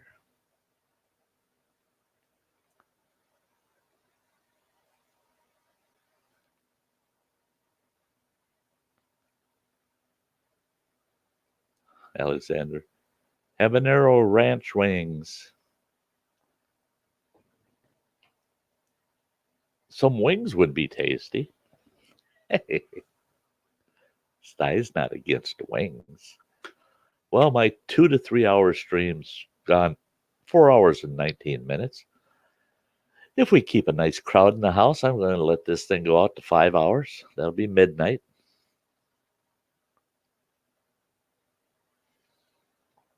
Tomorrow's Friday. I think Sty's going to sleep in. I got to go. Running Water, you still up here listening?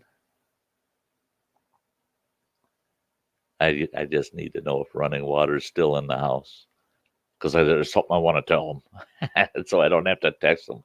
I hate my phone. I hate my phone. Tiny. I hate anything tiny anymore. Thanks, Native Grammy.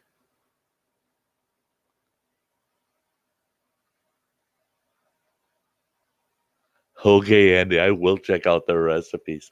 Mariah, she says, I'm going to be calling it a night. Baby is teething, can't hear anymore. Behave yourselves and all have a good night, all. Hey, love you, girl. And thanks for coming and hanging out with your old man and all of his great friends who will become your great friends too. Come and visit us more often, girl.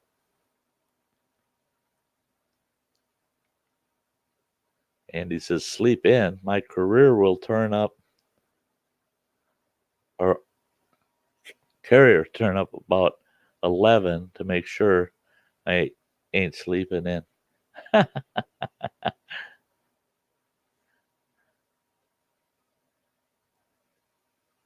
Yeah, running water. Just so you're aware, in case your little brother um, decides that he didn't like it, um, I need to drop the trailer back at your place for a few days next week. Um, but I'm going to drop it out on the road. I talked to the city, and there's no parking ordinance. No ordinance about it whatsoever. I can park a trailer out on the road. Actually, I don't need to ask your permission, but I don't care whose house it is. If I'm going to park something in front of it, I want them to be good with it. Um, so yeah, if you're good with it, I'll drop the trailer out on the street, and I'm going to use the wagon to haul my batteries back to the back of the house to charge them up for the next trip. That I'll tell you what, that deep cycle battery's a bummer for this old man to carry it on a good day, let alone with a bum ankle. It's 45 pounds. So in a small package, yeah, that's a lot of weight. And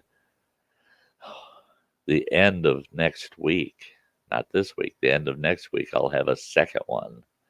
I'm going to have a matching pair of those deep cycles plus the 12, the standard 12.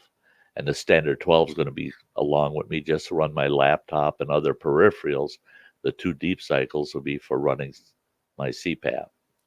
Um, but yeah, I was going to run an extension cord all the way out to the trailer, um, but there's not a good way to do it from the house. So I'm going to just carry the batteries back to the back of the house.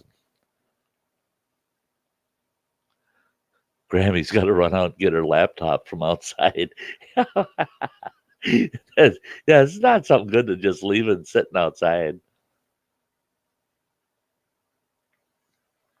At least she lives in a place and they got security, so um, it getting stolen has a very low probability. But what if it were to rain or some big bird flew over and decided, watch me type with one of these drops? Splat.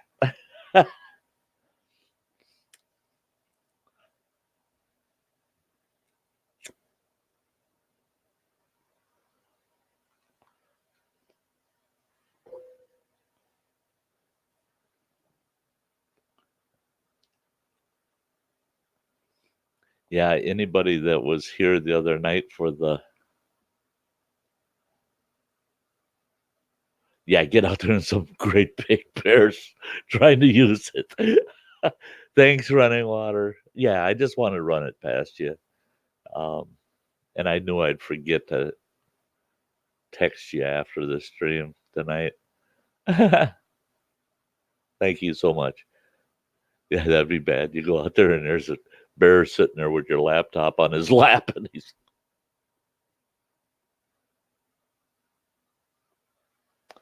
birds bringing up Facebook. Yeah, more crap on Facebook.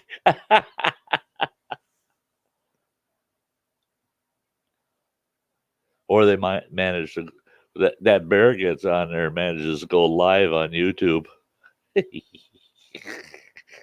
Boy, wouldn't that go viral?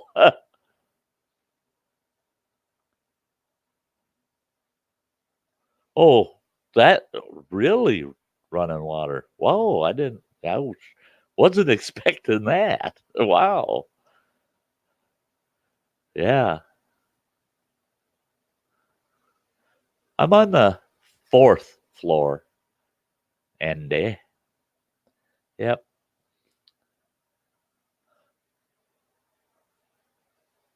40, 44 feet to the top of my window to the ground.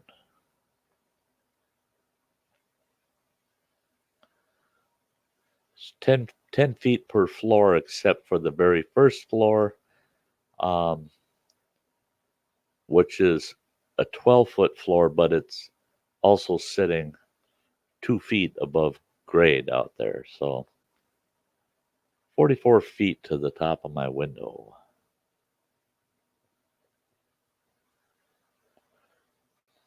Them batteries ain't coming in here, Andy. Uh-uh. These elevators we got.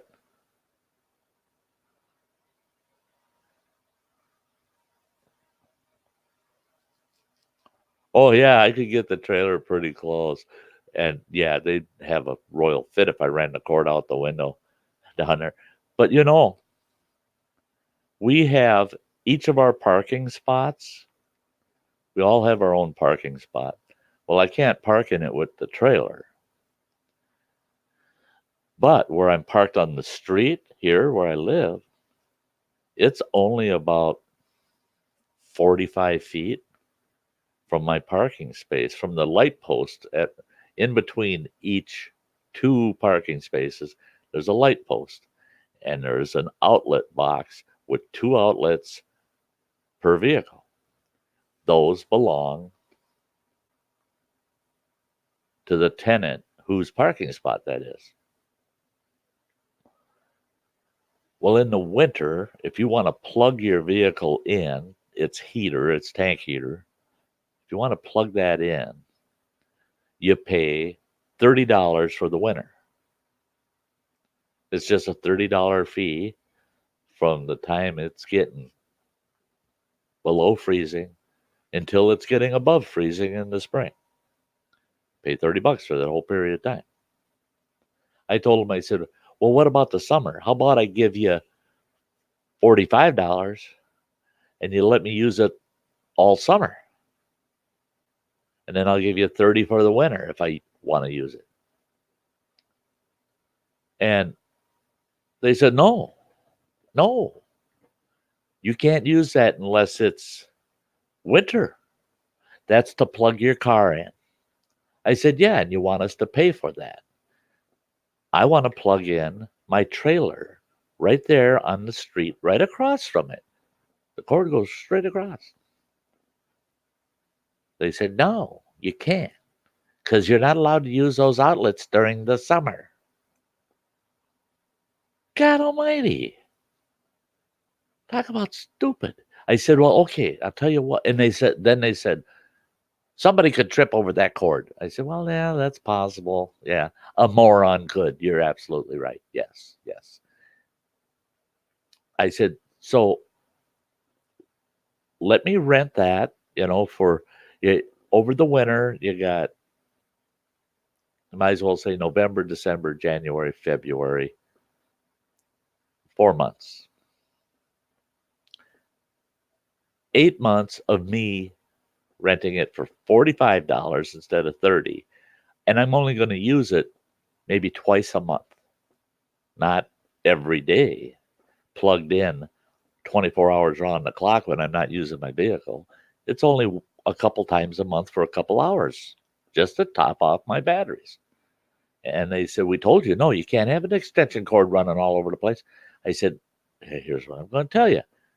I'll back my truck I'll drop the trailer on the street. I'll back my truck into my space, and I'll have a 6-foot cord with only 2 feet of it even exposed. And I'll have the batteries in the back of my truck with the charger, and I'll charge them in the truck. And then when I'm done and I hook up to my trailer, I get out to my campsite, I'll take them out of the back of the truck, walk 8 feet, put them in their spot in the trailer. No, you can't do that. It's only for the winter. You can only use those in the winter. So what happened the other day? I was out there after this long talk with them, and there's no way they're not going to budge. There's somebody out at the smoke shack, and I hear all these tunes playing as I'm walking over to it. I get over there, and somebody's got their boom box plugged into one of those outlets, and everybody in the smoke shack's BSing and listening to tunes. I go, you can't plug into that. They said, why not? It's got power. I said, they said you can't use those except in the winter. So I went right to the office the next day and I said, hey, you guys need to shut the power off to them poles if they're not allowed to be used, and then turn it on for the winter. I said, because people are using it. But now I went and brought the attention to it. If I plug into it, you're going to be right after my ass, but everybody else will still be stealing that power whenever they want. I said, I tried to be honest and work it out with you, but all I did was shoot myself in the foot, and all the dishonest people are getting the benefit. Yeah, solar panels. Yeah, yeah. The thing is solar panels are not solar panels that'll adequately charge deep cycle batteries, and especially when I'm going to have 2 full deep cycles plus that 12-volt battery, panels that will adequately charge those batteries and fast enough. I haven't. I know 3 different people that have homesteads. I know them fairly well, and I visited all their homesteads, and their whole homesteads are run on solar. And I look at what they got to go through to charge up battery banks. It's not as clean and simple as everybody makes it out to be. It would take literally, if my deep cycle, the current deep cycle I have, if that is drained down below 10 volts, so 9.5, 9.6 volts, for me to get that up to 12 volts on a practical solar panel, I'm talking 3 days of full sunlight throughout the whole day, 3 days, and it'll top that battery off to 12.7, 12.8 volts. 3 days. but it's going to cost me for the system in order to get them charged within 3 days, fully charged. It's going to cost me between $185 and $300 for that system. So it's just not worth it. It's just not. I someday want a solar system for in the event that I got to bust and run, and I'm got to park that thing remotely for a long, long time.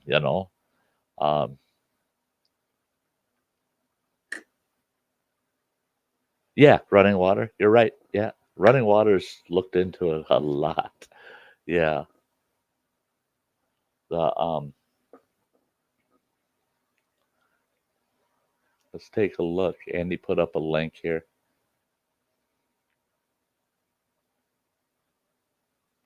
Boom, boom, boom, boom.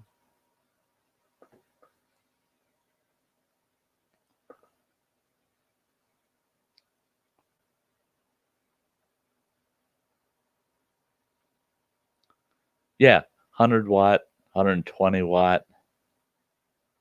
And here's the thing. Okay, let's say it's putting out 100 watts.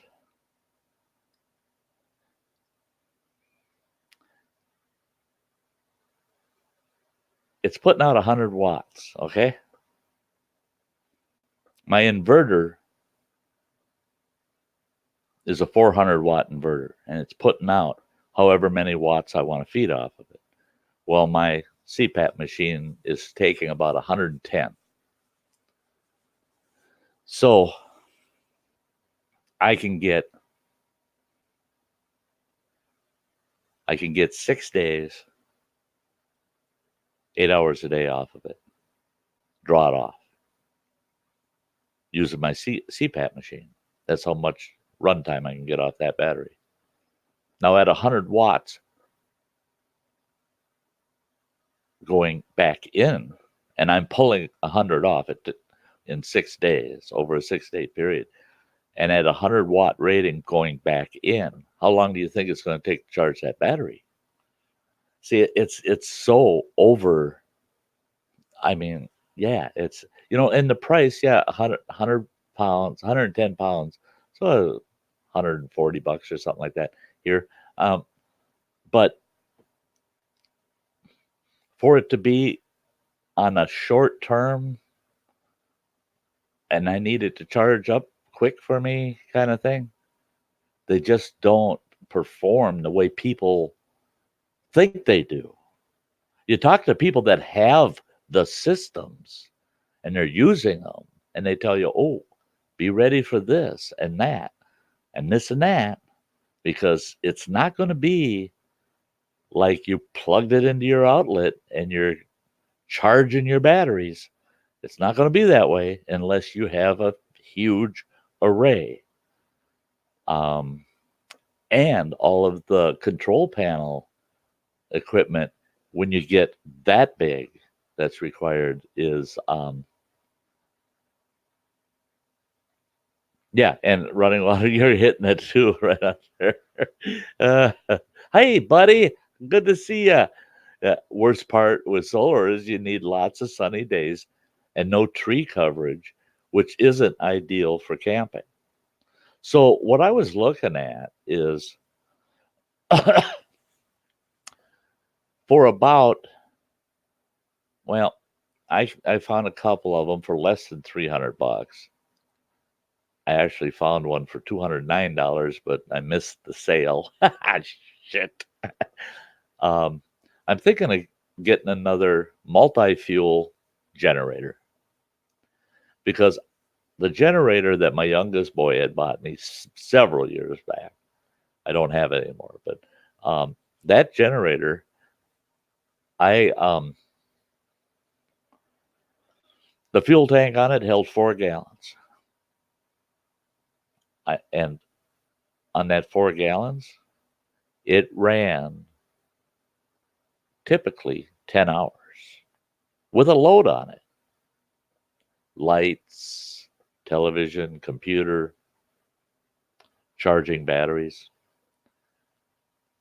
So 4 gallons in 10 hours. It's about a gallon every 2 hours, 2.5 hours. And it's multi-fuel. It runs off of propane or regular unleaded gasoline. And I modified it right away. You couldn't hear that generator except for the mechanics of it. You heard a sound. You didn't hear an exhaust sound coming from that generator. I know how to modify them. You ain't going to hear no exhaust sound. I'm thinking of doing another one of them because I can plug my charger into a bank of batteries and I can charge a bank of 3 and I can charge them all in about 3 hours. So just a hair over a gallon of fuel. Um, so and it's good no matter where you use it. Oh, is Joran taking off? Oh, good night, Joran. It's always so good having you here. Oh, yes, yes, yeah. So I'm actually thinking of going that way with the Jenny because I'm going to be working up a canopy that goes off the back of the adventure trailer for next year, and then with a small Jenny like that. See, if I go with the smaller Jenny, the fuel rating goes way up because the one I had, it's pretty. I can't remember the CCs on it, but it was a um, I can't remember how many kilowatts that one was. It was high. It was big. The Yeah, we always have fun having you here too, Jorn. The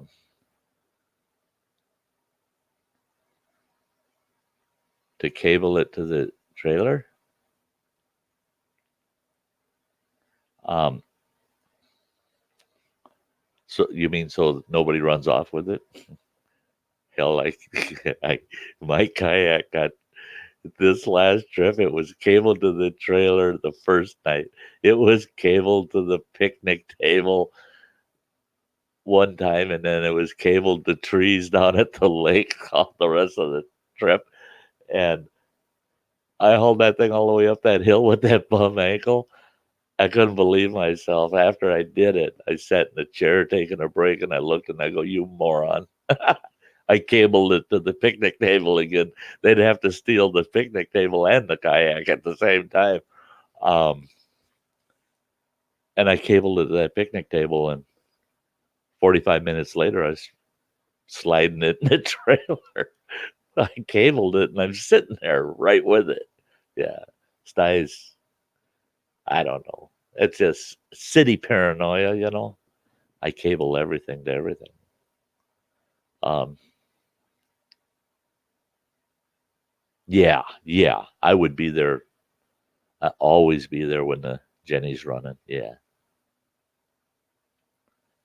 James says buy a mobile home.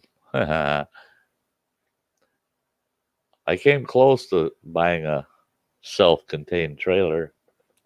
Came real close, real close. But it's it was twice as long as the adventure trailer, dual axle, and um,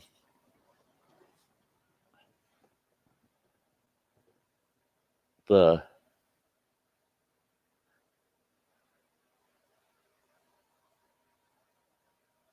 oh wow, old man, that's sweet. See now, you get run into something like that. Okay, 480-watt solar panels with regulators for 125 bucks. See that, then it becomes at least cost effective enough, and it is going to provide some power. I'm not saying that it's worthless. I'm just saying that for the investment and for power on demand, solar is just not the way to go. For power on demand, it's tough with solar. Um, City paranoia, my butt. Look at when they tried to steal the Styack, only to find out it's cabled to your truck. Yeah, yeah, yeah. That's kind of what triggers it or acts like that. Yeah, the a 57 or 58 Airstream. Oh, I'd love one. I'd love one. A smaller one. A smaller one. Um, my one of my ex brother-in-laws actually has one on his property. In fact, I think his is a 50. Yeah, I don't know. It's about that era, 57, 58, right in that era. Um, and it's actually got a little English, in fact, English wood stove in it. It was a like a parlor stove, and it works like $1,000,000. Heats that whole trailer up. The only problem is he they pull it out into this spot on their property. They have, I think it's 180 acres, and right by Lake Superior. Well, a lot of their property is on Lake Superior, um, and they pulled it out there. They jacked it up and they pulled the axles out of it, and then somebody went and bought the axles from them. Now go find them axles for that thing, because he told me, he says, "Man, if we had axles for it," he said, "I'd let you have it." So I thought, I'm going to look for some axles. But then I looked around that thing a little more. Uh-uh. I couldn't believe the timber that is growing up around that thing. Now, it would take us 4 days of logging just to cut a trail to it. And then we're going to need a caterpillar or a skidder to drag it out of there. And I'm afraid that trailer is going to fall apart us trying to tug it out of there like that. So, but I think those Airstreams are cool. If it's not a really big one, I don't want a big stretched out sucker. Something that's in the 20 to 24-foot range at the most. Um, a Winnebago, yeah, yeah, 4 gallons to the mile. Well, Big Jim out at Camp WTF, when he had me help him go find a motorhome. I can't remember the brand he got, but that had a big GM big block V8 in it. That thing was big. It was 36 footer, all self-contained. Had its own, self-contained with generator and everything. The big in the chassis mounted. Um, I think that was 160-pound propane cylinder mounted in the frame. That thing held a ton of propane. Sweet, sweet, and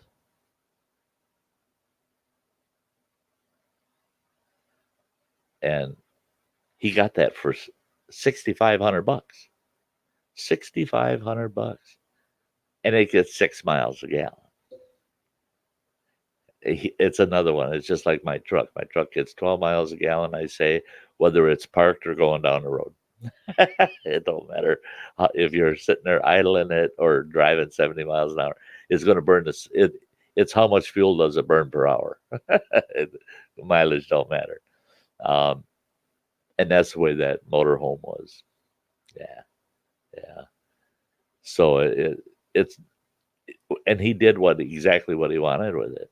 He had me drive it to his property, and then he took it out for a spin just to say he drove it. The thing scared him to death. And then he got back and he asked me to drive it onto his property and told me exactly where he wanted it.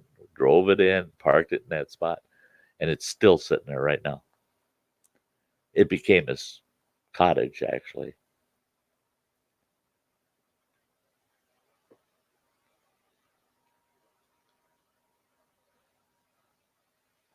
Okay. Um,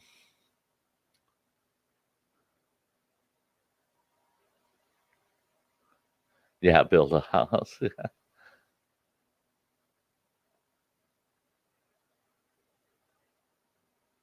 Could have gotten the Styack into it. Yeah, that's it. That's it. It and I would have to haul the Styack on the roof of the truck all the time. Yeah, if I had an RV. Oh, if I had a actual RV, not a camper, pull behind camper. If I had a pull behind camper, the Styack can go on the roof of the truck. But with a motorhome, you ain't hauling no kayak on the roof. I've seen 3 incidents online. People with canoes or kayaks on the roofs of their RVs. Oh yeah. First bridge they saw that said 11.6, but nobody cared to change that because they put a fresh new layer of 4 inches of blacktop on that road since that sign went up. And then people come under there and rip the kayaks or canoes right off the roofs of their, yeah, I wouldn't want to have to think of it. There's no practical way to carry them unless you've got a trailer behind the RV for canoes and kayaks. Yeah.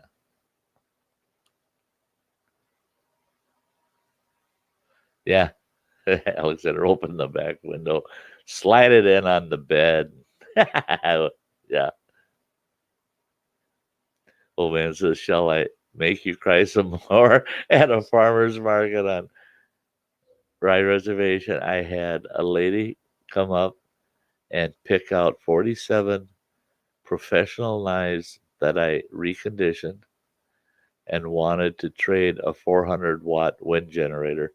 Holy smokes.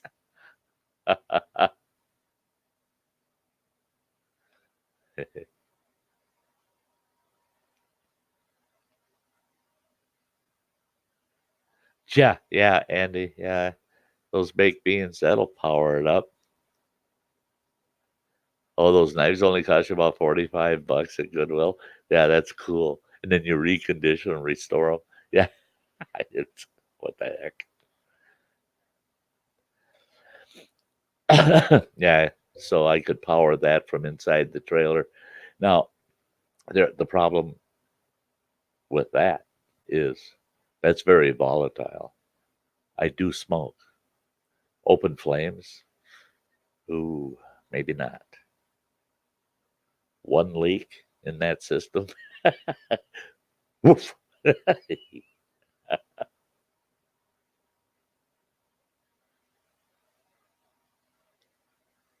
Not that pollution.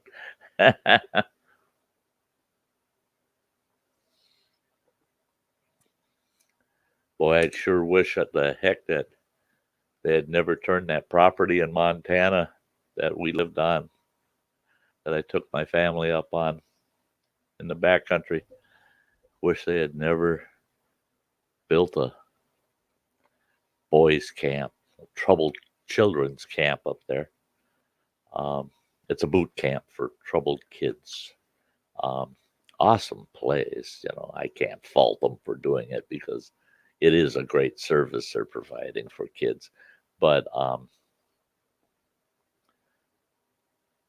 if they hadn't sold that, man, I'd be over there doing a song and dance to that investment company again, figuring out a way that I could live on it and buy it because 3/4 of a mile up the side of that mountainside was a glacial artesian spring with a pool that was about 4.5 feet deep. You could draw all the water you wanted out of that pool and you wouldn't see it move down at all. And it had a 6-inch line run into that pool, went all the way down to that homestead. And that line used to feed 12 trout ponds. And And but before that water got that those trout ponds, it went through a stinking turbine, and it ran enough electricity that they had at one time. They had 5 trailer houses. They had 11 greenhouses, all of them powered by electricity only.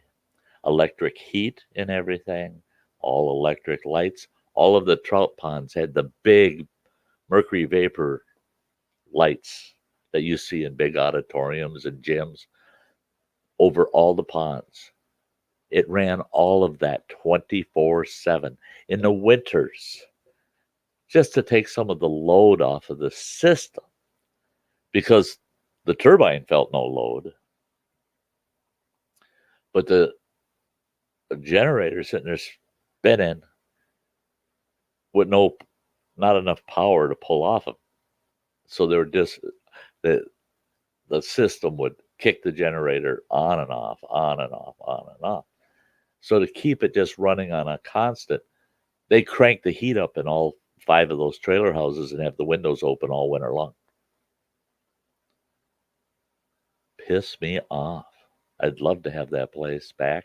I'd love to have it back and drop a turbine on that system. They had removed the turbine well before we ever moved there. Running Water's talking about buying a school bus and doing an RV conversion. Wow. Where the heck are you going to park that?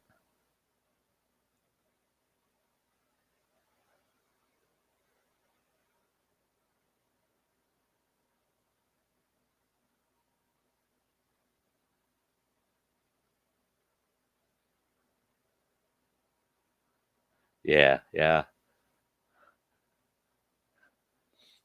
yeah. Methane, not good. Yeah, you don't want to plug that into the stove. Alexander saying, speaking of Montana, Sty, my lady friend from Montana sent me some huckleberry items. Got them in the mail today. Oh, cool. Cool. Good for you. Love them huckleberries. I'm your huckleberry.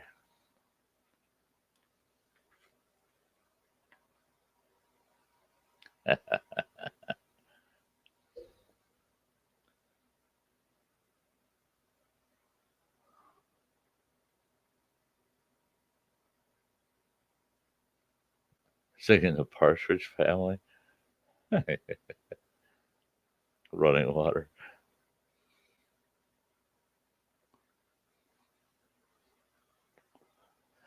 Yeah, Running Water is old memories of our old 51 GMC school bus kind of make you think, yeah, wouldn't that be fun to have a bus back?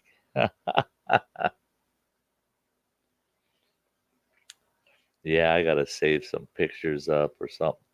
I got to put them on the system so that because I'm going to do a Sty story about the bus, and I need some pictures to be able to pop up and show folks of our kind of hippie-ish family in the bus.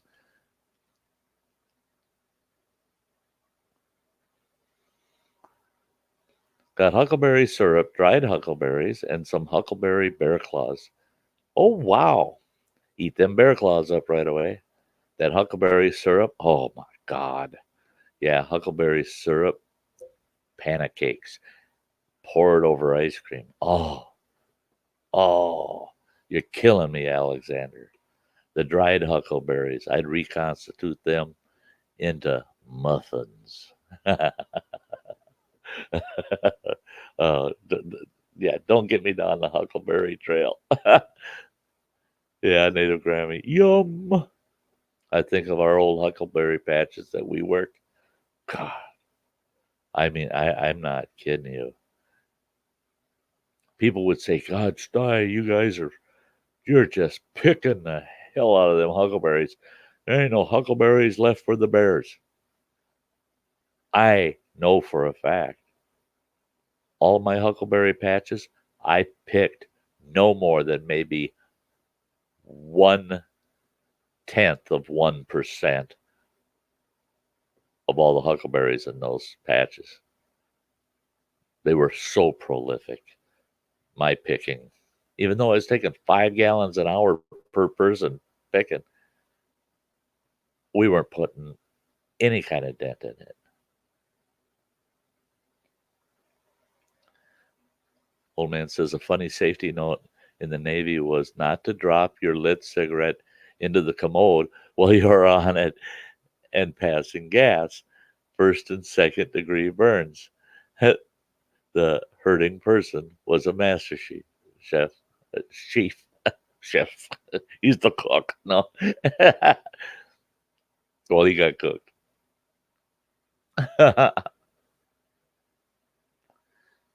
Hey, Gaming Prince, welcome back. Gemma, hello.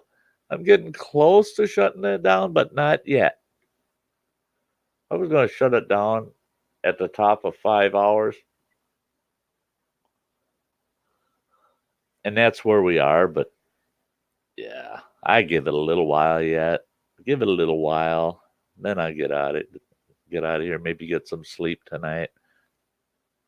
How are you, Gemma? I've been trying to sleep and failed. Pain is upsetting.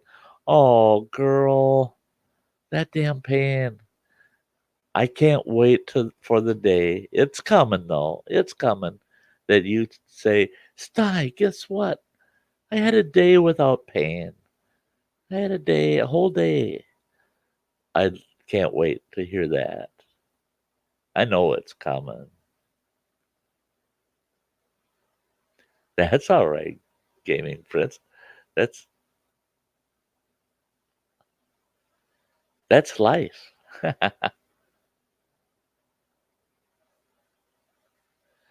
Yeah, I'm only a minute off of 5 hours. Now I just hit it. Just hit 5 hours. 5 hours and 14 seconds.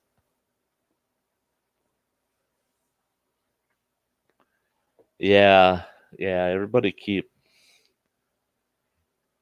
your hearts, minds, and prayers on Gemma because she's dealing with a bunch of pain right now. She's got some medication that um, hopefully will eventually take the rough edges off enough for her that she feels comfortable at least until that pain subsides. Dealing with ongoing, long term, chronic kind of pain. Yeah, that's terrible on a good day. Yeah, yeah. Well, I'm glad that we were still streaming, though, Gemma, that you could pop in. The It's been an interesting week. I mean, our chats in the last few streams have gone all over the place. The the candy bar challenge with Andy, it, it was a blast. I just loved it. It was so fun. It was so fun. And Andy and a few others were there was like four others terribly generous. Did not see that coming. That was insane. You guys, I felt like I should have ate Cheesehead's candy bars just because of what you guys did for me that night. Oh, yeah, Andy, when you came off morphine, that's a bitch, ain't it? That's a bitch. Especially you've been on it for a prolonged period, and then you have to come down off of that. Whoa, it does not come down easy. No.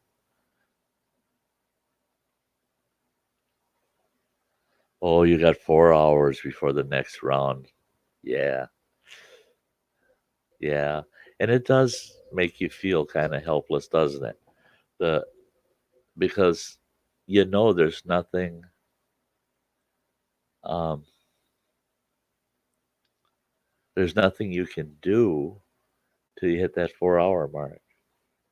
I was notorious when I had my back injury out in Montana. It was bad. It was bad, bad. Um, and they had me on. They started me out on codeine. Wasn't doing a thing. They put me on morphine. That helped. Took the rough edge off. Now I thought they were giving me just enough that it would take the edge off. I wouldn't become dependent on it. And it seemed like every time I backed off on the morphine, the pain was instantly right back. So I'd want to no, let's stay where we're at. Let's stay where we're at. And it's went on and on and on. I can't remember how many weeks we went that way. And then finally I said, I just realized I'm stuck on this stuff. I'm never going to get better because it doesn't matter if I come down off of it within hours, that pain is right there. So I had to bite the bullet, and they've dropped me off of it, put me back on codeine, and it wasn't long. We were able to start reducing the codeine, and then finally I was able to walk right off of it. And then I was back on my feet. I mean, I had pretty much so healed, but the pain had become chronic, and the morphine was hiding that chronic pain. And what was irritating the pain was I was the lack of mobility. My back couldn't heal. It healed the best it could, but it was losing all of its integrity. All of the muscle tissue was degraded, and so that's where most of the pain was coming from. Is I wasn't helping my back heal. I was just covering up pain.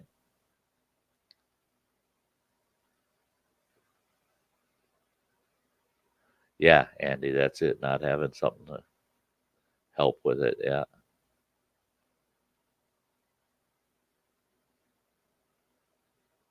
yeah, yeah,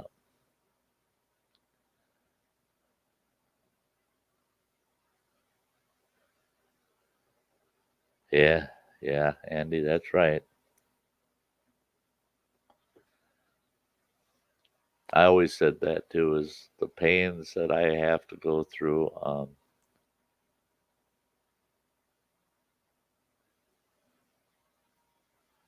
Oh, you're gonna help her get her car fixed? Yeah.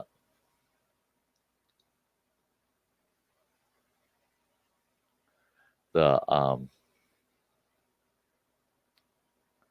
and the thing is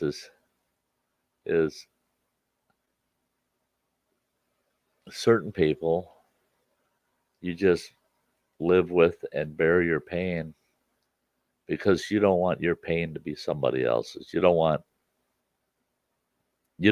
them to have to endure your pain with you. And and the worst part is at times that can get you to put them out, say arm's length, please, just stay away from me, just back off, stay away.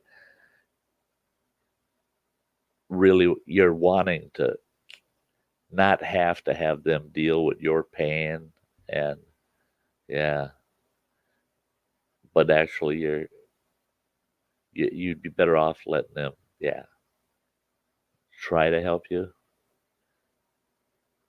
you know. Hey, Todd, baking all done, kitchen clean, time to sit now, LOL. Oh, oh, oh, oh, oh, oh. Yeah, why not? Why not, Todd?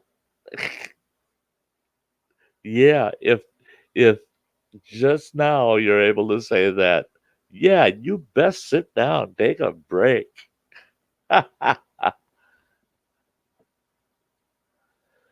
Yeah, Andy, I agree with you. Gemma says the problem is, Sty, I have a really, really low pain threshold due to my autism. Yeah, yeah. Um, the other day when we were discussing, well, yeah, you were discussing that on your stream. And that's it, is I feel so much for folks that have low pain thresholds, it's like everything else I tell people all the time. I can't stand it when someone says, "Oh, come on, it can't be that bad." How the hell do you know? Get in her shoes and you then tell me that it's not that bad. I mean,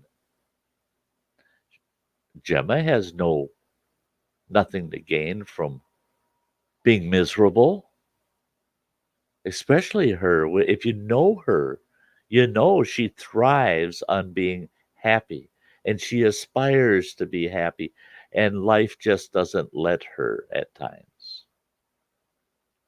And she struggles around that and she perseveres to become happy. And when she's got an issue like this and low pain tolerance, I won't tolerate anybody saying to her, "Oh, it's not that bad. You'll be fine. Don't worry. You're going to get over it." Well, it's yes, she will be fine. Maybe tomorrow, maybe next week, maybe next month. But right now, she's not fine. She's miserable. She's not feeling good. She's in pain. And anybody that says, "Don't worry about it," oh my gosh. The poor girl is not happy with that pain. If anything, a person should say, if there's anything I can do, you feel free to let me know that there's something I can do for you. Don't try to force anything on somebody that's not feeling good. They're miserable. Don't force things on them and say, "Oh, we can fix that. Do this, do this, do this. You should take my advice." Well, that's just stressing a person out. And for Gemma, that's the last thing Gemma needs is stress. Um, yeah. No, people just need to say, "Hey, my arms are open. If if there's anything that I can do," which I can't, I don't even know what I can do. But if there is something, let me know and I'll do my best. I'll do my best. Oh, old man's went to bed. Okay, good night. Yeah, Jim, I agree. When the baking's done, it's time to eat. And he said that's the hard part, Sty. I was having a caregiver just 6 months after my dad got his. I think I was I think I was just 48 and really hits the ego. Oh yes. Oh, that'll knock the damn wind out of your sails, Andy, don't it? Don't it?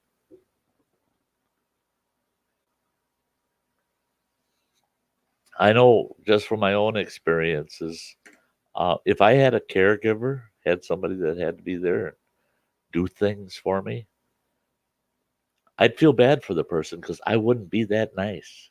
I wouldn't be so nice because of the ego. I I don't care what it takes for me to do it. If it takes 10 times longer than it should and I can still do it, I don't want a caregiver to do it. I'll do it. I've always done for myself. I'm one that has a hell of a time accepting somebody has to help me. When I had my open heart surgery, the nurses there, they were wonderful because they understood that. They figured it out right away. This is a guy that all we'll do is advise him and just let him be his own caregiver. And when he's at the point where he says, "Damn it, I can't do this. I just cannot do this myself. This is not something I can do," then we'll help him. Otherwise, don't, because you're hurting them more than you're helping them because it's tearing them up. Yeah. And Gemma says it's really hard. I try to be pushed through it all the time, but I do have limitations. You sure do. We all do, girl. Yeah, you sure do. The Yeah, or told to get over it. Oh yeah, yeah, Gemma. Oh, all words Sty does not like to hear people say. Alexander says I have the opposite issue with my autism, Asperger's. I have an extremely high tolerance because of it. I don't know when to get something checked out. Hope you feel better, Gemma. Yeah, yeah, yeah, yeah. Andy says we all have our limits, Gemma. Never feel bad when you reach yours. Never feel bad when you reach your limits.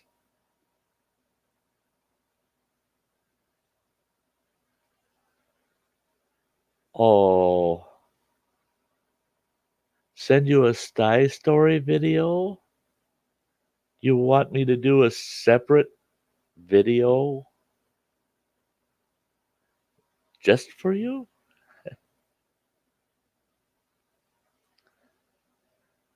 Um, I can put you on to an old video I did that has to do with it was a long journey, but it has to do with a lot of pain and suffering that resulted in a very happy ending. Um, I did that years ago, that video, and you can relate to one of the characters in it, and that's my son, Running Water. I could put you onto that video. I and I'd be more than willing if you would like me to I could squeeze it in sometime tomorrow even, just do a new one as a standalone video and post it up, but send send it to you.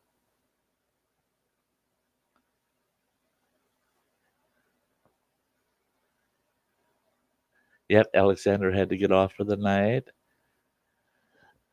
Yep, yep, off to camp.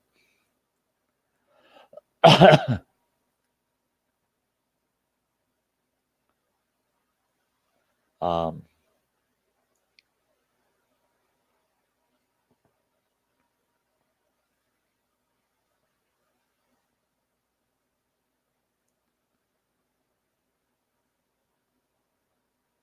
yeah, Andy, that's it. That's it.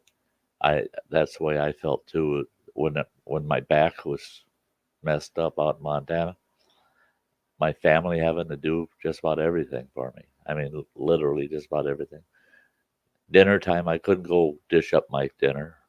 Someone had to do it for me. Someone had to bring me food. They had to bring me everything. They had to help lift me off of the couch, and I had needed somebody on each side of me to walk me to the bathroom, get me to the stool, and then they'd leave the room and they'd partially close the door and just using the restroom. I was so frustrated because I knew when I was back on my feet, all ready to go, I couldn't go. I could just get myself up there, stand there, holding on to the sink, and call for help, for someone to come and help me get back. And then they get me back to the couch and they try to cheer me up or talk to me, and I'd just be blank,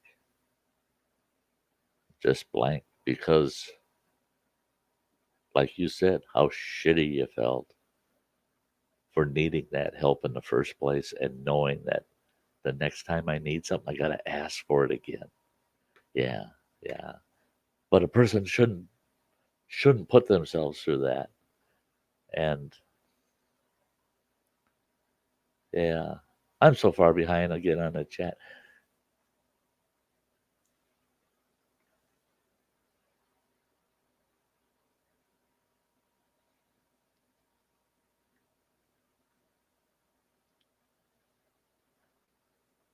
I'll do that, Gemma. In fact,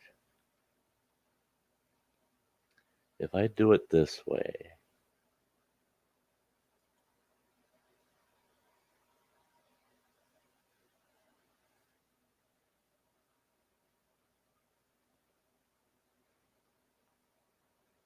this will only take me a few seconds, I believe.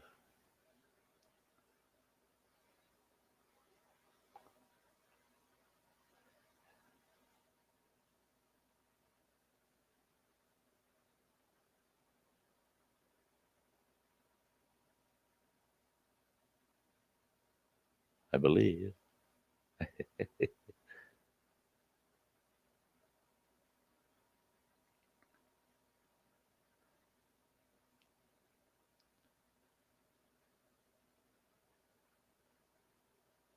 Okay, that's close. That's closer.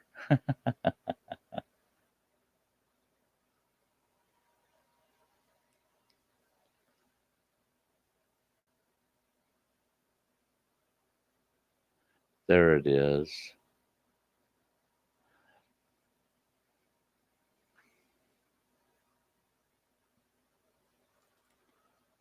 There we go. I'm going to post this link up here, Gemma.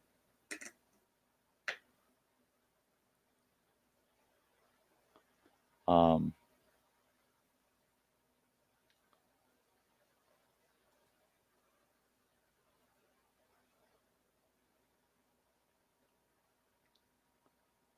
there it is.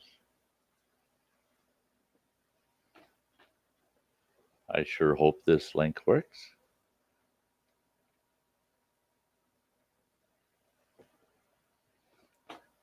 I'm going to jump over to YouTube side and make sure that link worked.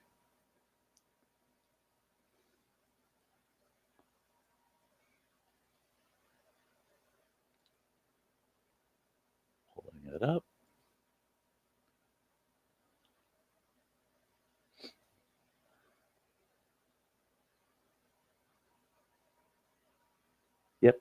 Yep, it worked. That link works. There you are, Gemma. There's a link.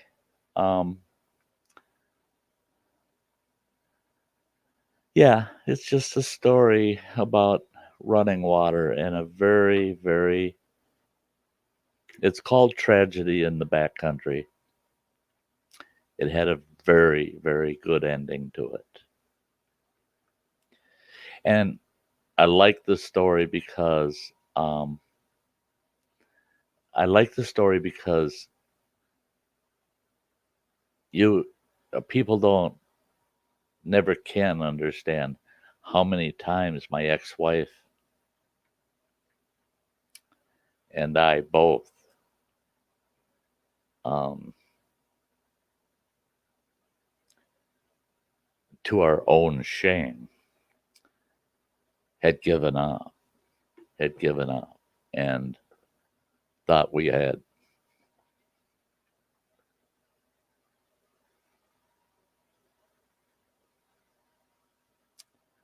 Yeah, yeah,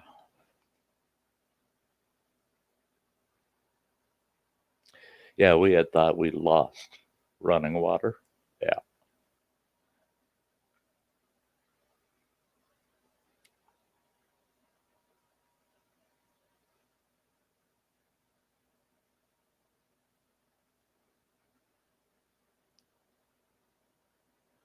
yeah, I don't expect my moderators to know where all my videos are hidden in my 400 plus videos on my channel. Um, I'll I don't remember if I ever have, but once in a while I'll ask if I need to, I'll ask a mod, will you one of you please post that link for me? But yeah, you go to some streams and the host that never look or find and post it up. But yeah, put me on a timeout. You're more than welcome, Gemma. More than welcome. You're more than welcome. And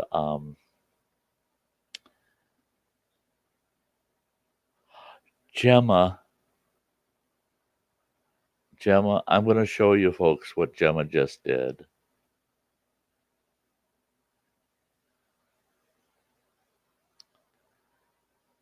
Which I love you too, Gemma. Yeah. And I pray for quick, pain-free recovery for you, girl.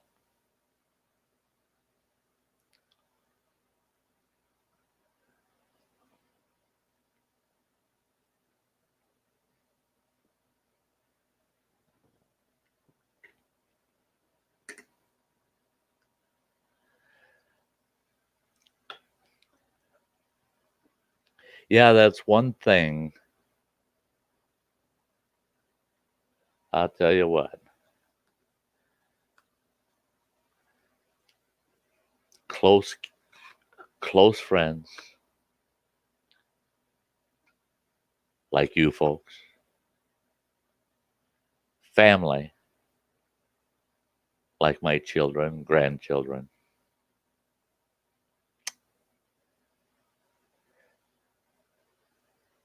I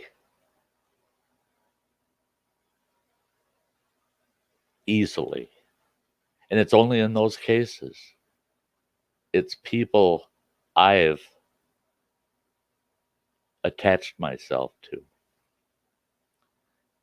I have what I consider a wonderful, small world of friends.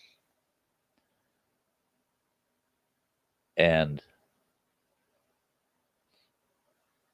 today, I have no best friends. I have all the best friends a person could want. I have no best kid out of my 4 children. I got no best grandkid out of all my 15 grandchildren. They're all the best kids. They're all the best grandkids. They all have their issues, their problems, everything. No, but they're all my favorite. And yeah, running water. That's don't go there, please. That's minor detail. That's minor detail. Not to you, because it doesn't change the story. It doesn't change it. And we're more concerned with Gemma right now and just something for her to build the confidence in getting through her tragic situation. Yeah. Yeah. But yes, I did. And left, right, Jesus Christ. Running water. I'm slow. But then I'm old. The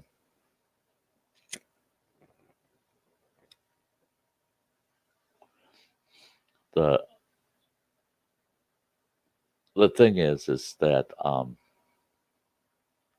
yeah, you want to strum heartstrings as you tell me that somebody in my circle is not feeling well and they're in pain or they're being caused pain by somebody else.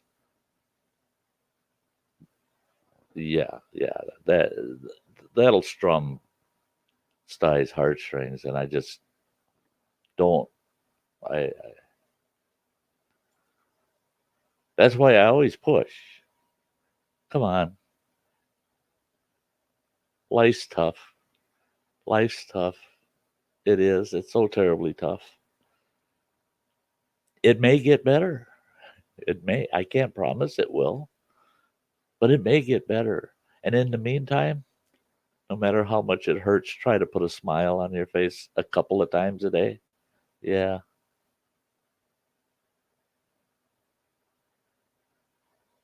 Yeah, seeing that too. See that too, running water. Yeah, it was it was a trying time and wouldn't have worked out without friends and family. Yes, absolutely, absolutely. Um, and it was a very, very narrow friendship relationship. Otherwise, that assisted in a big way, and a lot of family involvement. Um, the Thank you, Gemma. You just put a smile on my face. Knowing that you're smiling is putting a smile back on my face. Thank you. Thank you. The Yeah, and I thought about that too. Um, is it the left or the right left, or is that the right or is that the wrong right? Because am I thinking from his perspective, left, right, or am I thinking from me looking at him, mirrored image, left, right, which is the wrong left and the wrong right? you know, I wondered about that. Is that what happened? I think that's what happened. Is I was picturing it from the wrong perspective. I wasn't picturing it from the literal. I was picturing it as the impressionable. So yeah, maybe the wrong end. Yeah, yeah. And that's one thing I just want all my people, all my followers that always feel that, you know, my email address is in the about page. Feel free to email me. I check it every day or two. And sometimes I'll go a couple days. Um, I am guilty of that. But if you want to say something to me privately, feel free to email me on that site. On that, it's a Yahoo email address.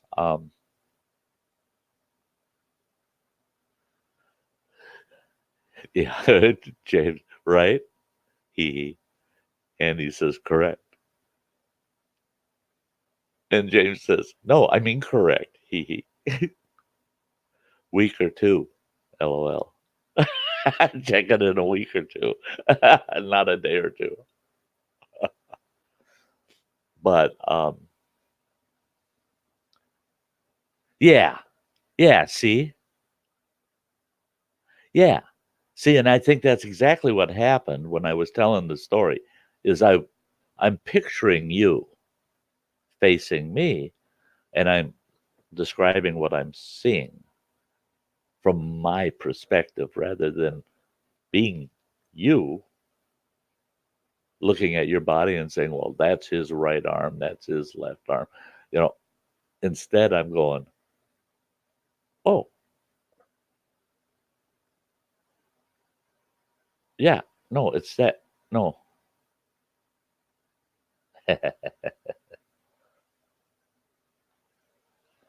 Yep, you're right. My left. See, and that's why I say, yeah, yeah, that was. And the nice thing of it, though, running water is it doesn't need correction because that's not what the story was about. Of where it was, one of them did this, one of them did that. You had this, you had that. It was terrible.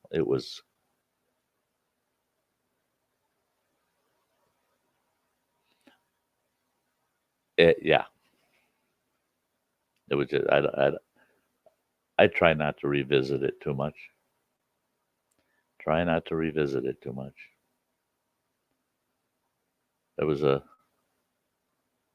very trying and terrible time. I actually thought the doctors were killing my son for lack of action. And I fully admit there was two or three times where I said to my ex-wife, He's not going to make it through this. We are losing him. We are losing him. And when I said, that's it, I'm done with this shit, we're taking him to somebody that not only is fully qualified, but actually cares. So off we go to the Mayo branch of the pediatrics and the University of Minnesota Hospital, and by road, we were out of there. Yeah. I'm not going down the whole story again. The link's up there if you guys, any of you want to go check out this story, Tragedy in the Backcountry. I put the link up in the chat. You can scroll back and find it.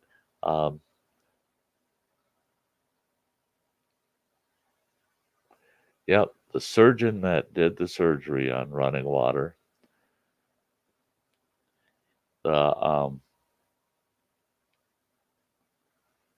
when he came out of the surgery after hours and hours, he came up to me and my ex-wife, and the surgeon had tears running down his face. He said, when we opened him up, his lung was compressed by all these pockets of fluid. He says, we removed all those pockets of fluid around the lung and examined the lung. And he said the lung was covered in a scab type membrane. And he said he managed to start peeling that membrane away from the lung. And he was surprised because he said it was just like a scab, but it wasn't pulling any lung tissue off. So he was able to just peel that scab off the lung. He said in his hands, the lung inflated to 90% capacity in his hands. He thought for sure they were going to have to aspirate it and then use positive air to inflate it, which is typical, which is a risky procedure because you can burst all kinds of air sacs in the lungs and stuff. He didn't have to. It inflated itself. He said he looked at his assisting doctor, looked at all the medical staff and said, we're closing them up. And they closed them up. He says, I was getting the hell out of there because it was out of my hands. He says, the lung was in my hands, but what was happening was out of his hands. He said, that should never have occurred. That should have never happened. And he said, that's a power greater than any damn surgeon ever's been born with. And he said, that's all I can tell you is that wasn't my doing. I was just a tool. He says, I was a tool to go in there, remove the fluid and the pockets of fluid, peel that scab off, and my job was done, other than to stitch him up. And he wasn't kidding. Running Water, full recovery. Full recovery. Beautiful outcome of a very sad, long period of time. He was in the Missoula hospital for a full month in critical care. In critical care. They thought he could go anytime. He was totally degrading. He looked like a Holocaust victim when we got him to Minnesota. Food, nutrition, his body couldn't take it. You couldn't keep enough fluids in him. I couldn't believe how his IV, it ran like a kitchen sink because the fluids were going into his body and then right into his chest cavity. And they're pumping off those fluids constantly. It was terrible. Anyway, I'm going.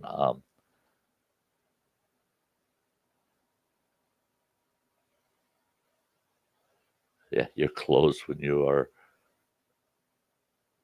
going to open. Just kidding. And Todd saying, just thankful the worry was allowed to come to an end. Yeah, absolutely. Absolutely. And the thing is, the 3 times that I had come to the acceptance level. Oh, that hurt like hell.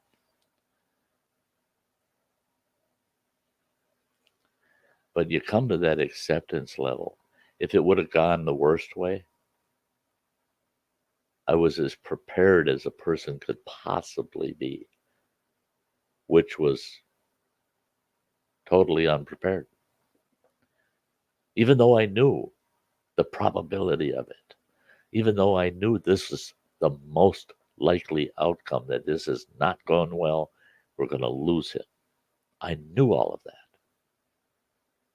And I had all the time in the world. He was there for a month in that condition. When I came to that realization, what I realized is I can't be prepared. No matter how much preparing I do, the only thing I'm preparing to be is unprepared. Yeah, you cannot prepare yourself for something like that. Not with a child. They haven't lived their lives. They haven't had what we have. They haven't lived it through. So, yeah. And he says, had a scare with my son, 17 years old, told by doctor he got a chest infection. Finally took him to the hospital to find out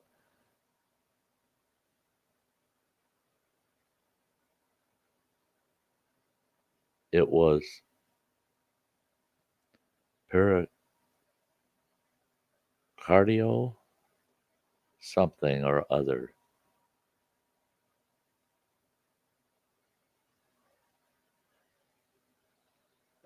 Hang tight, folks. I think there's more to that story.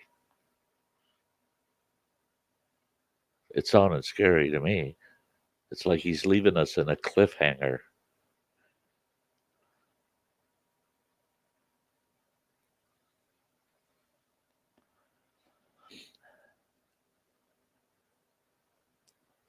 Yeah, isn't life a bitch?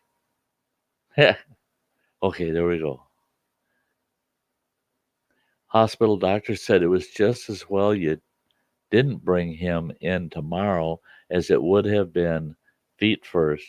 Once he was sorted out, I went to have words with his general practitioner. Police and all sorts were called. Whoa. Wow, yeah. Scare the shit out of you? Whoa. They told us that with running water that um, within 12 to 24 hours from the time we arrived at the first hospital, we went to a little small town hospital first. When we got to the major hospital, they told us that if we would have arrived at that small town hospital somewhere between 12 and 24 hours later than we did, we would have needed a coroner because he would not have made it. He would not have made it because his other lung was starting to collapse because the fluid had transitioned to that side of his chest. And the fluid was compressing his the fluid had compressed the lung so bad and was pressing so much against the center column along the sternum. He was at risk, 9 years old, at risk of having a heart attack because of all the pressure it was putting against his heart. It was shoving his heart all the way to the side, away from the sternum.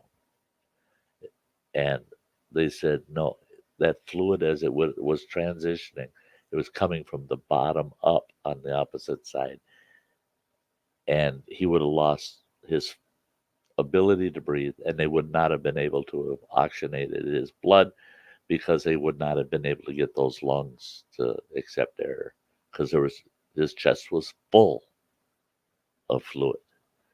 And so, yeah, that realization just, okay. And he says, yours truly taken away in cuffs as I was about to hit boiling point and go berserk on them. See, that was me in Montana.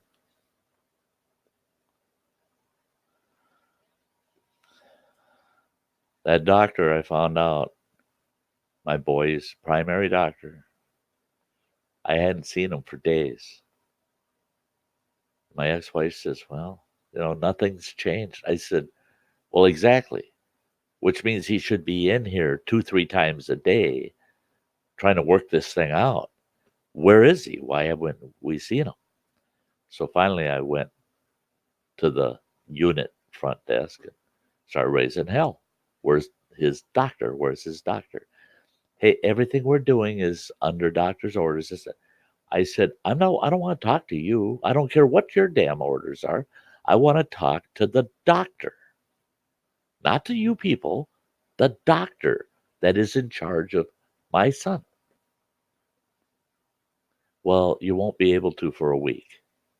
I said, it's been a week since I've seen him. Now I got to wait another week? No, you're not keeping my kid for another week. Um, and they said, well, we don't have a choice. I said, what are you doing for him? Well, doctor's orders are to maintain him until the doctor returns. I said, well, when's he going to be back? Today. And she goes, oh, no. No, when he returns from vacation. Oh, I did not want to hear that shit. I said, where's he on vacation? Because I thought anywhere within 150 miles, I'm going to drag his ass back here myself physically.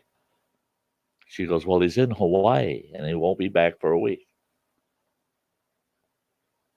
Oh, I said, okay, who's the doctor that he put in charge of the case during his absence? And she said, there isn't one. There isn't one. It's just his orders are that all of the supporting staff are to maintain his condition until he returns. Oh, that's when I went ballistic. Well, it was interesting because I got the Shriners involved. They helped with some funds. They were able to arrange to life flight him all the way from Missoula, Montana to Minneapolis, St. Paul, Minnesota, alone. Myself and my ex-wife, they couldn't get flights for us to be there with him. We would have to figure out how to get there on our own. We did not have the resources to do that. So I told them, I'm going to work this out. I'm going to work this shit out. You watch me. I made a few phone calls and I got a hold of Health and Human Services and told them our situation, told them I don't work because we were living off the land at the time. I said, I'm not technically employed. I'm self-employed and we've had no income. Of course, it's the end of winter. Very little income over the winter. And they said, my God, man, you qualify for this help and that help and this help and that. I said, all I want is a few bucks, enough to help me get my truck off that mountain so I can take that truck and put about 4 tanks of gas in it and buy some cheap road food. I'm going to haul my son from Missoula to Minneapolis. It'll take me 24 hours to get him to that hospital. And they said, well, you can't do it. You got multiple drivers. I go, no, I'll get them there. I just need the money to get my truck off that mountain, fill it with gas, and me, my wife, and my son are the hell out of Dodge. They got me $685. That same day, they said, oh, you got to drive up here to the county seat where you live and pick up the check. But we worked it out with the county treasurer. They're going to have the cash available for you. You pick it up in our office, go to the county treasurer. sign the check over to them, and they're going to hand you the cash, and you can get the hell out of here and get your son to a safer hospital. Boom, boom, boom. Where the hell did that come from? So yeah, you know, it doesn't mean you have to believe in a higher power or anything else. But I'll tell you what, when the puzzle pieces fall in place, you know how many people in this world would have just given up and said, "We'll wait that week for that doctor." Well, these top Mayo Clinic pediatricians. This one pediatrician, I wish I remembered his name. I wish I remembered his name. At the time, he was considered one of the top in the nation. Oh, he was furious. Him and I had a good, long, almost 2-hour conversation. He was furious. He said, I'm going to have that doctor's credentials pulled." He said, "I don't care what it takes."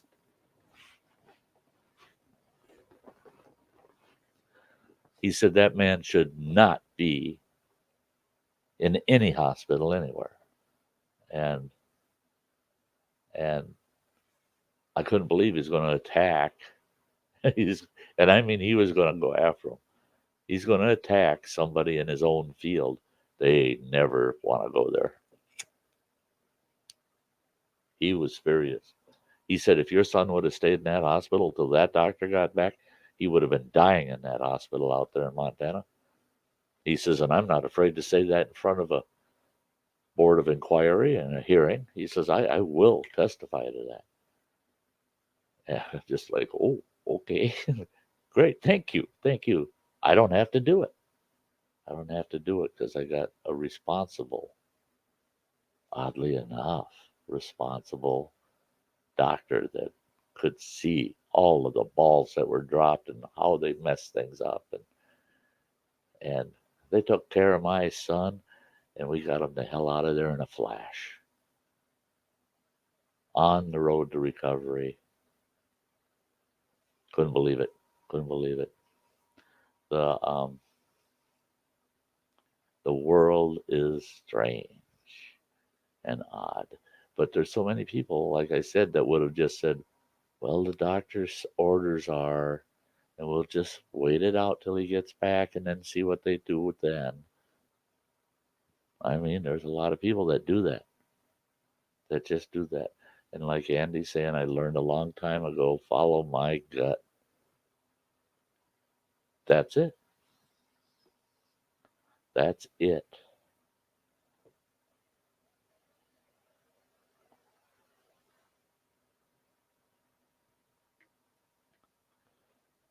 Oh yeah, Dr. Cart. I remember Dr. Cart. Um, he was one of the what they called them fellows. There was like 6 of them, and there were 3 top, and then there was that lead pediatrician. He was in charge of the whole clinic. He was in charge of the whole clinic, and he insisted on spearheading Running Water's case. Um,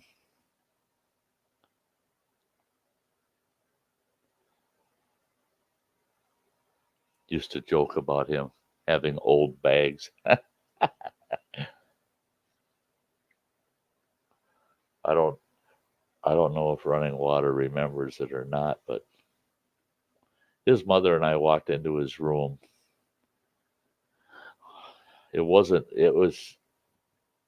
about 4 hours after, about 4 hours after they took him out of ICU and moved him back into a regular room. And we walked into the room, and the poor kid was in tears. I mean, he was just in tears. And he saw us, and he's, with one arm, he's reaching out to us, and the other arm, he's holding across his chest because it hurt so damn much. And he's in tears, and he's reaching out to us.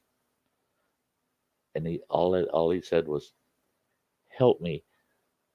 She's mean." And there's this mean ass bitch of a nurse, and she's not coaching him, talking to him. She's not asking him. She's not suggesting to him or reasoning at all. She's yelling at my kid, "You will cough, and you will get up out of this bed, and you will walk, and you'll do it right now." Holy shit. I flew across that room, got between her and him, and she goes, "Oh, sir, what do you think you're doing?" I said, "You put one finger on my boy, and you open that smart, nasty mouth of yours in front of me." I said, "You'll need to go to the emergency room." "I have the right. I'm his medical caregiver and on and on." And I said, "The hell you are. The hell you are." I went and I got a hold of that lead pediatrician, and I told him, I said, and she wasn't going to leave the room. I told her, "You will leave this effing room. I'll throw you physically out of it. You'll go to jail." I said, "Good, good. And I'm going to make it worth going to jail because I'm going to beat the snot out of you. Treat my kid that way." She finally left the room, and I went down to the main desk, told them what was going on. They got a hold of the lead pediatrician. He came and talked to me, and he says, "I need to talk to her before I make any decisions." He talks to her, comes right back to me. He was then talked to her for 10 minutes. He comes back, sees me in the hall, and he says, "I don't know that he says, "It's not going to make you feel any better what I have decided to do." He says, "But at least you'll know that something was taken care of." And I said, "So what happened?" And he said, "Well, she doesn't work in the peds department anymore." He says, "We have a couple of other clinic branches. She can go to work for them, but not in direct patient contact."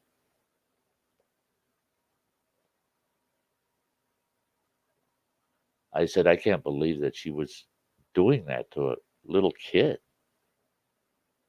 And he said, "Everything she was yelling at him that he had to do, she was absolutely correct on what he needed to do. He didn't have to do it, but he needed to." And he said, "She told me that you yelled at her, 'You stupid bitch.' If you help him and you explain, he'll understand and he'll do his best to do what you want. But you can't stand here and yell at my kid." And she said that she told me I can do what I want. I'm his caregiver. And I said, "Thank God she was honest." And he says, "That's the only reason she still has a job." He said, "Because her behavior it will never be allowed here." And he said, "But she is an intelligent person. She just does not have the right people skills, and we can't have her around children. So she will not be working in the peds ever again." Well, that made me feel pretty damn good. And it was because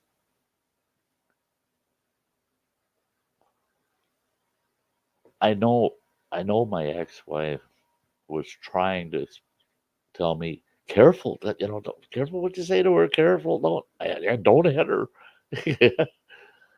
Oh, I was pissed. She knew it, and I I had to ask myself, why did I go to such an extreme with that woman to actually downright threaten her? "I'll beat the tar out of you right out here in the hallway. If they're going to throw me in jail, I'm going to make it worth it." So I threatened her. I said, "I will make it worth going to jail then if you force me there." And I asked myself, why did you go that far, Sty? Why did you go that far with it? Well, it it was my gut feeling, just like Andy was saying. I had to follow my gut. This woman, if I gave an inch, she was going to go a mile, and I just couldn't do it. Good night, James. Yeah,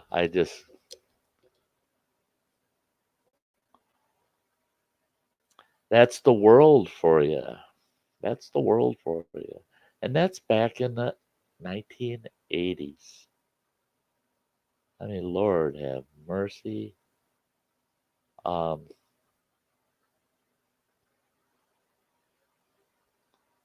yeah, we're talking over 30 years ago. It's nuts. And it angers me just as much today as it did the day it happened. That's why I don't ponder on it very often because I get wandered. I just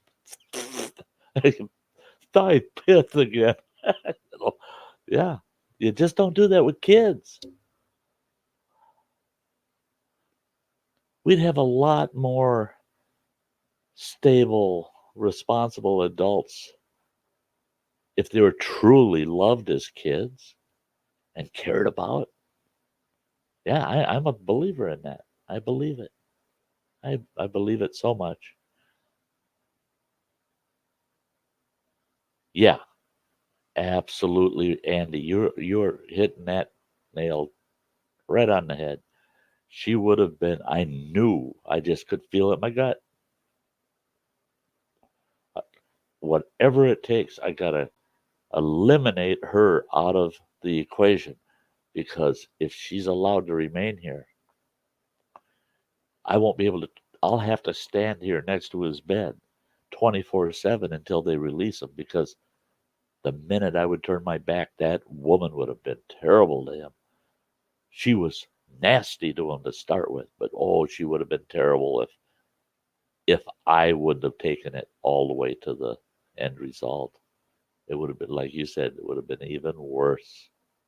And I'm not kidding. That kid, oh, all of the pain, control had been taken away, and then he was put on standard pain control at that point. So, and I know from my open heart surgery what that it's a pivotal change. It's short lived, but that's a don't effing touch me. Don't you tell me what. Just let me die, man. This you don't know. You don't know. Yeah, you want me to cough?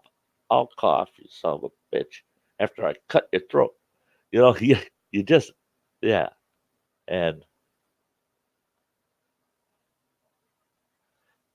oh yeah, yeah. And in her mind, she would likely have considered she had every right to be a complete mega bitch. Yeah. Oh, and that was part of what she was yelling at him too. Is I give the orders here. You do as I tell you, not what you want. You will not be doing what you want. You'll be doing exactly what I tell you to do. Oh, bitch. Running Water says, I remember three first night at Plains, Montana hospital. You were only in Plains one night, buddy. One night. One night.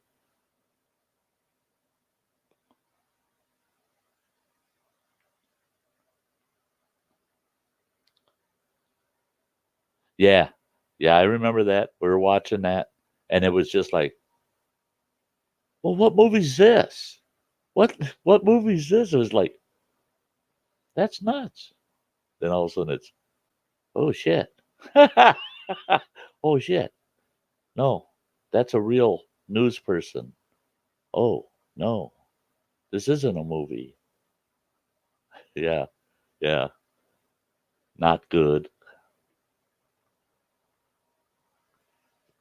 No, when we got the planes, they only kept you one night. As soon as they had your x rays, they did not have a radiologist that could read the x rays at the hospital. They called that radiologist And in the amount of time it took him to drive from Missoula to get up there, and you read your x-rays with your mother and I standing on each side of him, and he said, "My God, man." And he looked at the attending doctor and said, "That is one solid mass in his chest." He did not believe there was even a lung on that side. He believed it was a solid mass. They said, "He's off to Missoula right now. Right now. He's out of our hospital. We can't even put him in a standard room." He never left the emergency room unit until he left for Montana, because they they said, "We're not even equipped to maintain him. We don't even have a good enough trauma system to maintain him as critical as he was. He has to be gotten out of here." And they did. They got him the hell out of there and straight to Missoula. Um, it was almost 24 hours from the time we got there before they shipped his butt to Missoula. But the 3 was a typo. but but yeah, I remember that. It was nuts.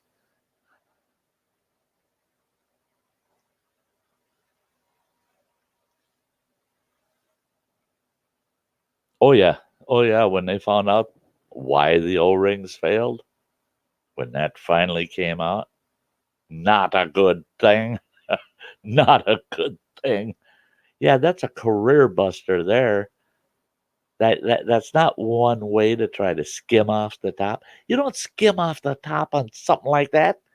Jesus. That's why I always wanted, as a little kid, I always wanted to be an astronaut.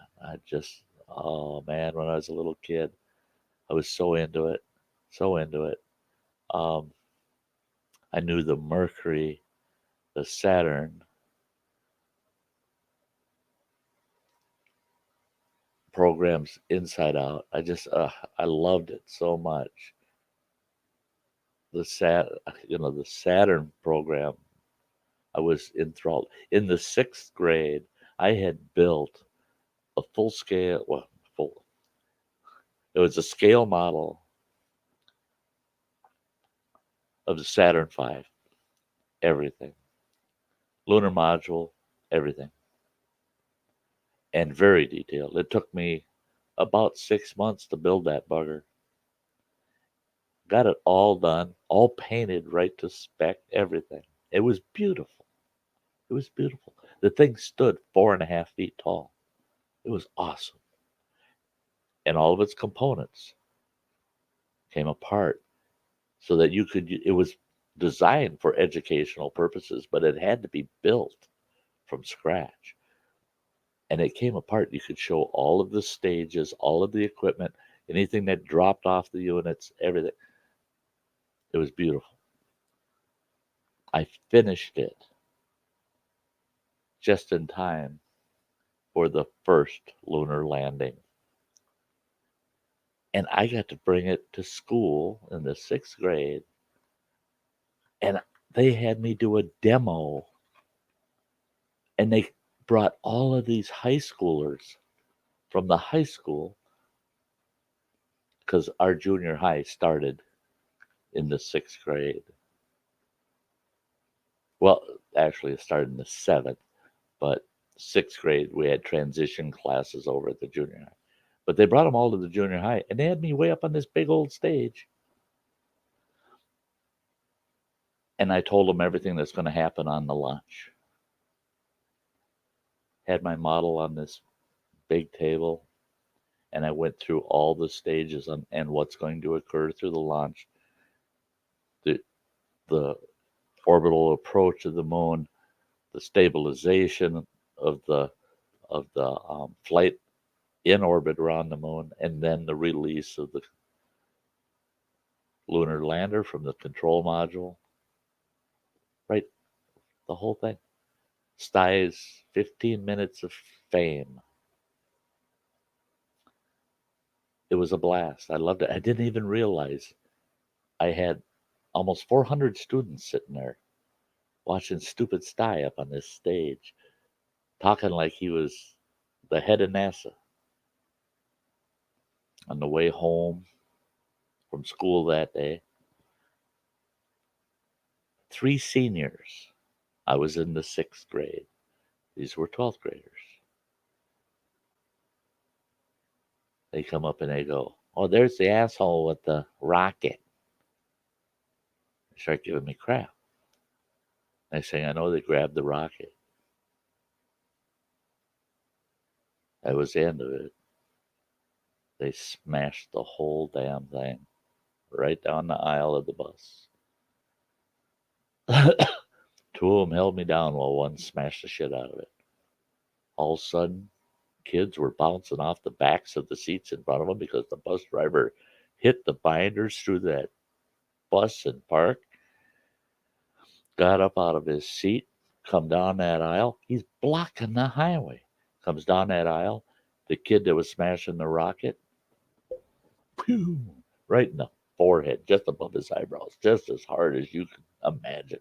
And this bus driver was kind of a short, stout guy that had biceps about that big around. So when he popped that 12th grader, that senior, that kid went the full length of that bus and hit the emergency door when he. That's what stopped him. If the door would have been open, he would have been on the street. And he turned around and looked at the 2 that were hanging on to me. And now I can tell they're not hanging on tight anymore. And I come around and I gave a left uppercut to the kid on my left side, got him under the chin, and he damn near bit his tongue off. And that bus driver got between that kid and me right away, shoved that kid down in the seat that he was standing by to reach over to hold me down. It all came out at the end that a dog ran out in front of the bus and he hit the brakes, and all these kids, they got, some of them got, bloody nose or a bruise or two. And this kid was standing in the aisle and he went flying and hit the back door. And this other kid, he was standing in the aisle and he went flying the other way and he hit the back of the bus seat, almost bit his tongue off. There wasn't a soul on that bus that said any different story because that's what the bus driver said happened. But the rocket was gone.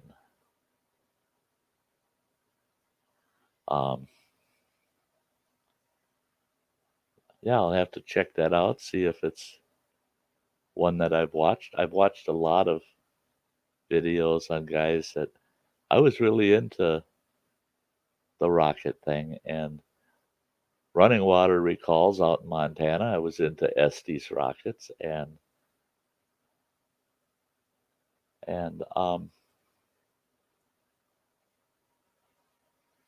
I think, I'm not sure, but I think that's one that you had sent me before, but on a different issue. But yeah, it's saved. but yeah, I mean, yeah, David Adair. Yeah, I think I've seen it. I don't know. The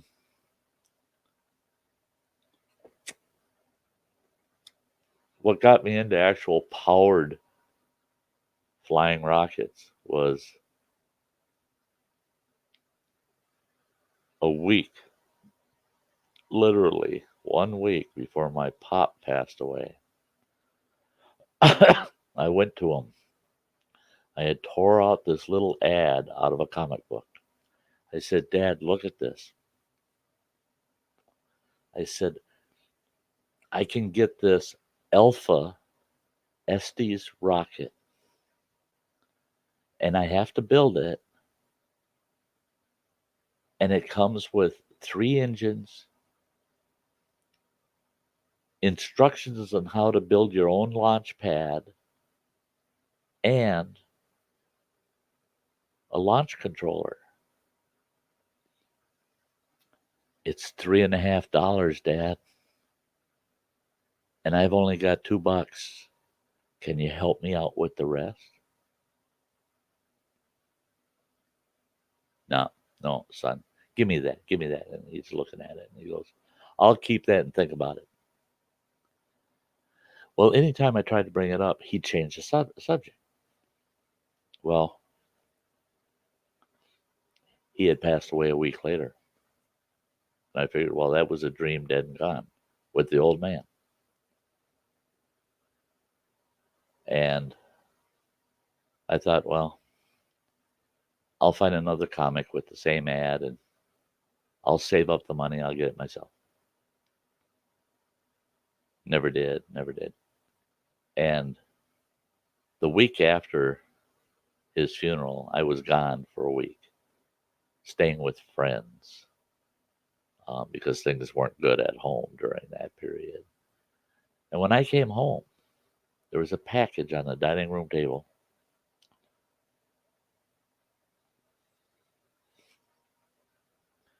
And my mother says, that package is for you. And I went over and I looked at it, and it's addressed to me. I opened it and I saw the word Estes right away. And I'm just like, whoa. Tore that thing open, and here it is. It's that Alpha rocket kit, the launcher, the instructions on how to build the pad and everything, and the 3 engines. Sty's first Estes powered rocket. That was sweet.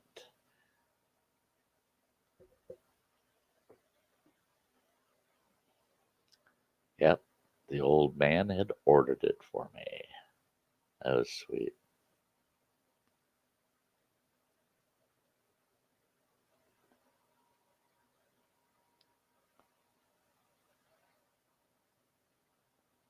Oh yeah, yeah, yeah, Andy. Yep. Funny as hell in places. He even causes a cow to get killed in a stampede from one of his failures.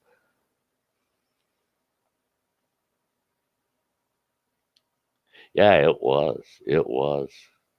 You know, and on its maiden flight, it was awesome. Flew like $1,000,000. Straight as a stinking arrow. Deployed the parachute, came down, no damage. Just like $1,000,000. It was absolutely beautiful. And I wish the hell we had digital cameras back then. Second launch went as clean as the first one. Now I've got an audience. The whole damn neighborhood's showing up to watch me fly this rocket off of the big hill in our front yard. And that rocket was rated for about 1,000 feet. And third launch, oh, Challenger incident. My heart was broke, but then it healed quickly. Third launch, that sucker took off, and it had a faulty engine, and the engine burned through the sidewall of the engine, and the heat from it somehow melted that umbrella and the rubber band on it into the fuselage.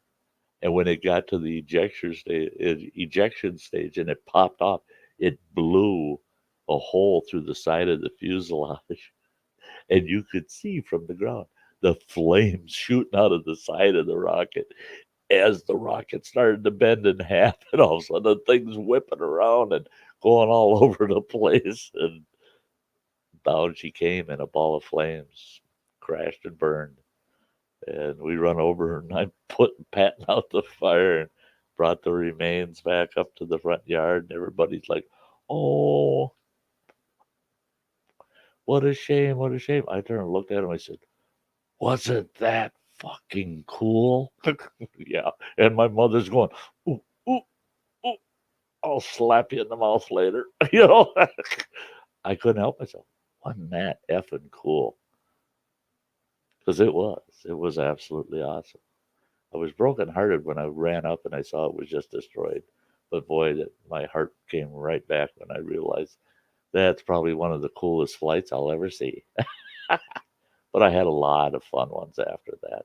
And Running Water knows um, I was big into model rockets in Montana. And I take the family. We went out I had built a full replica of the Challenger and of the shuttle,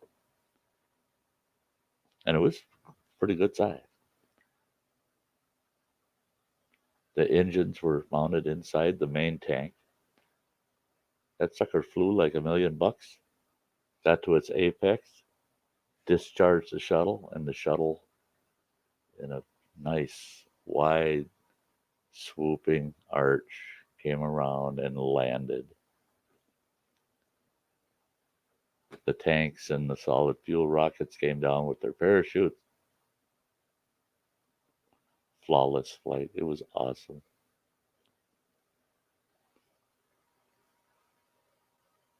Yeah, yeah, yeah.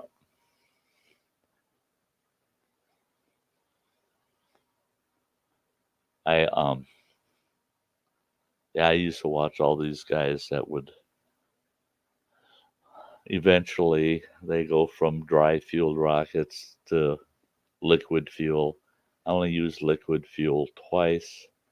I was not licensed and certified. You have to be licensed and certified to use liquid propellant in a rocket unless it's just simply under pressure, like water in a pressurized tank.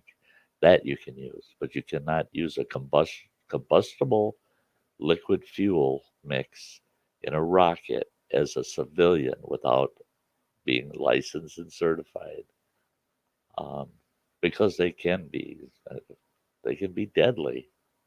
If something goes to shit on you, you could blow up a neighborhood. you know, um, but you don't get into the liquid fuel until you start going for high altitude rockets, and then you got to get FAA clearance. You got to log a flight plan. They got to know exactly when that thing's leaving the ground, and they got to give you permission to make sure the airspace is clear when you fly that thing. And you're risking taking out a private airplane or a big airliner. All of a sudden they got a homemade 12-foot tall rocket going right up through the middle of section 15 in their airplane.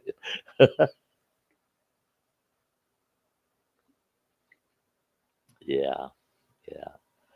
That's fun stuff, though. I mean, and that's again, people question me that, well, how do you know this? How do you know that? It's because Sty wanted to get his hands on everything. I tell you what, I was such an inquisitive, rotten little monster. I wanted to know everything. I wanted to know everything. It didn't take me long though to figure out you ain't never gonna know everything, but learn as much as you can. Learn as much as you can forever. Just keep learning more, more. And that's why I like meeting people and kind of feeling out where they're at. And if they're good communicating type people, and they want to share their experiences and their knowledge, things they've experienced. Look at tonight. I don't know how many times I said, no, actually, I don't know what that is, or I'm not familiar with that. I'm going to have to check that out. I'm not, Sty's not shy to say, I don't know what that is. I got it, or I don't remember what that is. Doggone it. It's familiar as it's in, but I don't remember. I'm going to have to go check that out. Um,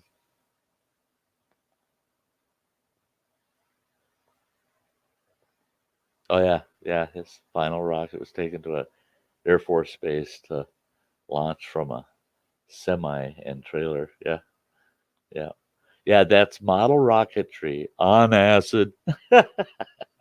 Oh, today though, I mean these guys. Oh, it's extreme. Model rocketry has gotten insane. That's one thing if I live long enough, that's one thing I might even this winter yet. Doggone it, at least I'll start on a small scale. I used to love building balsa airplanes, balsa model airplanes, rubber band powered, full scale Cub airplane. They're just coasters. You know, you could you can modify them and mount small Cox airplane motors in them. I don't want to get back into the gas motors anymore, but I want to build those balsa airplanes again. I love it. All the intricate rib work you got to do for the wings, fuselage, dope and paper, everything. I want to get back into it. It's an awesome hobby, especially in the winter. If you can't be outside, open the curtains, look at that nasty weather, and sit here with your big cork board. Use a great big, you get a big cork board. Set all your templates and just work away on that bugger while you're looking at that nasty weather, watching YouTube. Yeah, yeah. I love that stuff.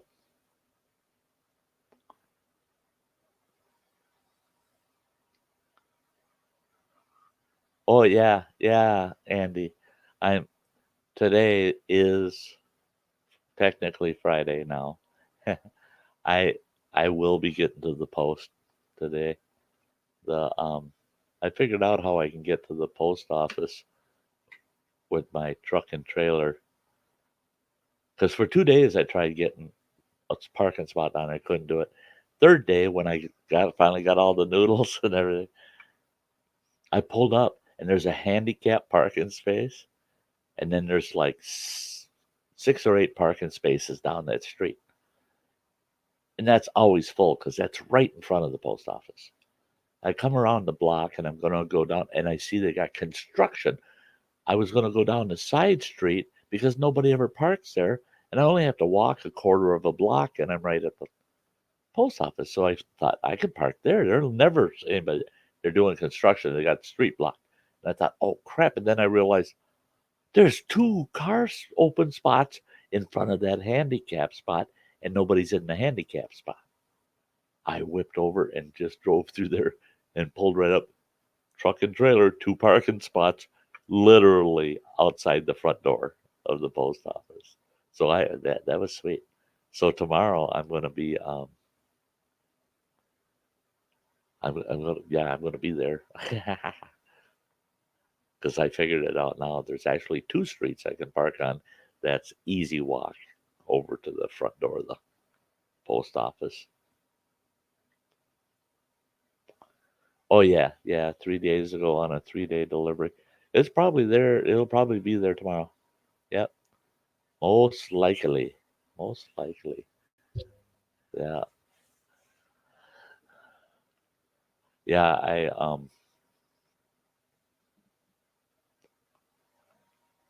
I keep telling myself how disappointed I am with this summer that a lot of things just didn't work out the way I wanted them to, and blah blah blah blah. Blah. Then I realized, nah. Quit sweating it. Quit sweating it.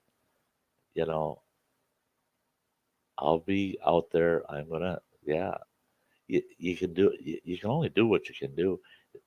For some damn reason, the sun comes up, then the damn thing goes down, and the day is done. Damn it! and and then you can always use your car for errands.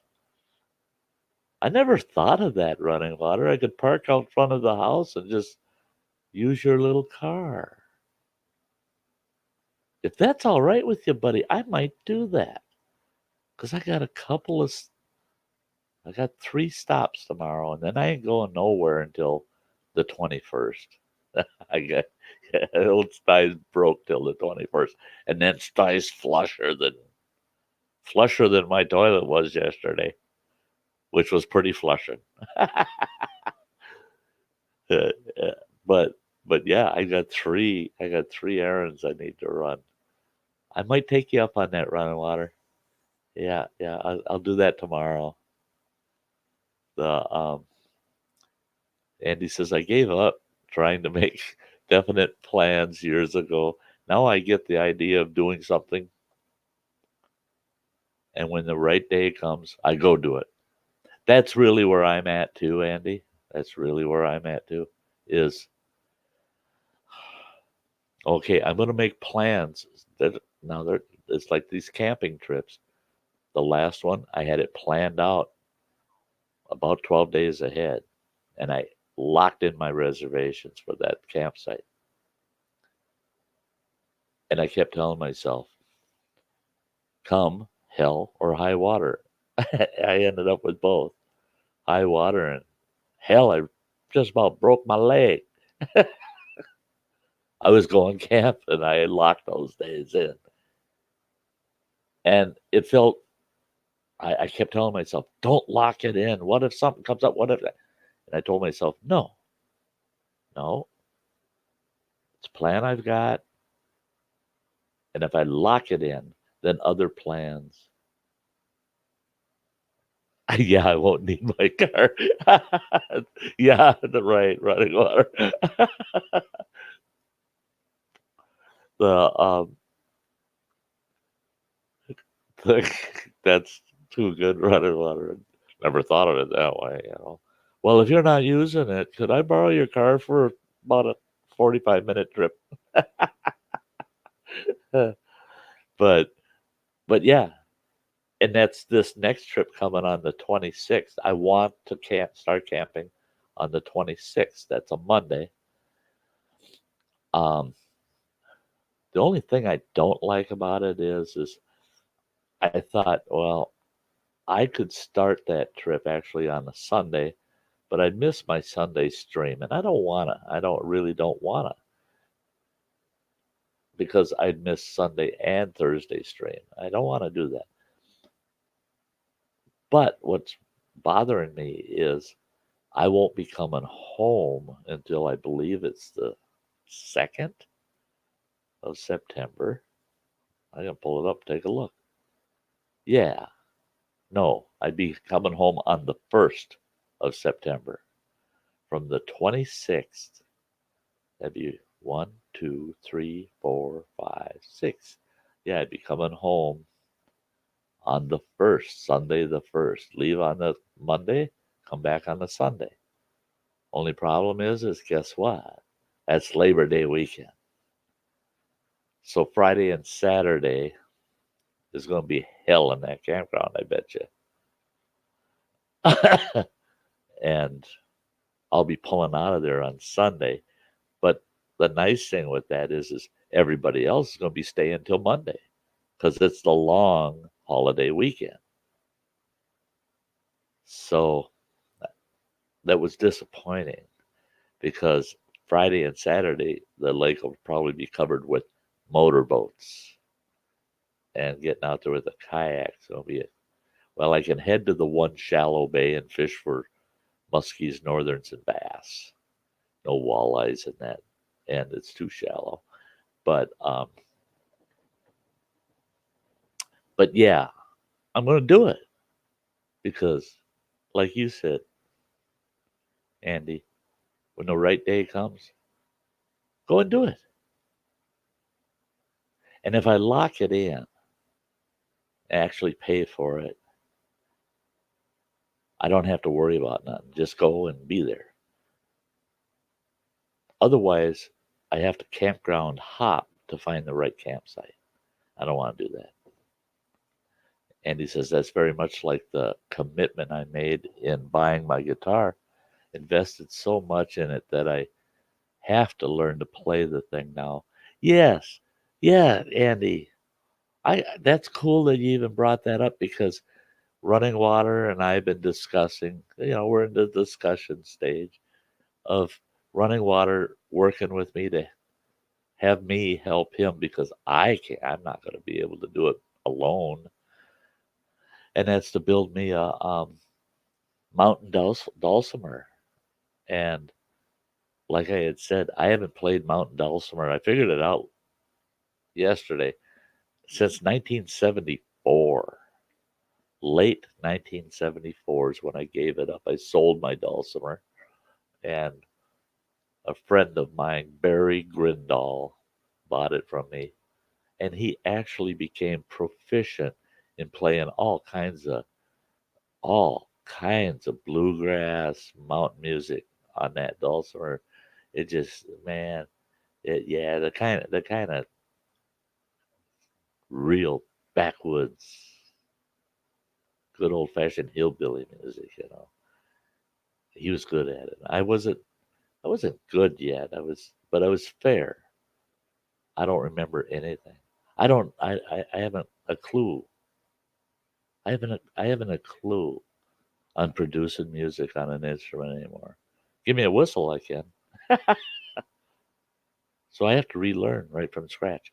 So I did a bunch of searches, and I got this huge private playlist full of all these great people, all instructional videos on how to play that dulcimer, strum and pick. Um, I won't have to fret at all with slide bar. Yes.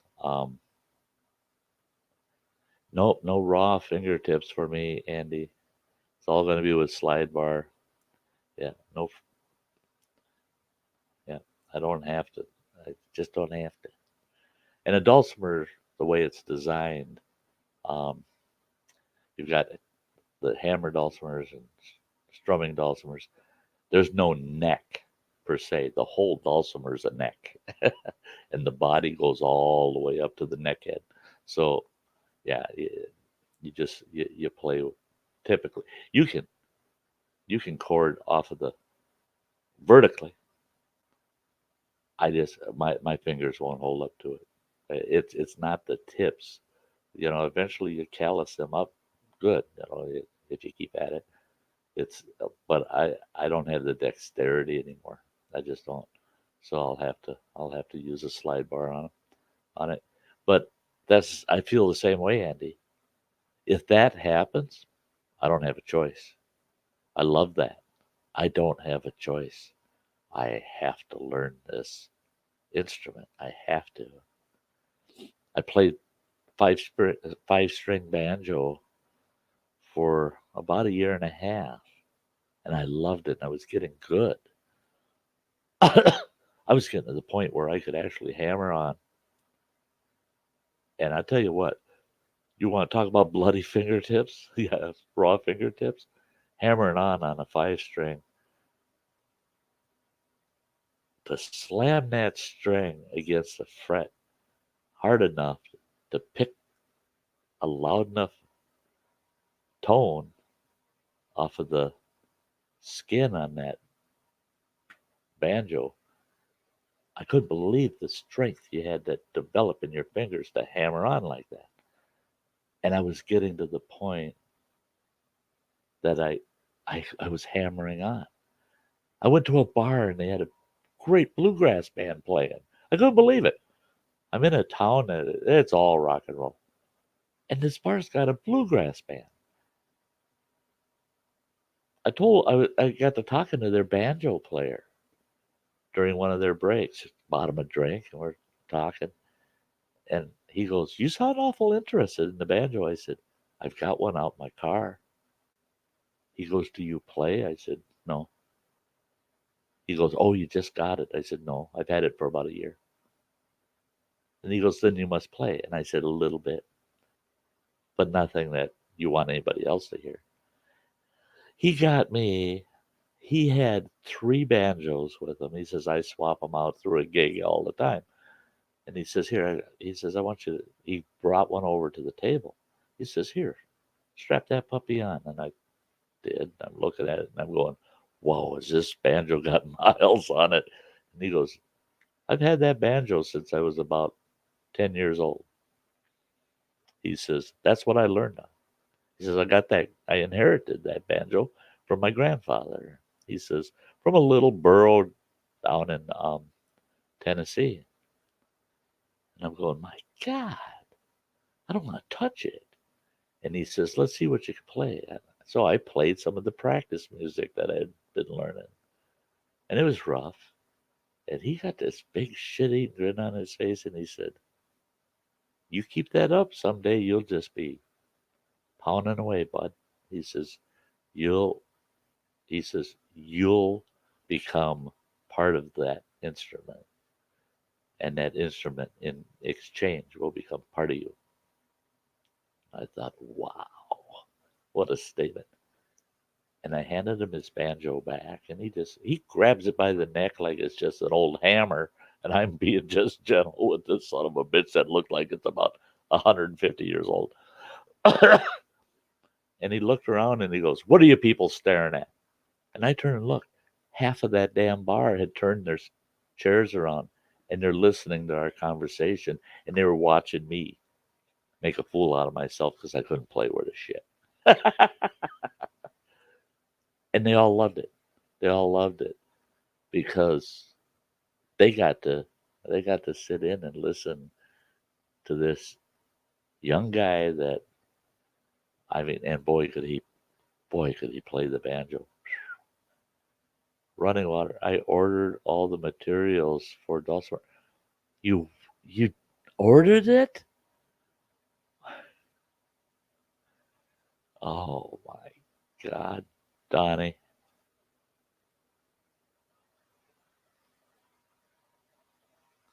Oh my God.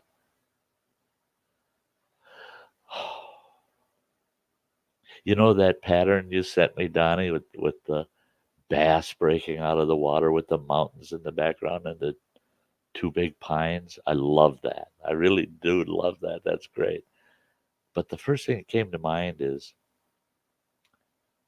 I don't know about there's that thin line that runs down the fish that's supposed to be the lateral line that a bass has on its body. There's that thin line on there. I think that can be eliminated, that thin line. The line of wood that will make the gill plate can stay in there. But that thin lateral line, I think we can just remove that out because it has the proper shape of a bass. You can't mistake it. But that thin line, I can see. I mean, I'd have to walk around with that dulcimer up against me 24/7 saying, don't anybody ever breathe on it, get close to it, because that lateral line will be so brittle, or or I should say vulnerable to being brittle. Some kid comes up and goes, "Oh, look at that knife!" And snap, they'll bust that right out of there. Yeah, you ordered it last week. He's been playing me out. This kid, he's been playing me out, and he's doing this stuff again. He doesn't consult with me. He doesn't give me the chance to say, no, son, no, you don't have to do that.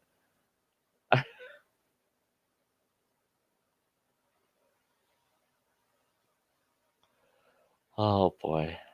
Oh boy. And the nice thing is, as much as I love the outdoors, I take that dulcimer with me out camping. I can sit there in the evenings when I got nothing else to do except enjoy camp. And I can sit there and practice and learn. And that's the benefit is I'll have the opportunity and I can do as Andy's saying. You don't make plans. It's just that when the opportunity arises, you can say, okay, I'm going to do it. And that's the way you can treat something like that. And I'm sure, Andy, you do that with your guitar. You got times when you got to practice. And then you got those times where I ain't doing nothing else. And there's really nothing important. I'm going to practice my guitar. I'm going to just go for it now. Boom, grab it. I'm going to do this. Because you have that ability. Yeah, yeah, running water. It will. It'll leave a really nice silhouette that can't be mistaken for anything except a bass. So yeah, I think the scenery is awesome. Just awesome. I would say the only thing other than that bass would be the exact same scenery, but with a wolf howling or something. Those would be the only two things I would like, I think, on that dulcimer. horn. Yeah.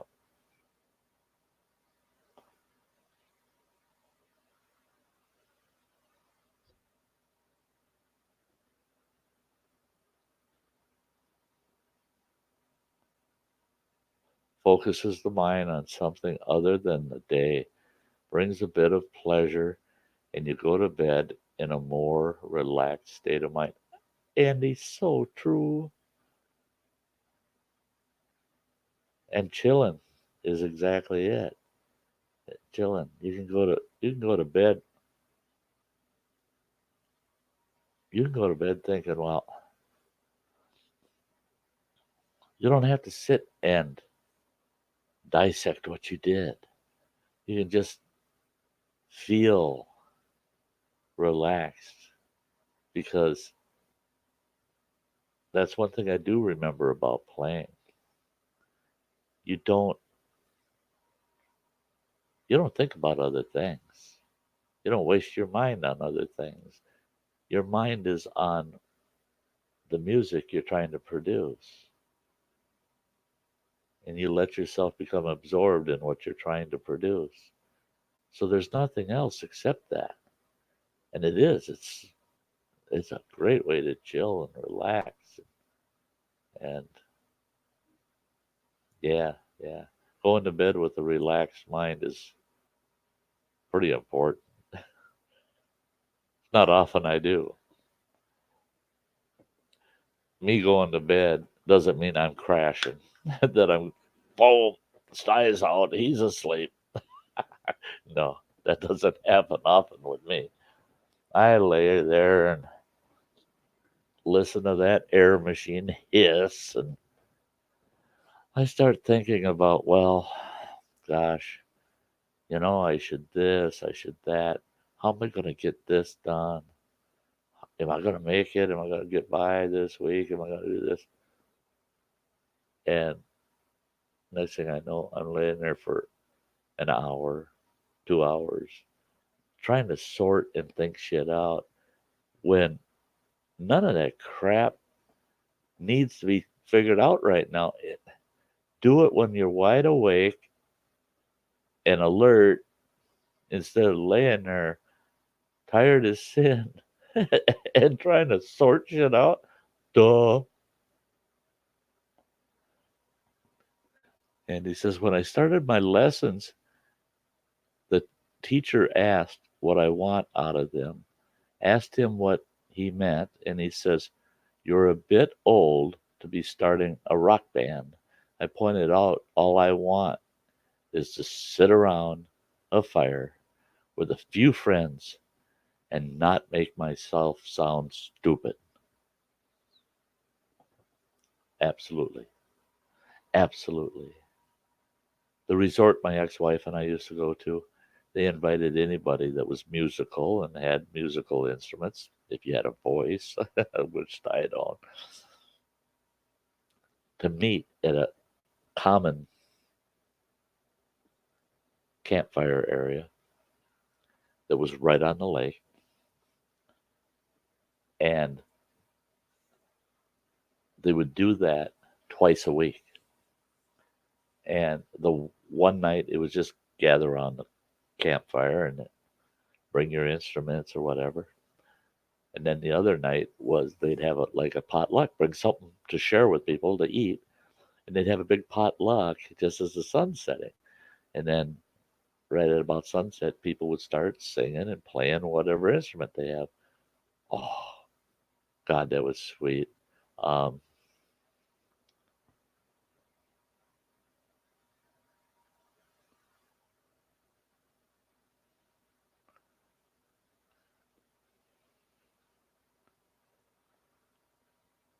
that's great, Andy. You got the right teacher. You got the right teacher. Absolute right teacher. To which he said, we can do that. We can get you playing well enough you ain't gonna look stupid. Enough that you get the enjoyment out of it, enough that the others will enjoy your presence. Yes.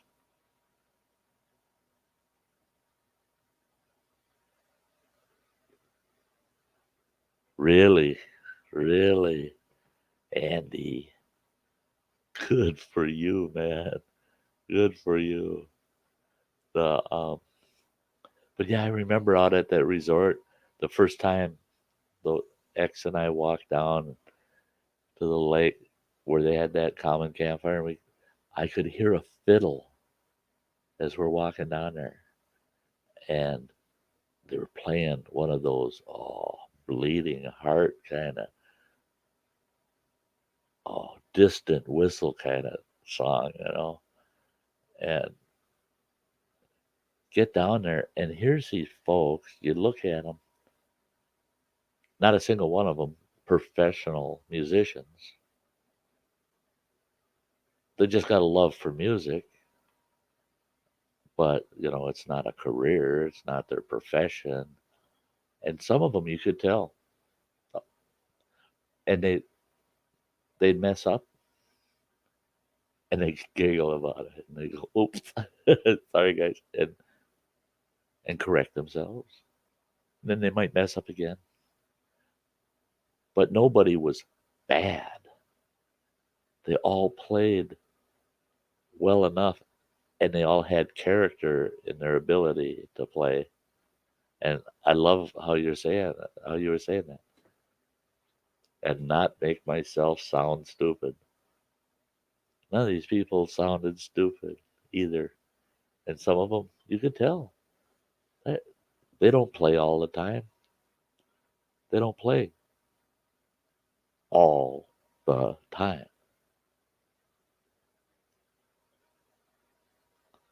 Struggling with landslide though. uh, yeah, yeah. Endeavor to persevere. Yeah. Keep it up, Andy. Keep it up. Yeah. I'm I'm behind you, man. And I don't like that, any more than any other older person when they say, um, "Aren't you a little too old to be wanting to do that? To start something new? You're not gonna become a great musician at your age or start an awesome band. Do you really think that's why I would have showed up?" Yeah, now I feel like you're calling me stupid. Yeah, I'm not delusional. I want to learn how to play fairly good music. Yeah.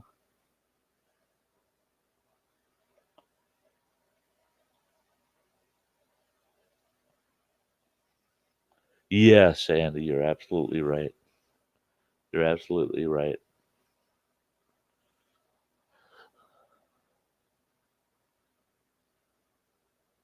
There you go. There you go. One of his students is 72, and like you, he's just doing it for himself. And that's the key. I want to relearn the dulcimer, not for anybody else. I want to learn it for me. I want to be able to go out there and be able to play a few tunes and play them well enough that I can truly enjoy it. And then I know if somebody else were to walk into camp, I can whip the dulcimer out and say, "Hey, I can play a couple of tunes. You want me to play a couple of tunes? I'll do it." Yeah, just to be able to, because I'd be doing it for me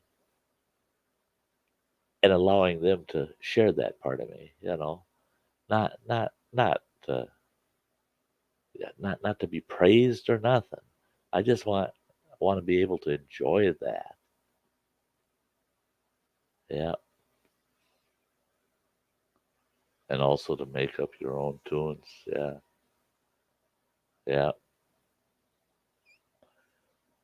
See, now I did have a flute that was made by a Native American running water. If he's still listening, he remembers Frank. Montano probably remembers Frank Montano.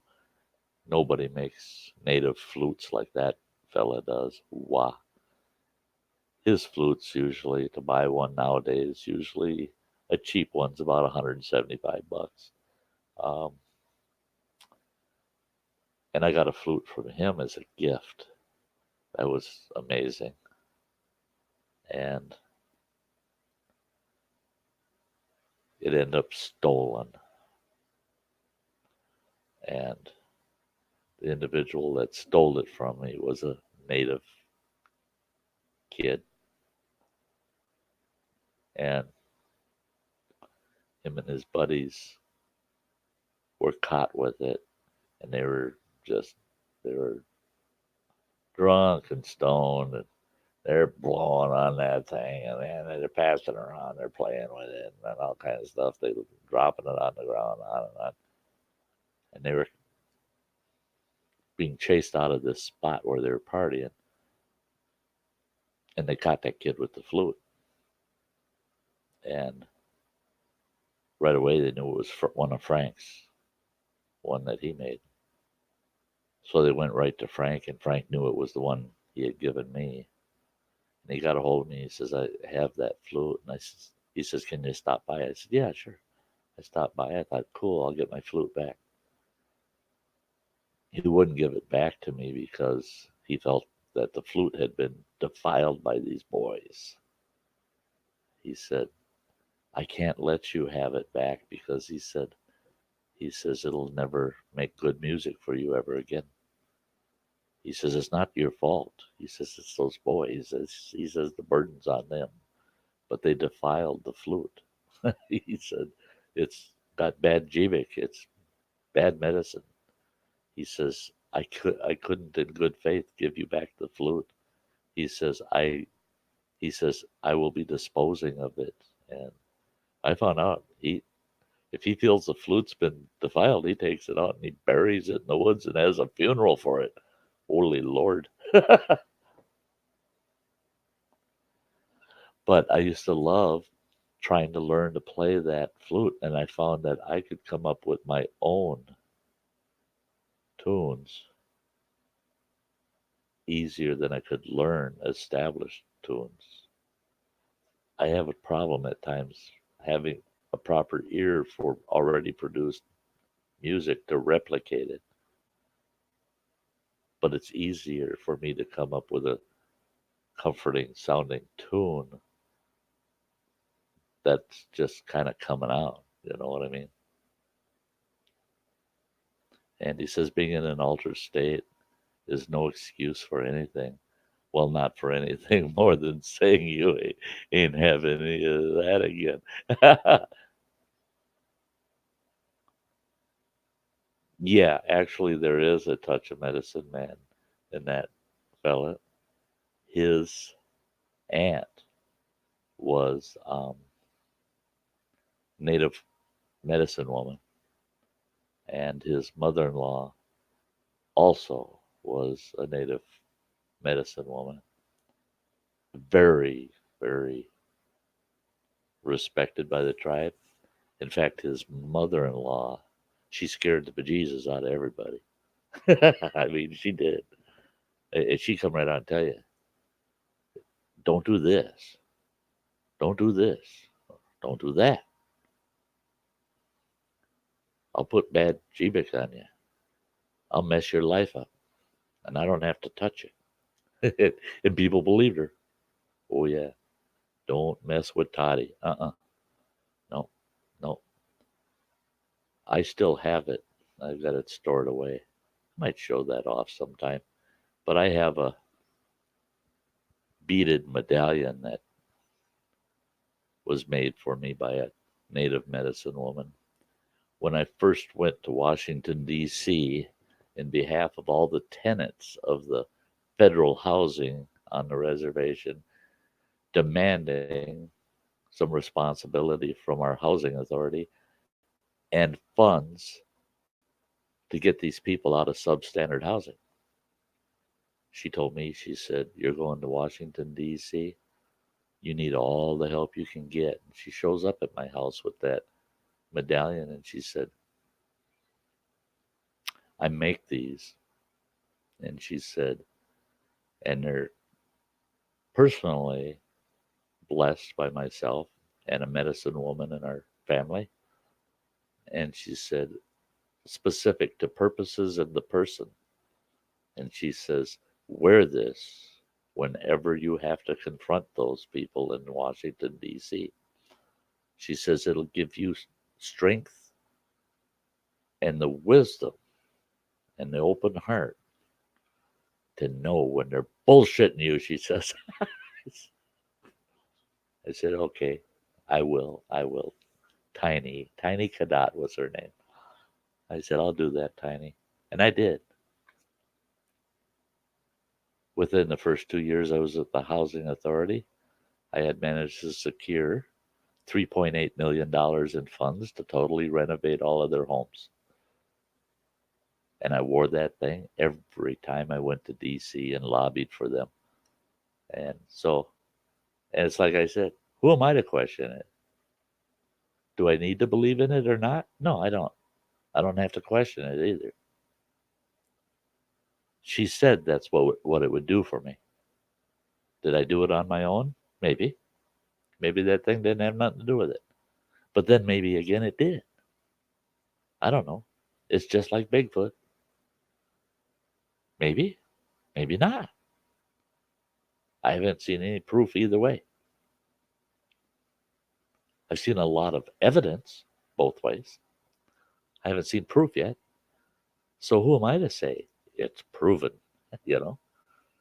Yeah, yeah,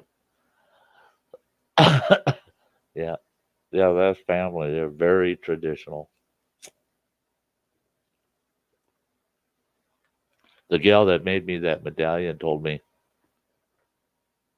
oh, she was totally against the tribe's powwows. She was so against them. And I told her, but it's good for them. And, it brings their culture back to the forefront for them. And she goes, oh, that's BS. Her and this old fella, old traditionalist that I was very close friends with, very, very. I miss him dearly, actually. Um, but both of them said the same thing. Oh, that's BS. That powwow is the biggest bunch of BS you ever seen. She said, you look at all these girls in their dresses and all the men and boys in their traditional garb. She said last year's powwow, she said we had 385 attendees in the opening circle dance. She said I counted 3 of them that were in traditional Ojibwe garb. She said all the rest of them had a mix of every tribe in the country. She said we had tribal members out there in full Lakota garb, our ancient and forever enemies. And they're dressed as them, celebrating in our tribal powwow. She said they do not know their traditions. They don't know who they are. They're pretending to be native. They're native by blood, but not by spirit or action. She said it's proof in what they wore, presenting themselves before all the elders and the youth of the tribe. They presented themselves as what we considered the murderous members of our greatest enemy tribe. But yet here they are, our tribal members. And I said, boy, yeah, I understand. When as she explained it to me, I told her, I said, boy, I can see it. I can tell how that eats at her. Well, she was 82 years old, and she had these young people that were under the age of 50, all the way down to teenagers, telling her she's wrong. Yeah, she was watching her culture kind of, well, actually become corrupted by this intermingling of it, everybody. It's like we said, everybody's equal, everybody's the same. That wasn't their tradition. Their tradition was to stay different, to be different. There were still people, just like any other tribe. We're people and we fight and defend for our people because we're different. So we do things different and we appear different. And that was being lost. Same with the language. They were reintroducing the language to the tribe.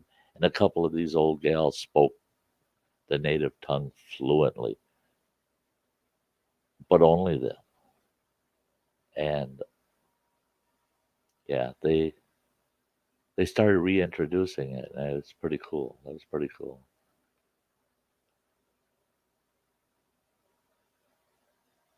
Yeah, knowing it was there, it's just it aided me. Yeah, I think you're right, Andy. And he says I don't blame natives putting on shows for the public to raise funds, but the only dances, etc., I would want to witness are the ones where they don't think anyone else is around to watch it or to be invited in to a traditional tribal activity. Now, I've done three tribal sweats with tribal elders, no young'uns, nobody. In fact, the youngest person at that time, I believe, was me. Was me. The native participants were all older than me, and I went through three sweats over a 6 year period, and I don't usually share that with anybody, but I got to actually see and go through a full, true traditional sweat in a full, true traditional sweat lodge. There was nothing modern in that sweat lodge at all. You didn't find most sweat lodges on most reservations are covered with canvas tarps. Some of them use vinyl tarps. Um, not at this one. There was no cordage. There was nada, nada. And what did you wear into the sweat? You wore a breechcloth that was made out of doe skin. You couldn't wear anything modern into there. You took off your jewelry. I couldn't wear my glasses in there. You could not take anything modern with you into that sweat lodge. It was amazing. It was amazing. Um, because what I experienced, well, and that was the thing too, is the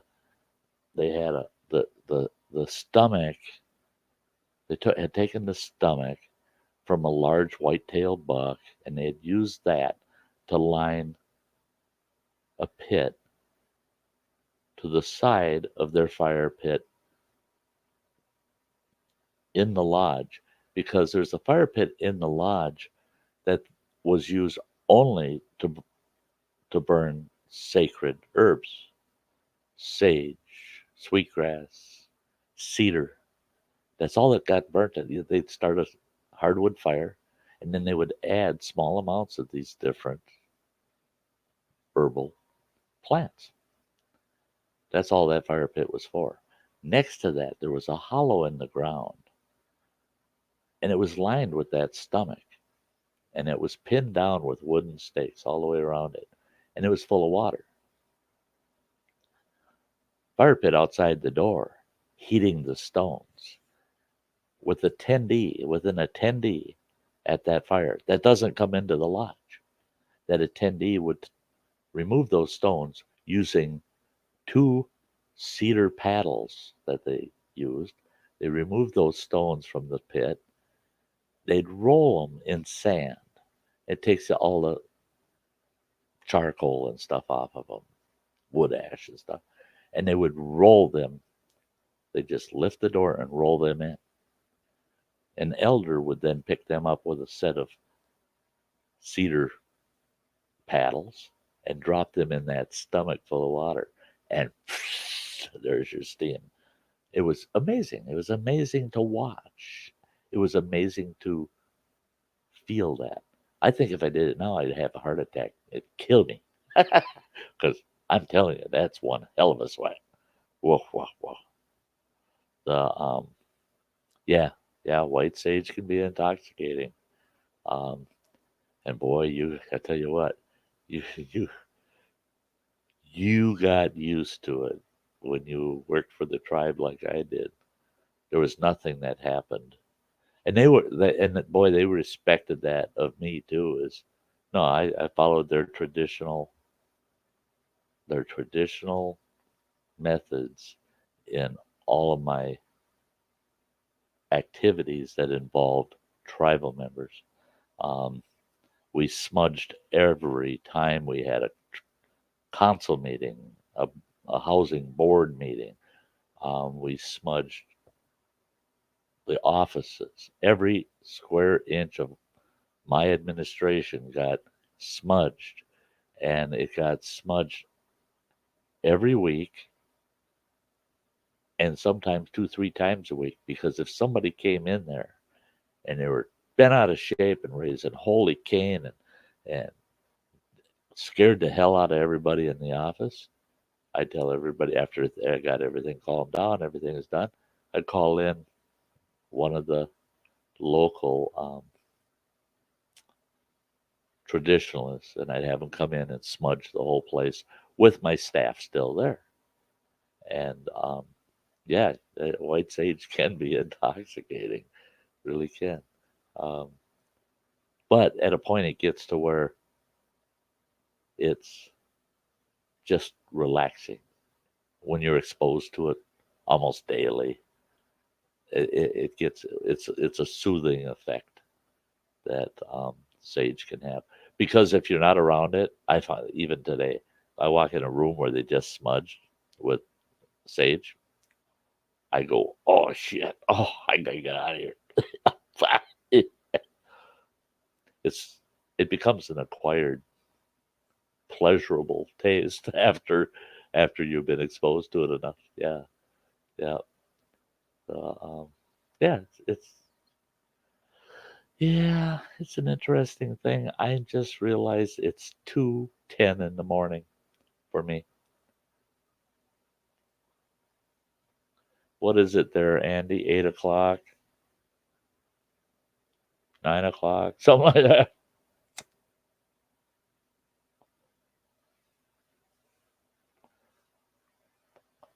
8:10. Yeah, I was right. I thought it was a 6 hour. Yeah. Oh lordy. Yeah. Well, at least both of us are in the morning. That's unusual. Because because when I start a stream, it's already morning for you. So I got to stream at least 6 hours for us to share the same morning. Yeah, Andy says, still alive, sleep when I'm dead. See, and that's me. I keep thinking, what do I have to do? Do I have to get my ass off here and get to bed? Well, I gotta shut it down before 8 hours, but um, what do I have to do? Nothing. It's gonna screw up. It's already too late. It's gonna screw up my CPAP, but it's gonna be a good CPAP record for tomorrow night because I know that by the time I get done with this in the next 45 minutes, and then I go to, I'm going to eat something. Not that I have to. Yeah, I think I'm going to eat something. Have a sandwich or some damn thing. And, and I'm probably going to not get to bed till close to 4 o'clock. Well, at 11 o'clock, my CPAP system, it records from 11 a.m.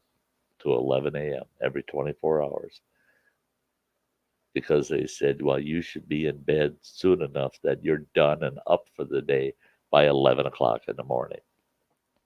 And I told them, I said, but that's not a rule carved in stone for me. I might not go to bed till 8 or 10 in the morning, and then I'll get 6, 7 hours of sleep.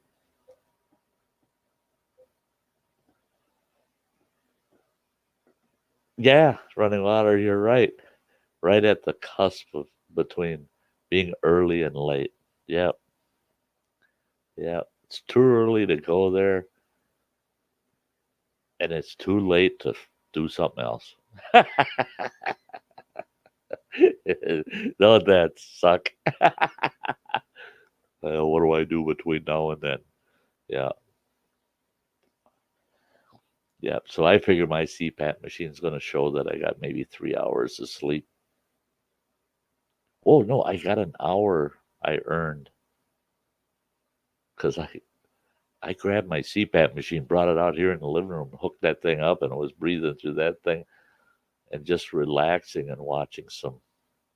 I was watching a documentary on Vietnam, watching that, and kind of dozing, but I had that machine running for an hour while I'm watching that documentary because it adds an hour to my record for tonight. I try to do that on Thursdays and Sundays. Wear that machine for an hour and just breathe through it like I'm sleeping. The machine don't know that I'm not laying down. That way, if the stream goes long, yeah, I kind of earned some time on the front end. We'll see how much time I can get at the tail end. It's the way I always look at it. I always try to get out of here by midnight. That's 5 hours.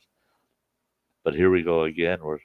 Yeah, no, I'm gonna have folks out there that lurk and watch this, and there's some folks that are gonna go out there. That crazy SOB, he did another one of them crazy long streams. It's ridiculous, on and on. Hey, have a 10-minute stream if you want. I don't care, but don't tell me how long to run mine.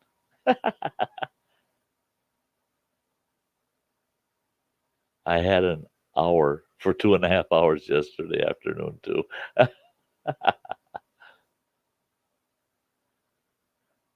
Oh yeah. Do you have an iTunes account? No, I don't.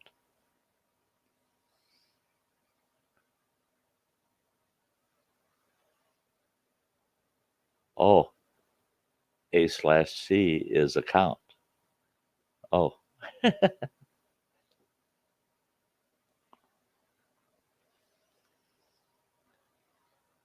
in English.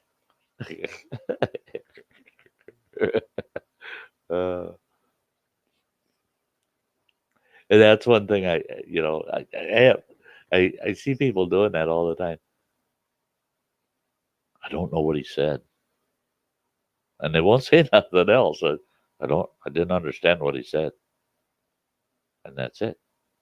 And I keep telling people, for crying out loud, if there's a slight language barrier, when it's just a slight one, don't be ashamed to say, I, di- I didn't understand that.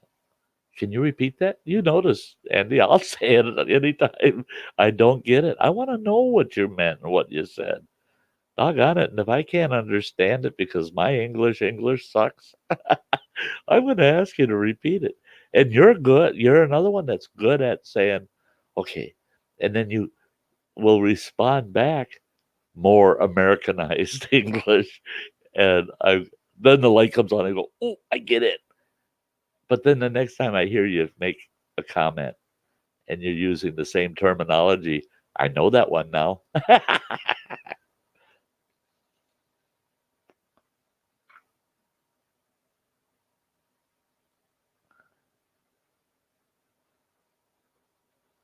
Oh,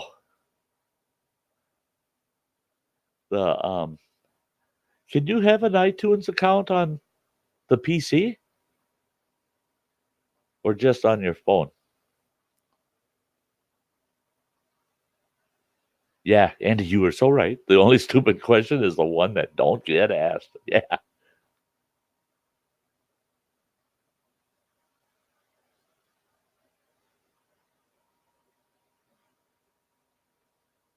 Yeah, yeah, running water. That's sometimes that's the way it feels that you're cutting off at midstream, you know. And that's it. Is when I cut my streams off, it's because I do need the rest, you know. I may have had a long day.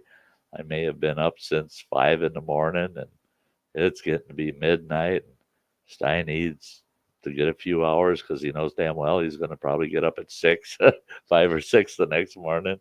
And so I'll cut it off at midnight. And, but my cutoffs are my choice, you know, and that's it. Is I like it to be my choice, and like this, you know, we got to cut off before we hit the 8 hour mark because YouTube will cut it right off. They don't warn you shit anymore. They just cut it off at 8 hours. And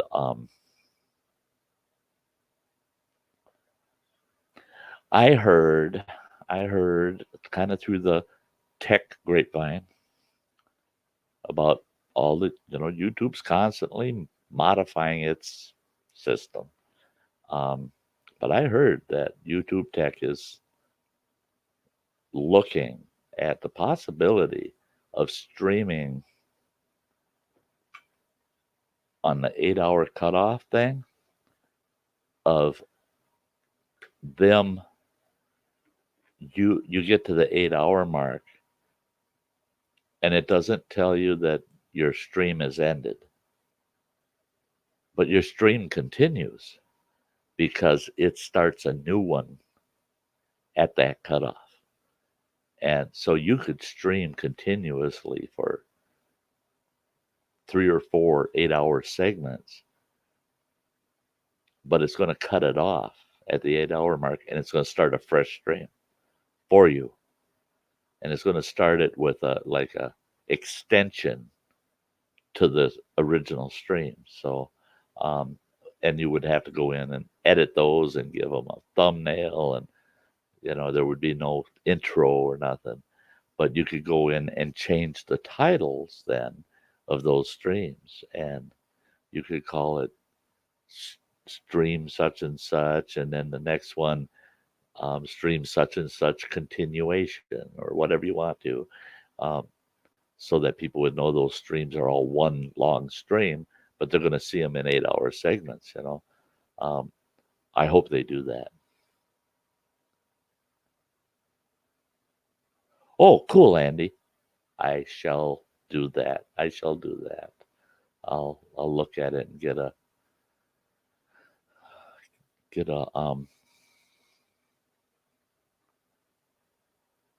an account. Yeah, an iTunes account. Is that got a monthly subscription or is that I I don't I've never had iTunes. I don't know nothing about it. This guy, he's so smart. I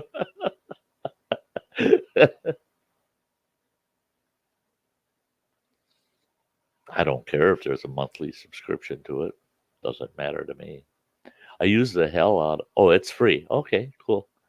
Yeah, I use the hell out of um, Amazon Music Library. I got a huge, I've got several personal albums, but one of them is called Long List. Yeah, it's ridiculous. It's got it's got over 450 songs on it, and I'll turn that on the TV here, and play it while I'm doing other stuff around the house.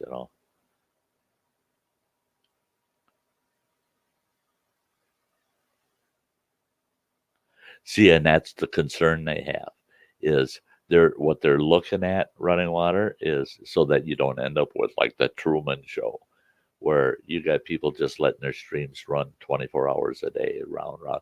There's they're talking about never allowing it to go beyond three. So two restarts, the original stream, and two restarts. After that, it's a firm cutoff. Um, and then not allow you to restream for 16 hours. So I don't know how much truth is in that, but they're looking at that. That's something they're looking into. Um, because there are people that, and what it is they're also going to look more at the content. Is there continuity between each of those segments with the theme of the original stream?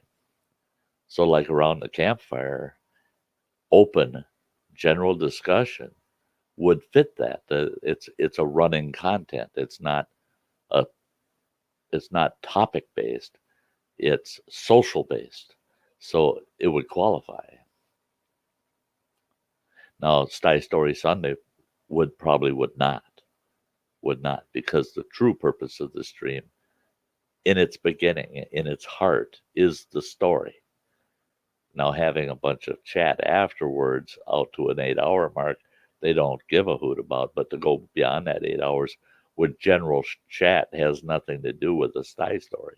I'd have to do a new Sty story in each segment to make the content qualify for continuity. See what I'm saying?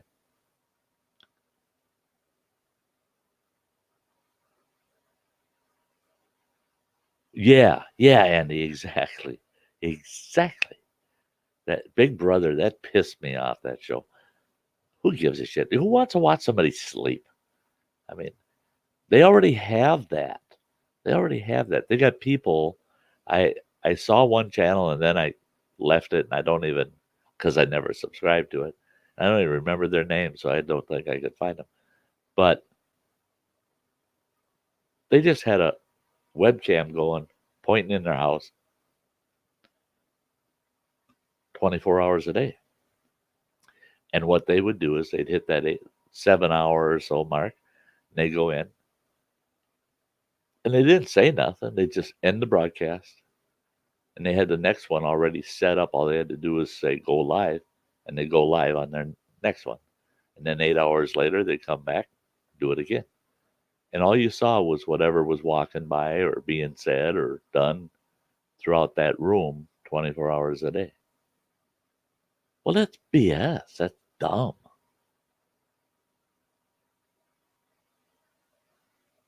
Yeah, around the campfire with a Sty story included on Sundays. Yeah,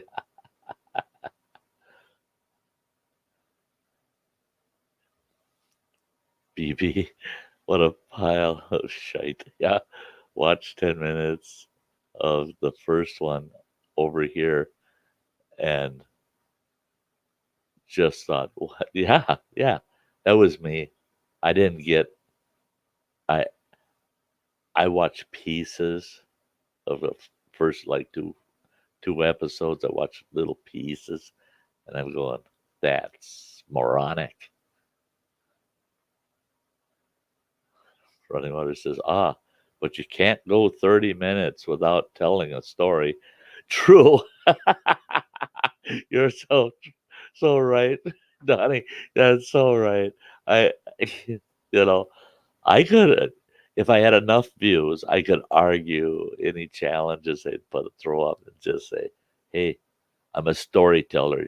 You poor dumb bastards. You got to watch the whole thing, beginning to end. And let's count how many stories I told in a live stream. I bet you I've told what? Anywhere from 3 to 10 on any live stream. Little short plugs, little stories. The Sty Stories series. That's that's actually what I got going on with the Sty Stories Sundays because they're part of the Sty Stories galore playlist. They're all in that playlist. There's, what is there in there now? 130 something, I think. I don't, I'm not 100% sure, but 120 videos. I just looked. There's 120 videos in the Sty Stories galore all by itself. Um, yeah, I don't recall, but I think I've got in the, oh yeah, I've got,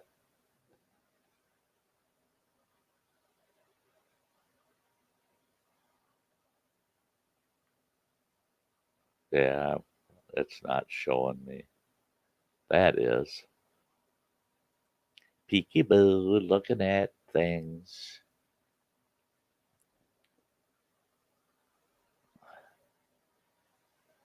395 videos in the Sty North uploads, but actually it's over 400. But they're not all loaded to that playlist. They're not. There's some in other playlists that never ended up in the uploads, and I'm not going through to search for those few to add back in there to get it up to the actual video count, which is over 400 now. The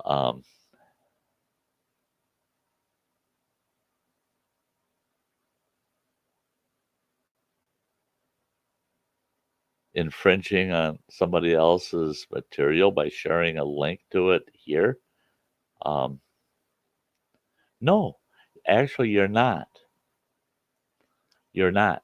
Um, that's one thing. I hear it all the time. Oh, you can't this and that because you're stealing their material because you're using that in your stream or in your video, and you're saying, oh yeah, you better check this video out, this and that. YouTube, on the other hand, does not see that. They they love it. They love it. You know why? Because if your link, what they don't like are like some of the links that take you out of YouTube. They take you to a web page. They don't like those so well. If they only see a couple, two, three during a stream, their algorithm says, nah, don't worry about it. But if they're seeing dozens of them, then they flag it. But when they see you putting a link up to another YouTube video or another creator to their channel, YouTube loves it. Because the way they see it is with those links, if anybody leaves this stream because of those links, where are they going? Nowhere. They're staying in YouTube. They love it. YouTube loves it. Um,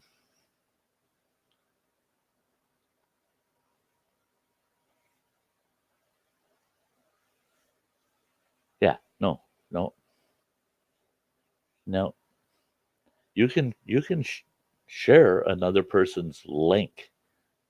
What they don't want you doing is grabbing their video and throwing it on your page. And you see so many of those, right? People have playlists with all these videos they think you should watch. So they got a playlist about car wrecks. They've never done a video about car wrecks. They just go grab them all over YouTube and plug them into their playlist. And they're getting all these people following them because they get to see all these car wrecks on their channel. Those car wreck videos belong to somebody else. YouTube doesn't like us doing that. It happens all the time though. You see it all over. They don't like that. They're trying to bring an end to that habit. Um, but they love it if you reference somebody else and give a link directly to their channel to see their content. Um, they just don't want us grabbing each other's content and showing it around, saying, Oh, this is you know, I love watching the Andy K channel for all of the Sty stories he has. That's what they don't want to see. That's what they don't want to see is Andy K is taking the credit for the Sty stories because everybody goes to see the Sty stories over at Andy K's. That YouTube don't want that. But if in your channel you're putting up videos saying, "Oh, you got to check this out. Look at this link over to Sty North's video. Look at that link over to Sty North's video." YouTube loves that because that viewer's not leaving YouTube. They want them to stay at YouTube, but they don't want them staying on your channel for content that you haven't made. So they don't care if you're sharing the content, sending people to somewhere else within YouTube. They don't care.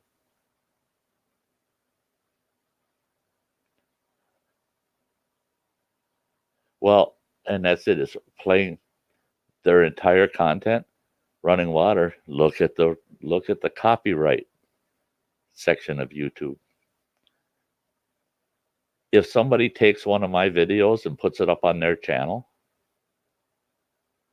and if they cut it right in half, they said, "Well, we're only going to let you see half of it." I can still put a copyright claim on them. That's my content that belongs to me. No different than any other content. Andy, just like with Kevin's song, maybe 30 seconds. YouTube shows it on my site, on the copyright claim, shows it as 23 seconds. And they got a copyright claim. They get all of the ad revenue off of that live stream. They get all the ad revenue for just less than 30 seconds of their material showing up in my video. So any content that belongs to somebody else, you put it on your channel, is subject to a copyright claim. So, and that's the thing, is that's why they're trying to get rid of these playlists that have nothing but everybody else's content in it. And they're having a hard time managing it because there's 2.3 billion channels. It's not an easy task for them to do that. Blue Wind, hello, my old friend. Here we go again. Sty has to admit, I've been keeping up with you, man. I've been keeping up with you, and I don't leave comments. I'm the worst non-commenter in the whole thing, all of YouTube. I'm the worst comment leaver. But I watch the content and I hit the thumbs up, and I don't call your channel content. It's talent, man. It's talent. I love seeing you here, old Blue.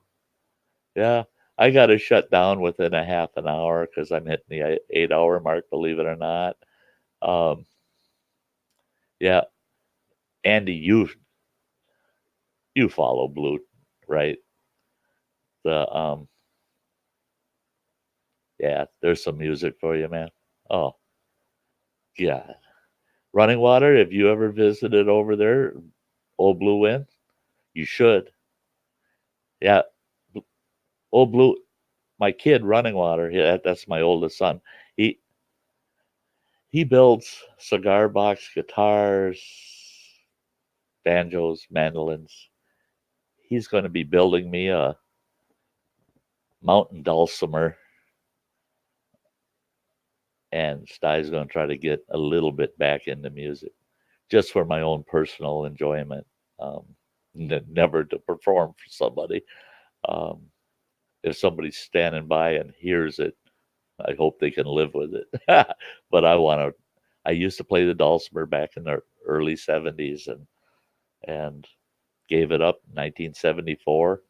I haven't touched any instruments to speak of, especially string instruments, since it would have been the spring, early spring, about February of 1976.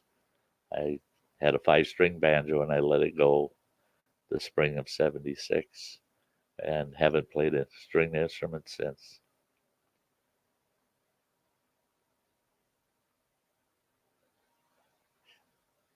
Yeah. Oh, Running Water, good. You're subscribed to 'em. Yeah. Yeah.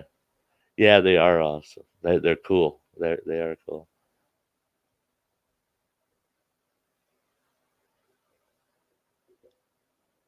Oh, you hadn't come across him before? Just now, Andy? Oh, Andy. There you go. Yeah, Andy, get over there. Give give him a sub and listen to his stuff, man. I some of his playlists. I've said it on other people's streams, on panels and the like. I I'll pull up old blues playlists and I'll start that playlist with the first video and just let him play through and get shit done around home and listen to that stuff. There's been times I've actually played some of his playlists just so I could relax and kick back. And yeah, yeah, the man, that's true blues. True blues. That's when the heart comes out in the mouth and the hands. It just, I mean, yeah.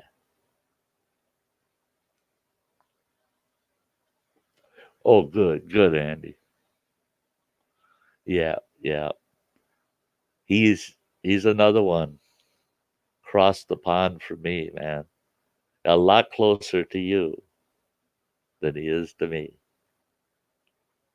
Do you live in Stockholm, Old Blue? I can't recall. Do you actually live in Stockholm or near within a reasonable distance? Um, yeah, yeah. He took us for a tour through town that one time. I was watching it. Oh, you're more than welcome, Blue.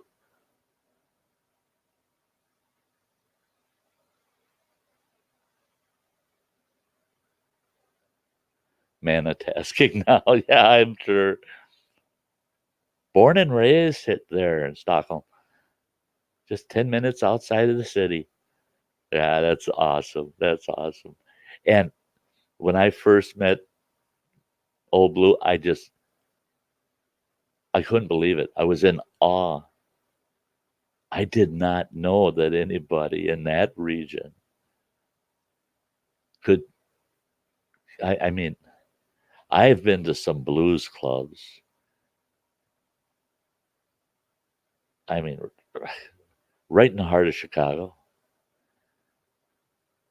at the Channel Inn in Washington, D.C. They got the most awesome blues club in this big hotel. And you won't see no white folks staying at that hotel, except for me. They were shocked. They were shocked when I insisted on my room at that hotel when I had to be at the Capitol for some hearings. And they said, "Why would you want to stay here?" They said, "Sir, you know, we won't discriminate, but this is a upper middle class, high class black community, and this hotel services almost strictly minorities." And I said, "Then I should fit in because I'll be the only one here. So then I'm the true minority, then, right?" And they just laughed and they said, "You're welcome then." Oh, yeah, I love it, Blue. Viking blues, I guess. Yes, sir. Yes, sir. And so the Channel Inn, when I found out that in their basement they had a blues club, oh my God, you go down there and all the heart and soul you hear in that club was just, man, man.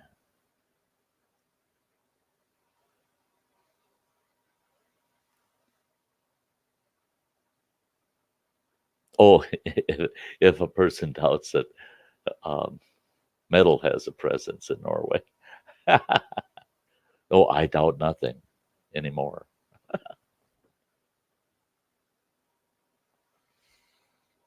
Oh, that's just like the Mongolian metal, man. Yeah, I get into that shit too.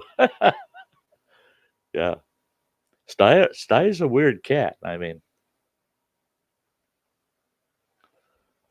a lot of people have asked me, how in the heck can you have a taste for this or that? How can you have so many different tastes? The I love the buffet. I love the smorgasbord. I want to taste everything.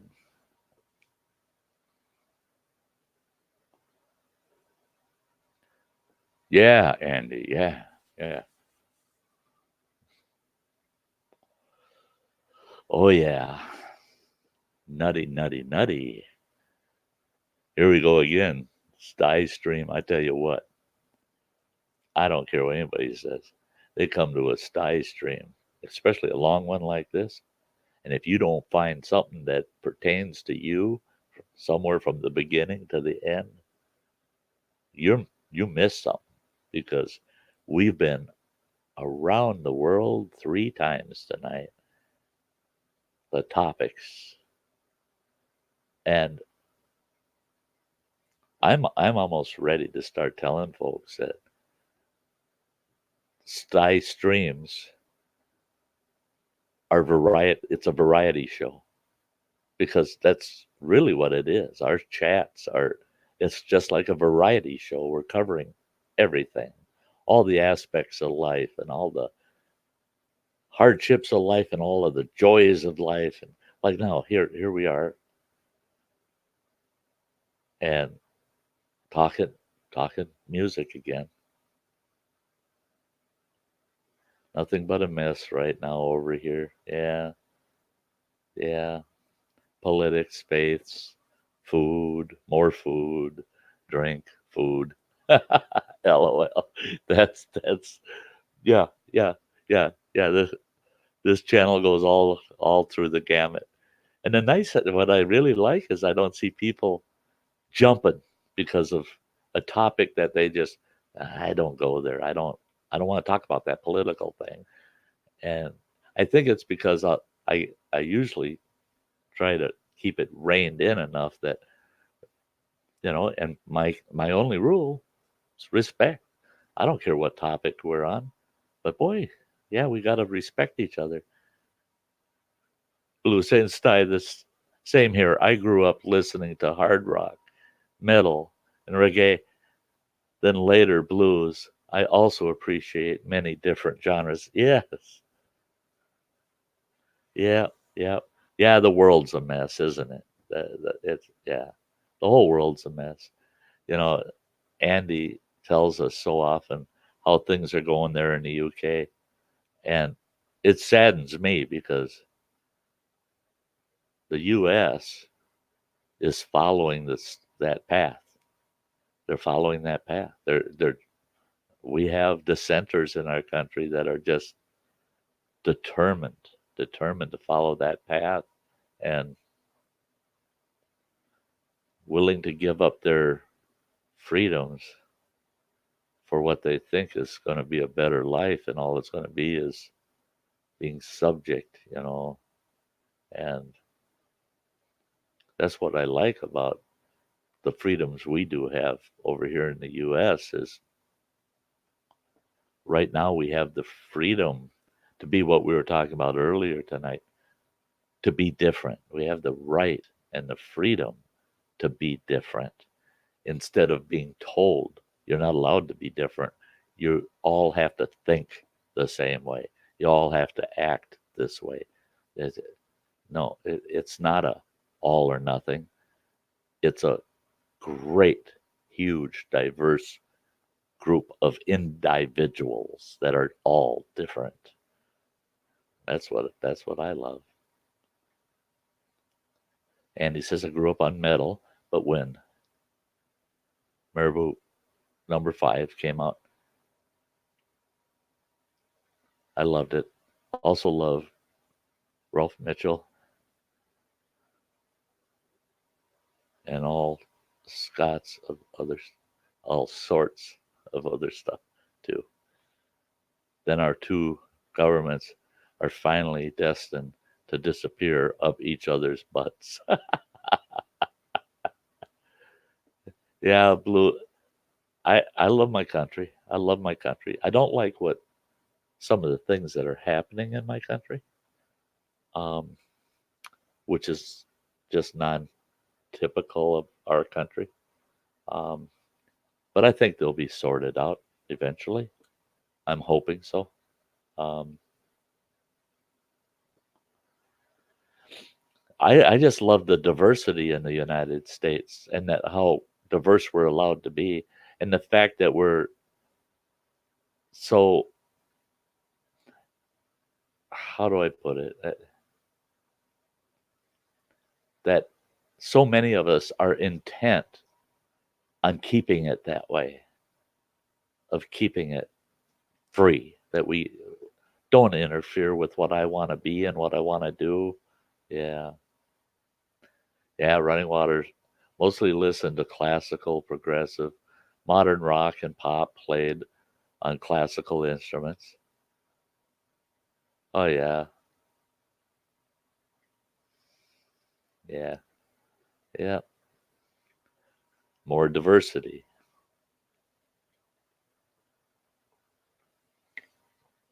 See, and that's with me. I have a real soft spot for acoustic string instruments. I just really have a soft spot for them. I love any classical piano.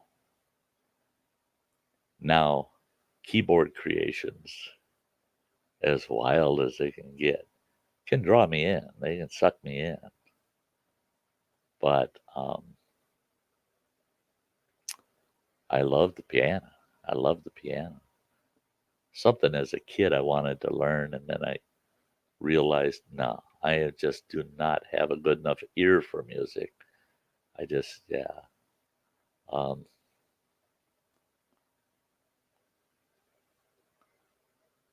yeah, Blue, that's it. Um, the other week with those two sets of mass killings in the U.S., the amount of people I heard saying there's X million guns in the U.S., no wonder this happens. See, and that's the thing is, no, it's X number of nuts. It's not the gun, it's the nuts. You take them guns away, and they're going to be coming in there with homemade bombs, or they're going to be coming in there with knives, machetes, and trying to accomplish the same tragedy. Um, and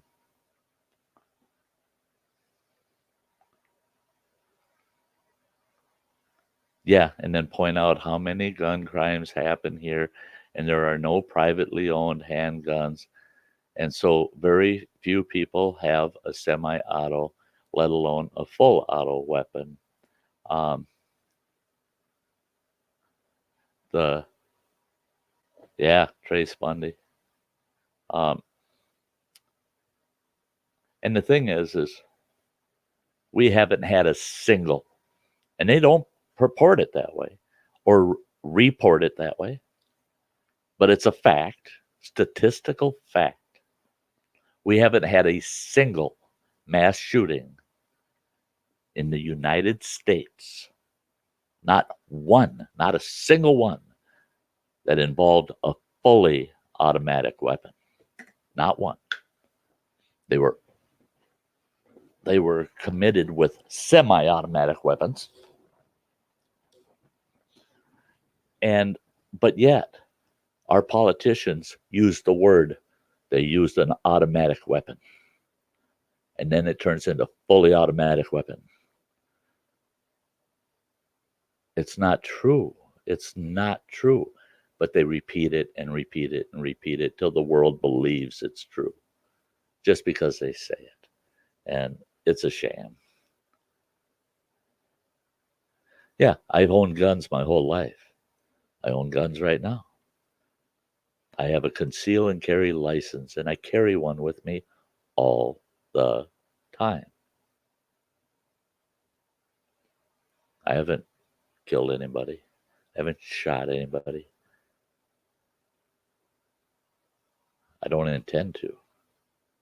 I really don't ever intend to. I don't want to. But damn it, if somebody starts shooting at me or they start shooting at defenseless people, I want to be able to stop the son of a bitch instead of watching it on the news and say 29 people died. I want to hear one person died, 3 people wounded, and a civilian with a conceal and carry license stopped it, dead in the water, took down the assailant. We only had a couple of people hurt in the deal.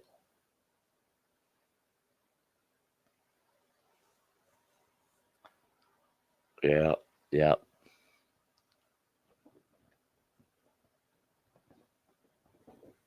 Yeah, Blue, the gang issues.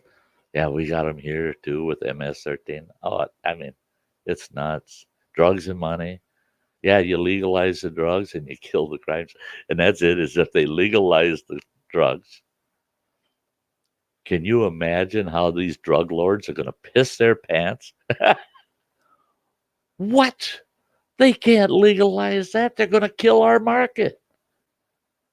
All of a sudden, I need to reinvest my money into something legit because I ain't going to be able to make hundreds of millions of dollars a year selling black market drugs anymore.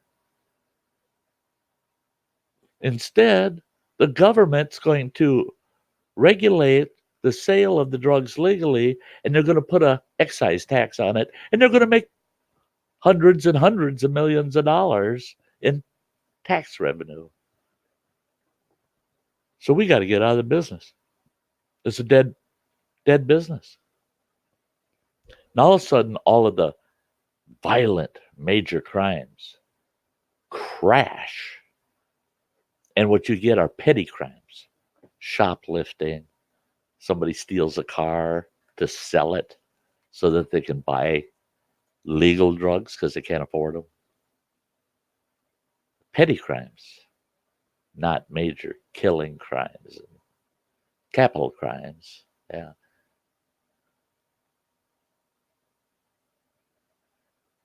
Yeah, the listing standard for mass shootings. Yeah.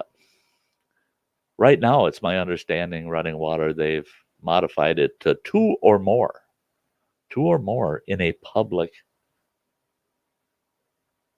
atmosphere. Yeah, billions, if not trillions of dollars. Yeah. Yeah, I'm talking about a single drug lord. And there's many, many. When you add them all together, you're in the billions, if not trillions. Yes, sir. Running Water says hunting group in Idaho had 4 minor concussions because one guy actually shot a propane tank, but because it had 4 injuries and involved a gun, it was listed as mass shooting. Yes, yes. And Andy says, what you don't get is some kid in college getting locked up and carrying a drugs conviction against them and preventing them from ever getting a good job. Right. That too. I mean, yeah, you know,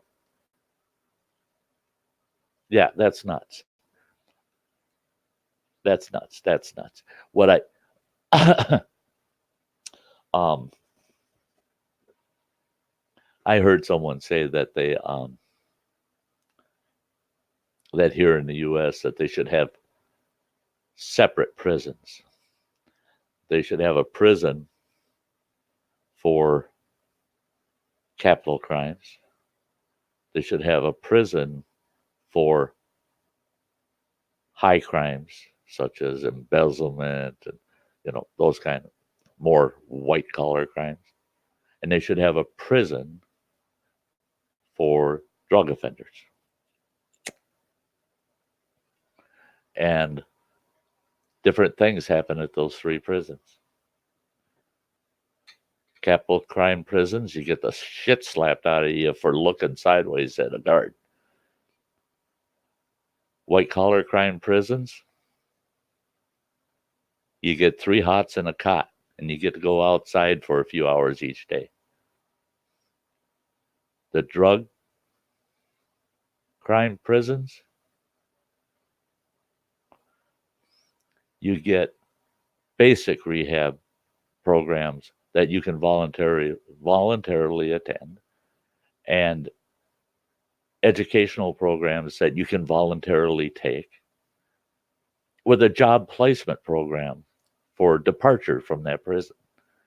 And you can get out not for good behavior, but for good performance.